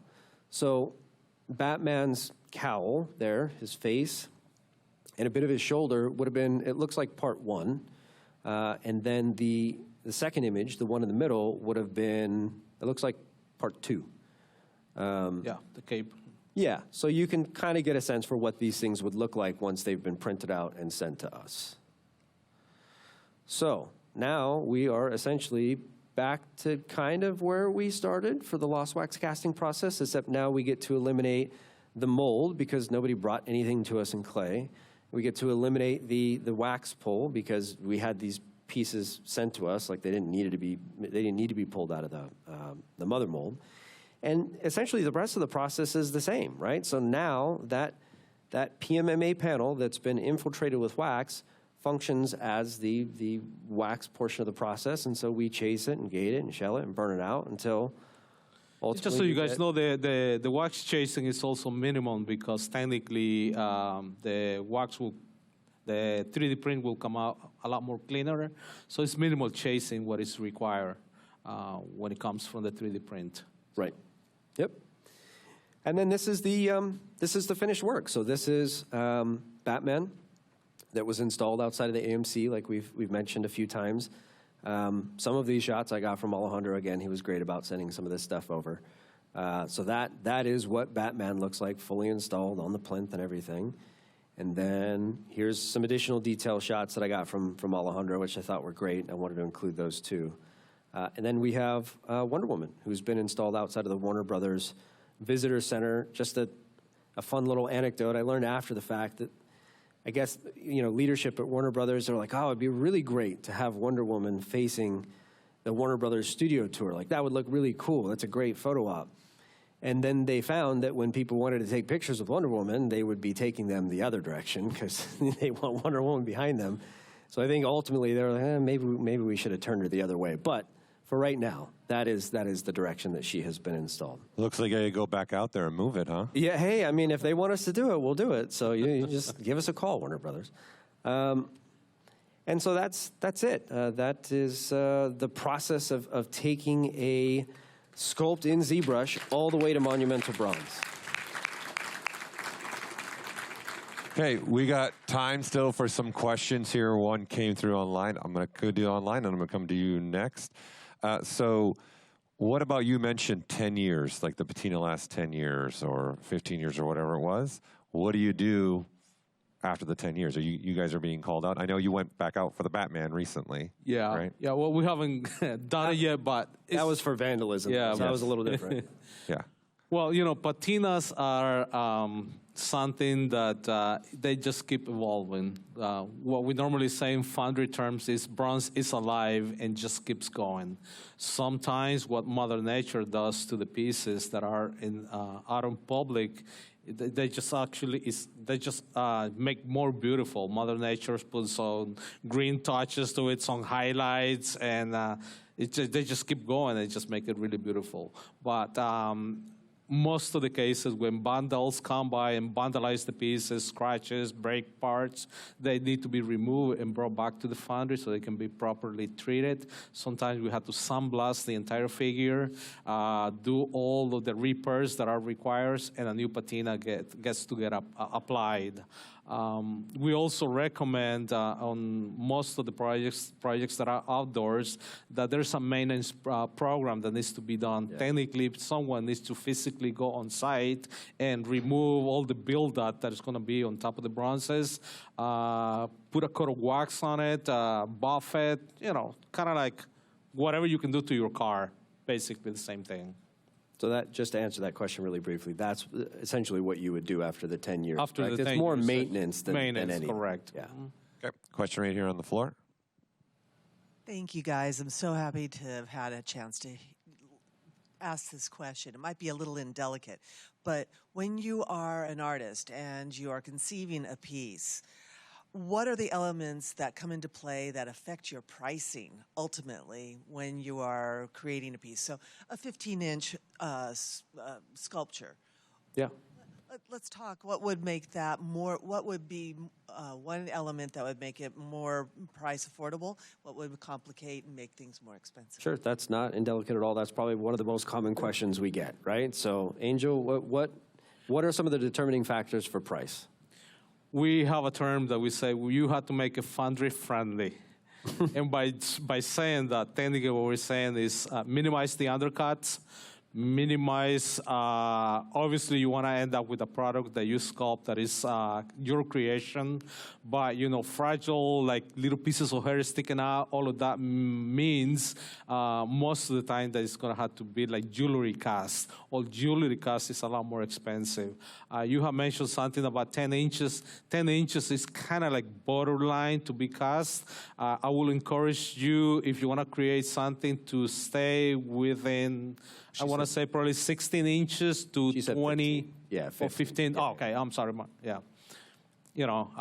Size-wise, probably between 16 and 24 inches are probably the more common tabletop type of sculptures that you're going to see in the galleries, and those are more like foundry-friendly because of the size. When you get too small, you enter the field of jewelry casting, and when you go above half life size, then you're almost, at a different scale, different level. And it, just very briefly, because I know we're running out of time here, but it also depends on the complexity of the piece, like how textured it is, how many little small kind of nuances. And, like if our artisans in wax have to spend 3 times the amount, right, like cleaning that up, and same thing in metal, obviously there's an expense associated with that. And so that would make the overall price a little bit more expensive. So it's difficult to say like, oh, you would think every 15-inch sculpture would be priced kind of similarly, and they are to an extent, but ones that are more complicated to deal with are obviously going to take more time, and there's more expense associated with that. The other thing that we normally do with artists is, if they have like a tight budget, we allow them to come by to the foundry and do some of the work themselves, because labor is expensive, and if you can minimize the labor of the wax cleaner and the metal tooler, then you are going to be saving some money. I think we're running out of time. No, we got time. We got 6 time. minutes. Okay. And then obviously it's going to come down to the price of bronze. That is correct. Bronze fluctuates on the market. Sometimes it's very very similar to what the oil does. So if the price of gasoline is high, the price of bronze is high. I think that's just a rule. Gas high, everything high. Yeah, pretty much. I think that's the rules is. All right, got a question over here. Then I'm going to come in the back here on my way. Here you go. So I kind of have a 2-part question. So the first question is like, how do you decide how to cut up the piece, like before you're getting ready to like do the casting pieces? Yep. And then once you cast them, you did mention like when you do the other process of the wax mold or if it's a clay mold in the seams, if you cast it and then weld it, how do you get the detail back in those seam areas? Yeah. That's where the experience come by, right? So, first of all, we encourage all of the artists to bring us the sculpture the way they have it. You sculpt the entire figure. Sometimes you get the client that say, well, I can cut it for you. And we always say, let's just bring it by. We'll make those decisions because, we have the client that said, well, I don't want the cut to be obvious right here on the arm, so I want to cut it really close to the shoulder. But then we say, well, it's going to be very difficult for us to do the welding. It's like a point where it's no reach for the welding torch to be used. So we kind of decide where the cuts are going to be so that we can come back and do the assembly in a way that doesn't compromise the integrity of the final artwork. Coming back and doing the welding, that's where the experience come by, and the tools that I was describing to you. Sometimes you have to create your own tools to come back and reproduce the texture that is done originally by the artist. Just very quickly, the oversimplified version of that answer is we make the cuts where we think we can hide the welds the best, right? Correct. So sometimes that's going to be in a fold of fabric. Sometimes that's going to be in some texture that we think we can more easily reproduce. It depends. It's very project specific, but that's why we want to bring our interest or rather our experience to bear on that, because we've been doing this in Angel's case for 33 years, right? He's got a really good idea of where he can hide those welds the best. And so that's why we want that flexibility. We want that agency to be able to make those determinations ourselves. Correct. Is there a question on the floor? No? Oh, there's another one. Let me go here first, and then I'll come to you. Here you go. Hello. I'm assuming Batman is hollow. How thick is the bronze wall, and then how much does Batman weigh? Oh, very important question. About when it comes to the casting world, we try to stick with a minimum thickness of about 3/16 of an inch. Between 3/16 and 1/4 of an inch is ideal. So you guessed it right, Batman and most of the castings that you're gonna see are hollow, and we always try to stick with those perimeters between 3/16 of an inch and 1/4 of an inch. There's gonna be some areas where it's difficult to maintain, that specific thickness, and then we cast it solid, like in smaller figures. Most of the time, the arms are going to be solid because it will be difficult to make it hollow. Great. We got another question right here. Hi. So obviously, the examples you showed us there with Batman and Wonder Woman are sculptures done for a very large company and organization. How accessible is the bronze casting process to, say, a small independent artist? Well, that's a good question. We can both answer. You'd be surprised, right? So we do have a bit of a reputation for doing larger work. In fact, it's funny, the artist before us spoke about all that work that he had done with us. We've done work for Steve Wang. We did this huge monumental scale version at Kerrigan that's out in front of Blizzard headquarters. We've done stuff for Disney. So we do all that, but we do work with a lot of individual artists who will do, smaller edition runs. I think that's probably the distinction, though, is that, a lot of the artists that we work with, and Angel, correct me if I'm wrong, but they're doing editions. They're not just necessarily doing one-offs, but we have a lot of people doing one-offs too. So I guess it just kind of depends on where you're at. It's obviously easier to afford something like this, because I won't lie to you, it's obviously considerably more expensive than casting in resin. It's easier to afford something like this if you're an established artist who has a name, who's creating editions. But it's not so expensive that it's inaccessible to someone who's really passionate about this, for instance.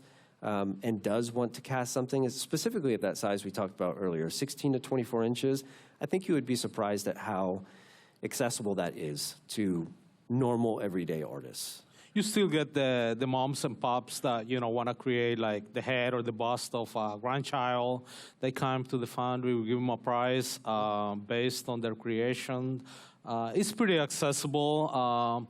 Most of the times we deal with galleries and local artists as well. So basically what they do is they make their creation and they have already someone that's interested on it.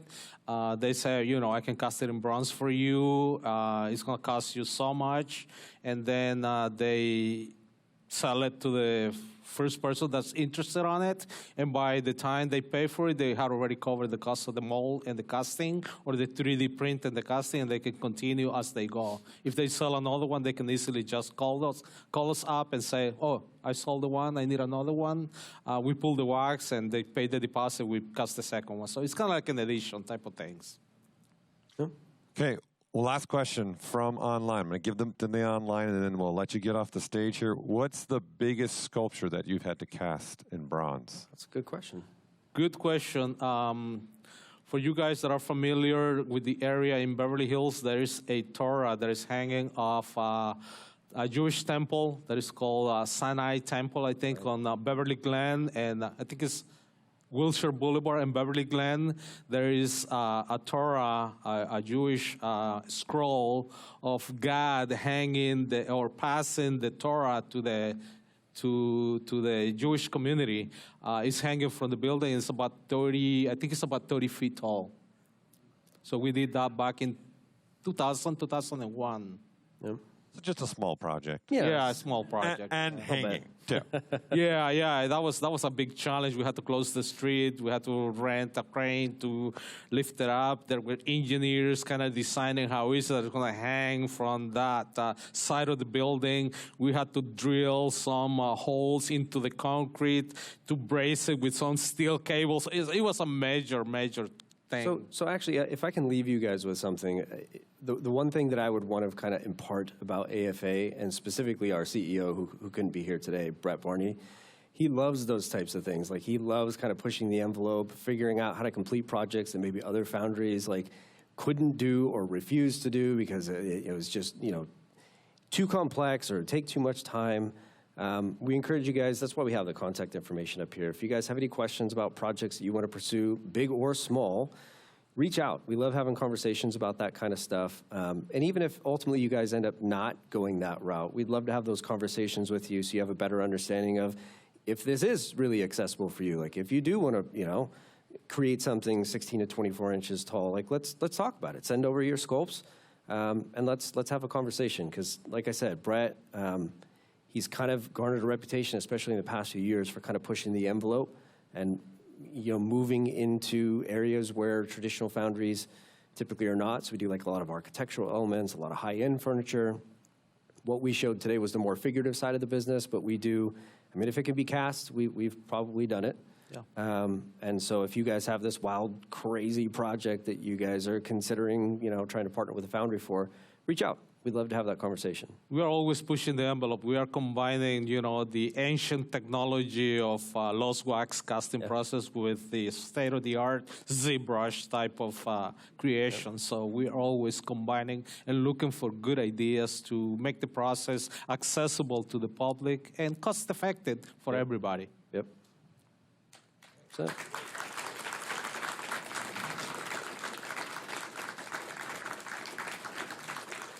Oh, that's a long. You got a long clap.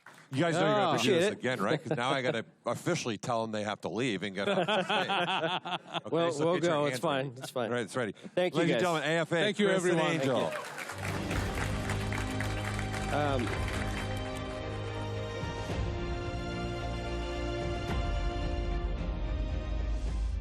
All right, we're going to do some giveaways now. We're going to start online this time. We're going to switch it up, We need that bowl. Get your red tickets ready. We're going to start online.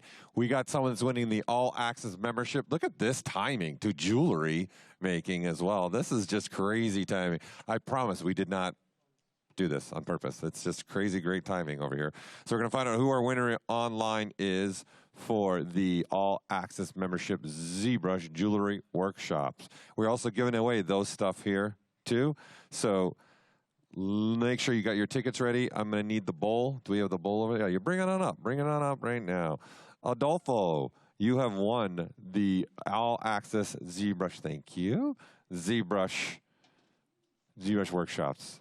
Yeah, don't clap for them or anything. It's okay. No, I know you're tired. You're tired. I got it. We got the bowl. Your guys' gifts will be coming too soon, so don't worry. Let's do another one. Let's do another online. We're going to do another online. Just changing things up. And you guys got rid of me now. This is my last hosting duty for today, and then you're on the Louie and Ian show. Aw. Thank you. I like to thank my mom, my dad for making me be crazy. All right, let's see what else we're giving away here. Let's give another online away. Ooh, here we go. Marvelous Designer, our platinum sponsor. Thank you again, Marvelous Designer, for being one of our platinum sponsors here for the ZBrush Summit. I really appreciate that. I'm sure everyone else here also does as well. We're giving away Marvelous Design. So who is our lucky winner for the Marvelous Designer license for 1 year? Who is our lucky winner online? Rich. Congratulations, Rich. Oh, look, Rich, they all right. Rich, I don't know if you can see online, but you got half the people to clap for you here. So that's a win. That's a win. Let's do one more. We'll do one more online, then we'll get to you all. All right? So let's go again, one more online. What do you think? What do we think we're going to give away this time? I have no idea. Oh, logo. Wonderful. There we go. No, the Character Creator 4 from Real Illusion, who's also here for you that are physically here with us. They're outside as well. So let's see who the winner is for our Character 4 creator from Real Illusion. All right, so giving these away all ZBrush Summit. We'll be doing gift prizes away for in-person and online. All right, so we're waiting for that. Jan, congrats, Jan. You are the lucky winner here. You guys are starting to fade on the clapping. I like it. There's a lot of clapping going on. All right, let's switch to you guys here in studio with the tickets. Everyone's got their ticket ready? Everyone's got it ready? Okay, excellent. Where's my light? Okay, so everyone's got 706, yes? That's funny because that's not what this ticket has. All right, ready? Last three numbers. 2, 7, 6. 2, 7, 6. Going once. All right, on to the next one. On to the next ticket. Here we go. Ready? 2, 9, 8.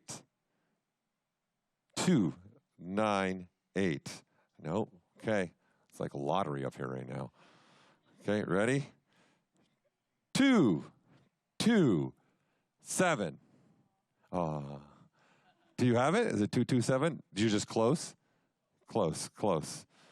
All right, let's grab another one. Usually you don't have to even go this much to the well. Whoa, this is gonna be fun. Ready? 2, 2, 2. Oh, we got one. We got one. We got one. Let's see what you got there. Let's see. Let me confirm in my light there. Oh, you are the winner. So what do you think? What number do you want? You're going to go with 7. Let's see what 7 is. The suspense. Boom. Character creator, Real Illusion 2. So you want to head over to the table right there, and they'll take care of getting your information so you can get that license. Again, everybody that's winning prizes that is not a physical item you're walking away with today, please remember, give us time. We're all at the summit. You get your prizes in 15 months. Okay, we all got to recover 1 week, including yourselves. So give us some time. It could take some time to get stuff, all right? So please give us some time to get that to you. Let's pull another ticket here. All right. And our ticket number is 350. So you got it? Bring it on up. Let me see what you got. 350. Let's see what you got there. Thank you. Get into the light. You are a winner. This feels good. How do you feel? Where'd you come from, by the way? Let's talk a little for a second. Great. No worries. Go get a number. No, where'd you come in from?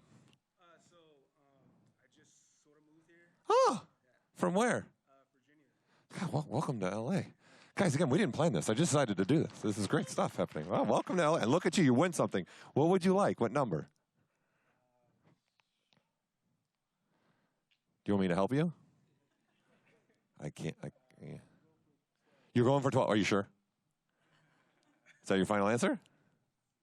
Okay, go for 12. I like what you're doing. Go for 12. So see what you won. Real Illusion as well, character creator. Congratulations. You're going to head over to the table right there, and they'll take care of you. Okay, so don't go anywhere, right, online. Don't go anywhere here, obviously. We've got Blizzard coming up today still, too, both Diablo and Overwatch presentations. We also got Square Enix coming up, too, doing a Final Fantasy. And our platinum sponsor, Marvelous, is also going to do a demonstration for you all, too, and show you how Marvelous Designer works with ZBrush.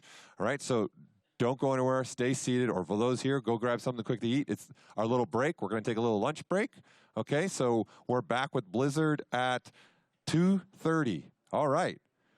See you online and see you here. Woo.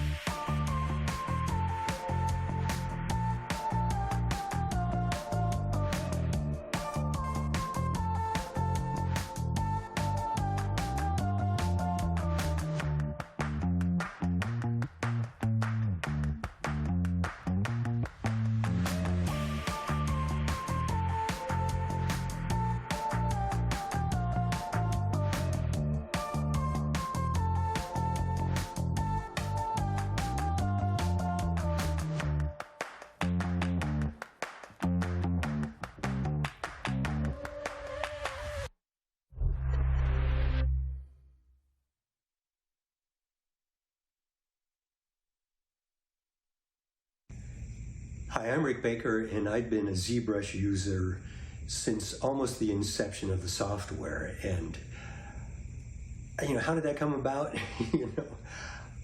I've been sculpting traditionally, painting traditionally, since I was a little kid. And as you can tell by looking at me, that was a long time ago.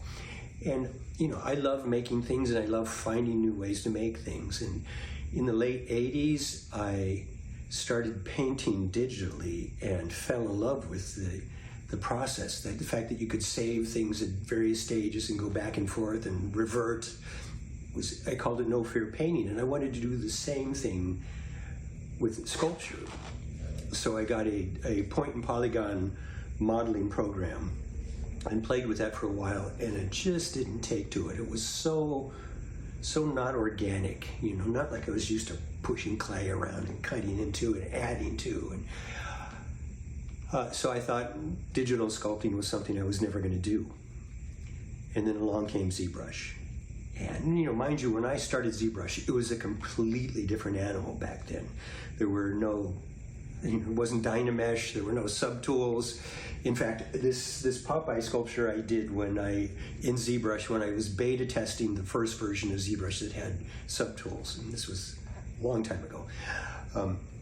Anyways, once I learned to use the program, I loved it, and I couldn't stop. And I just thought of all the possibilities. And now that there's 3D printing and everything, it's just the greatest software for a creative person. And if you're not using ZBrush, what the hell's wrong with you? It's a great software. I know you're going to love it. I love it. Thank you for making it. You allowed me to sculpt digitally, and I really love doing it. So get ZBrush.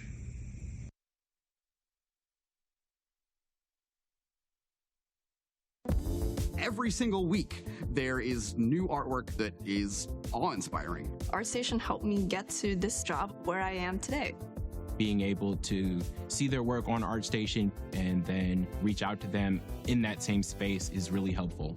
Literally the entirety of our artists who work here, we found and originally connected with through ArtStation. You really can't find more amazing artists in one place.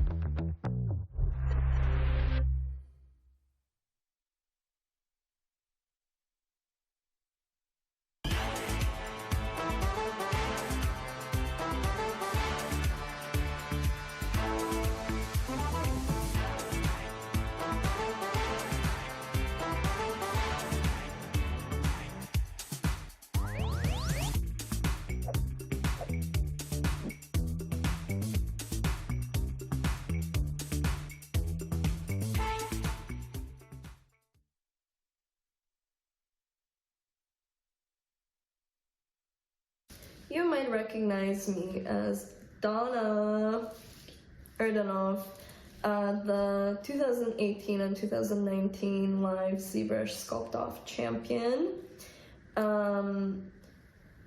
What have I been doing in the last 4 years, you ask?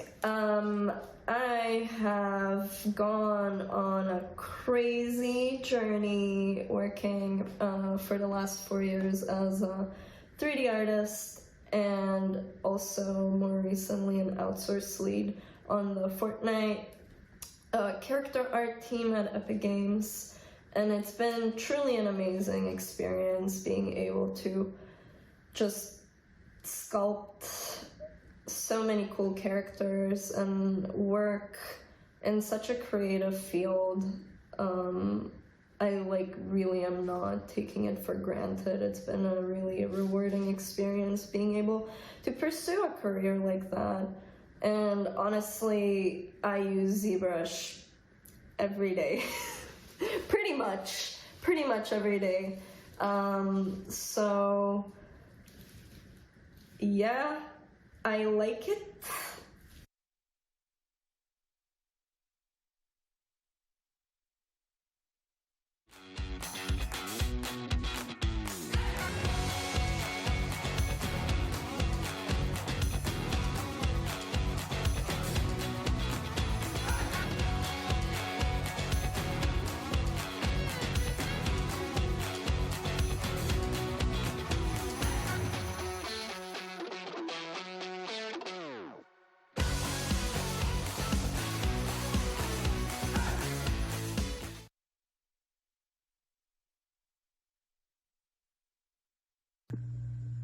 So I fondly recall the first time my friend Abe introduced me to ZBrush. He was like, Joe, you gotta try this.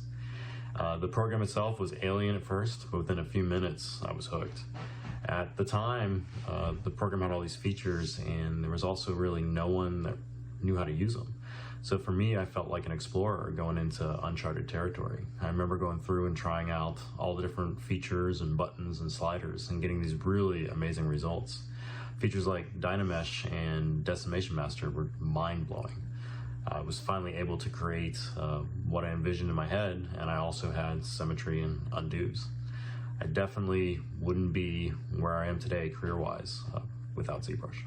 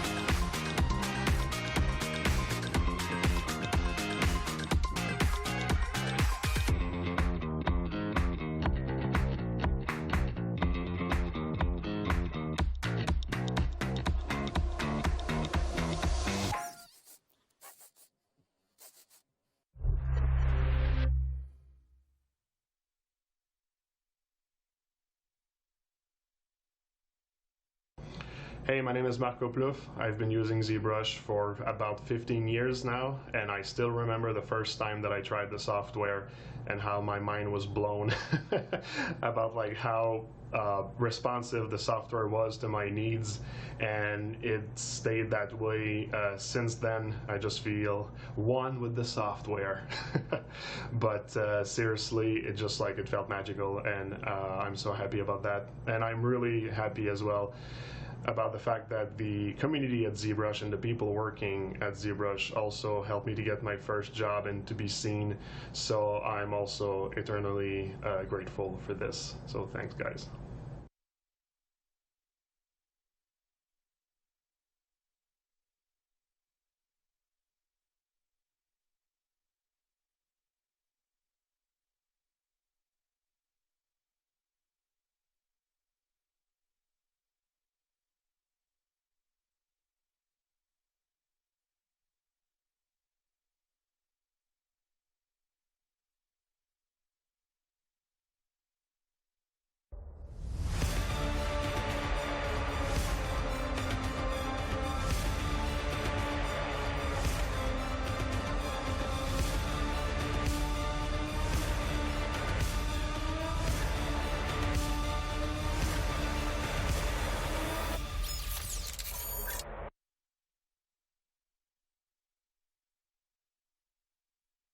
Hello everybody, my name is Nacho Riesco. Probably some of you already know who I am. If you have watched some of my ZBrush live streamings about ZBrush and jewelry, I have been using ZBrush since 2007, 16 years from now, and it was a radical change in my life, becoming the tool that allows me to be the professional that I am today. It was the first 3D software that I ever used, but as a kid I was a big fan of scaled models. I was modeling figures, painting figures, making dioramas, and then ZBrush allows me to change the traditional tool to a digital tool where I had the feeling that I was sculpting with real clay. ZBrush allows you to work on almost everything. On the jewelry industry, it's an amazing world where ZBrush fits perfectly, reaching possibilities where other software can't. So this is how I started my journey on the jewelry industry as a professional. My knowledge that I was learning in the past about ZBrush opened its doors, and today I'm fully working on it. So thank you everybody, and enjoy the summit. Bye.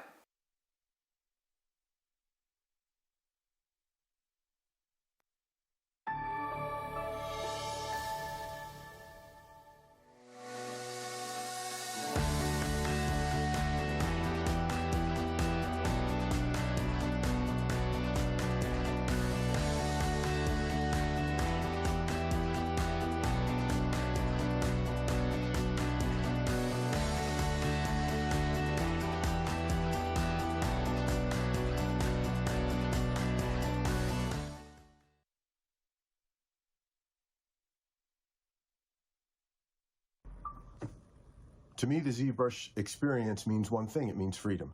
As a traditional sculptor, academically trained, I've done over the past 35 years so much different work, and no other medium has afforded me the freedom to realize that work to its fullest potential than ZBrush. ZBrush, it's not a software, it's not a tool, it's a medium unto itself. And what's even more important to me than the medium is the community, the family, starting with Ofer, Jaime, the entire team, my dear brothers, Paul Gabriel and Louis Tucci, who have not only provided me technical support, Jaime and the whole staff have had me do SIGGRAPH and so many shows, multiple ZBrush summits. They've always engaged me as family and treated me as family. And to me, that's what it's all about. We're a community all bound by this incredible software. So thank you, Maxon. Thank you, ZBrush.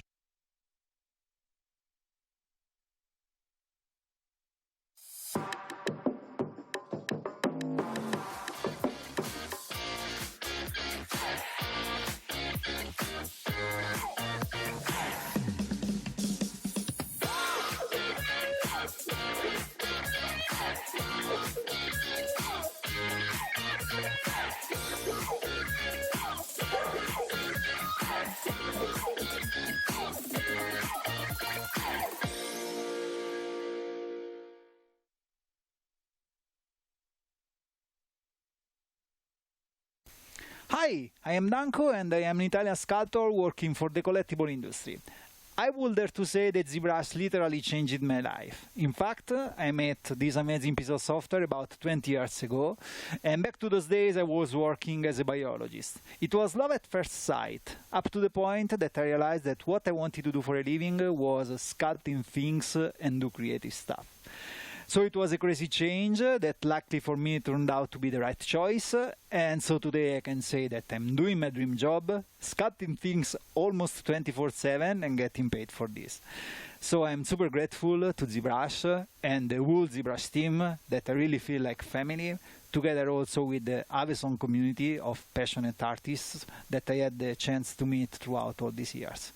And as we say in Italy, ad maiora semper, or if you prefer, to infinity and beyond. Ciao!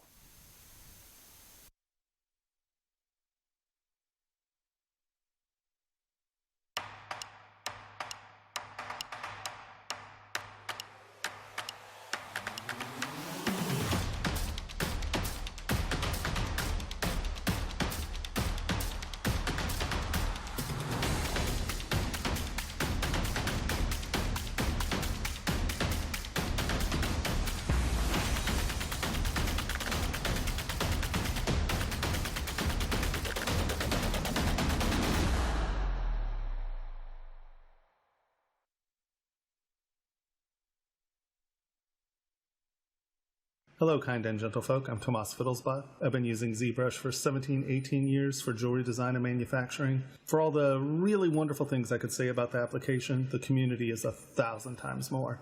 I'm super excited that we're having the summit in person again, and if I don't see you here, I'll see you online. Have a fabulous summit. Learn jewelry design and object fabrication through ZBrush. Expert, beginner, and every skill level in between. ZBrush Jewelry Workshops can help you bring your digital dreams into reality. Taught by leading industry professionals. Use the offer code SUMMIT to get a $100 discount on membership.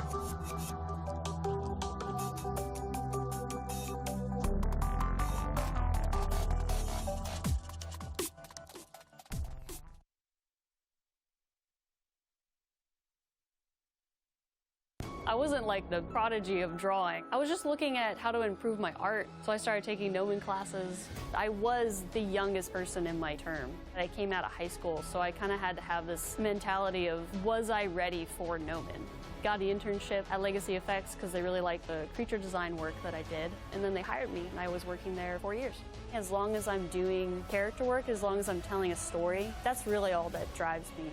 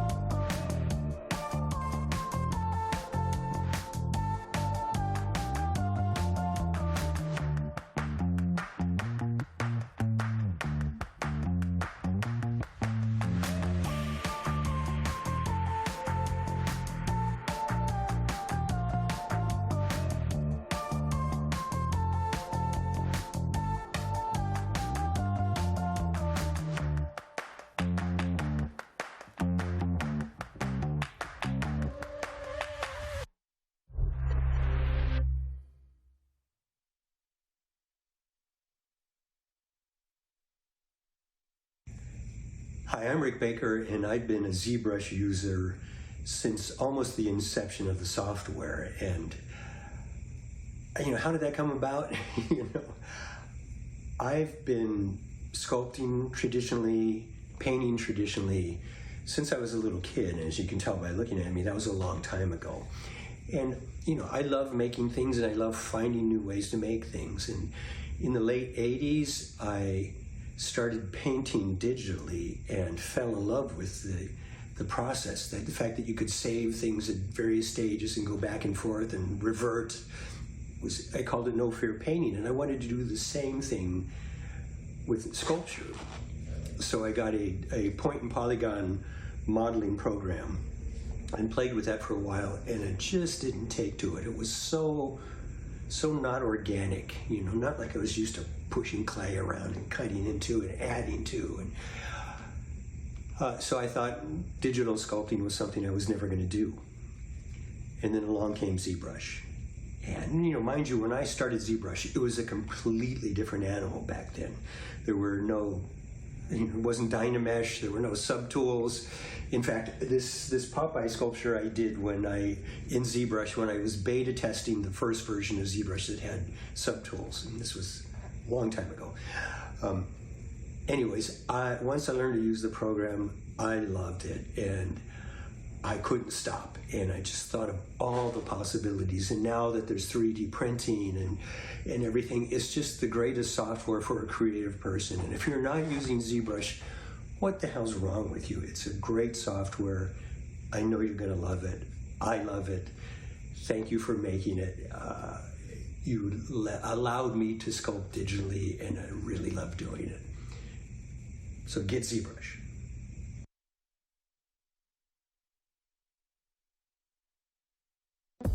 Every single week, there is new artwork that is awe-inspiring. ArtStation helped me get to this job where I am today.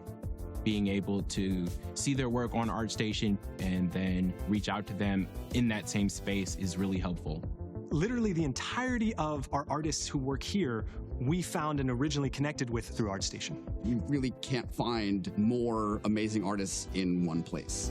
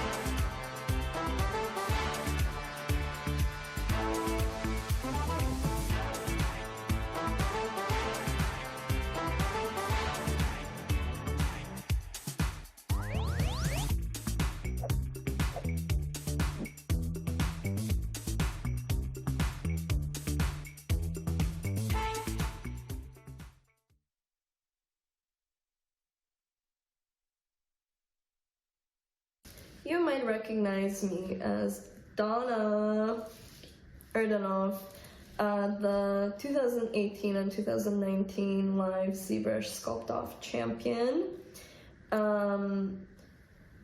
What have I been doing in the last 4 years, you ask? I have gone on a crazy journey working for the last 4 years as a 3D artist and also more recently an outsourced lead on the Fortnite character art team at Epic Games. And it's been truly an amazing experience being able to just sculpt so many cool characters and work in such a creative field. I really am not taking it for granted. It's been a really rewarding experience being able to pursue a career like that. And honestly, I use ZBrush every day. pretty much every day.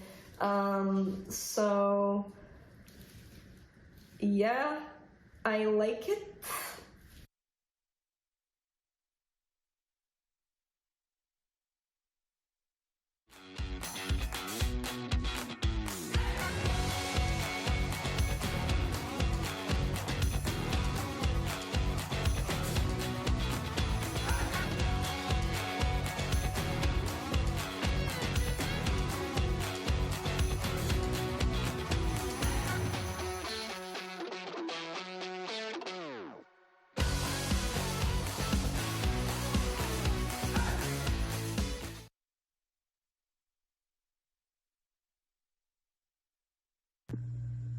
So I fondly recall the first time my friend Abe introduced me to ZBrush. He was like, Joe, you gotta try this. The program itself was alien at first, but within a few minutes I was hooked. At the time, the program had all these features and there was also really no one that knew how to use them. So for me, I felt like an explorer going into uncharted territory. I remember going through and trying out all the different features and buttons and sliders and getting these really amazing results. Features like Dynamesh and Decimation Master were mind-blowing. I was finally able to create what I envisioned in my head, and I also had symmetry and undos. I definitely wouldn't be where I am today career-wise without ZBrush.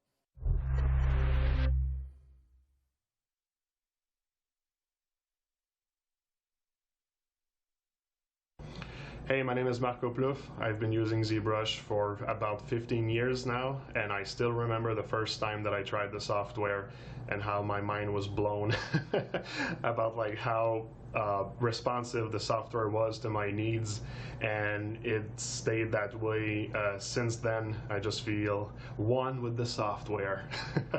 But seriously, it just like it felt magical, and I'm so happy about that. And I'm really happy as well about the fact that the community at ZBrush and the people working at ZBrush also helped me to get my first job and to be seen. So I'm also eternally grateful for this. So thanks, guys.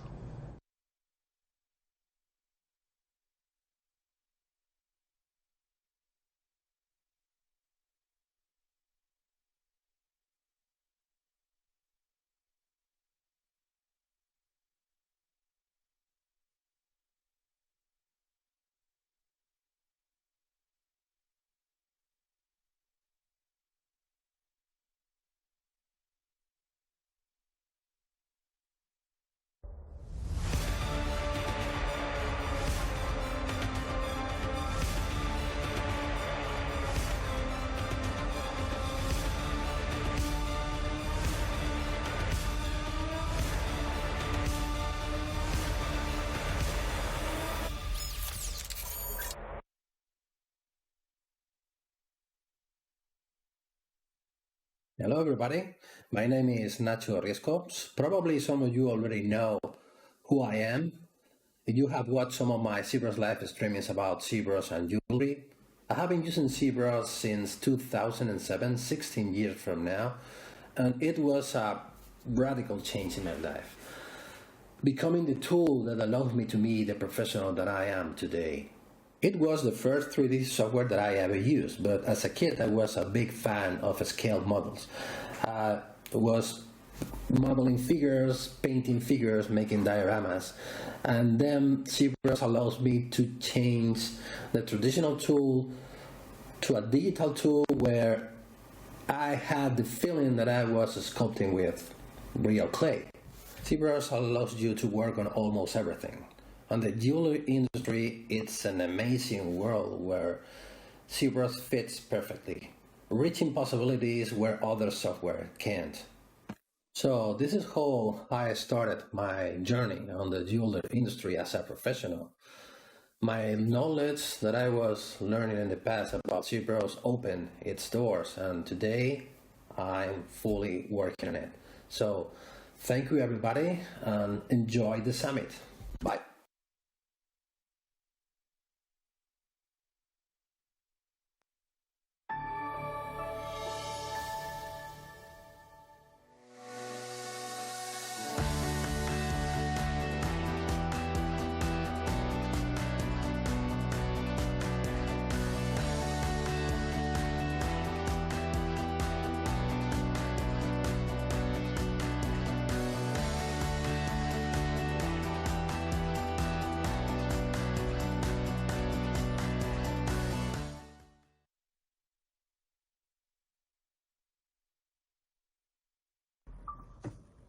To me, the ZBrush experience means one thing. It means freedom. As a traditional sculptor, academically trained, I've done over the past 35 years so much different work, and no other medium has afforded me the freedom to realize that work to its fullest potential than ZBrush. ZBrush, it's not a software, it's not a tool, it's a medium unto itself. And what's even more important to me than the medium is the community, the family, starting with Ofer, Jaime, the entire team, my dear brothers, Paul Gabri and Louis Tucci, who have not only provided me technical support, Jaime and the whole staff have had me do SIGGRAPH and so many shows, multiple ZBrush summits. They've always engaged me as family and treated me as family. And to me, that's what it's all about. We're a community all bound by this incredible software. So thank you, Maxon. Thank you, ZBrush.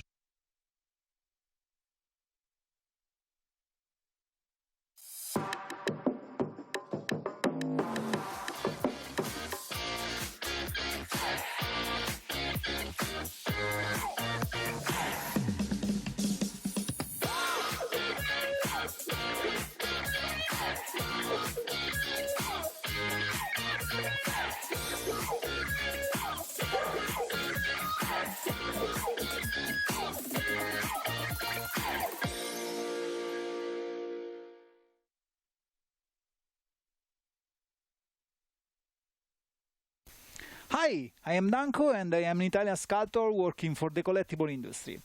I would dare to say that ZBrush literally changed my life. In fact, I met this amazing piece of software about 20 years ago, and back to those days I was working as a biologist. It was love at first sight, up to the point that I realized that what I wanted to do for a living was sculpting things and do creative stuff. So it was a crazy change that luckily for me turned out to be the right choice, and so today I can say that I'm doing my dream job, sculpting things almost 24/7 and getting paid for this. So I'm super grateful to ZBrush and the whole ZBrush team that I really feel like family, together also with the Aveson community of passionate artists that I had the chance to meet throughout all these years. And as we say in Italy, ad maiora semper, or if you prefer, to infinity and beyond. Ciao!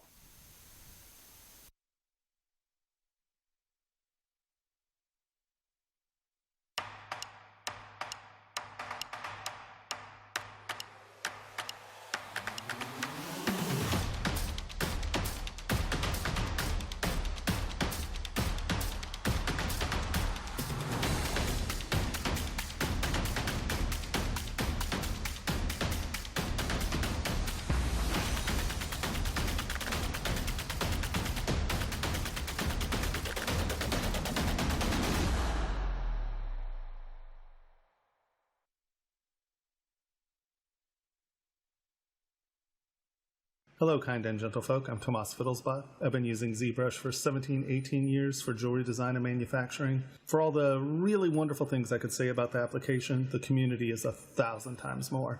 I'm super excited that we're having the summit in person again, and if I don't see you here, I'll see you online. Have a fabulous summit. Learn jewelry design and object fabrication through ZBrush. Expert, beginner, and every skill level in between. ZBrush Jewelry Workshops can help you bring your digital dreams into reality. Taught by leading industry professionals. Use the offer code SUMMIT to get a $100 discount on membership.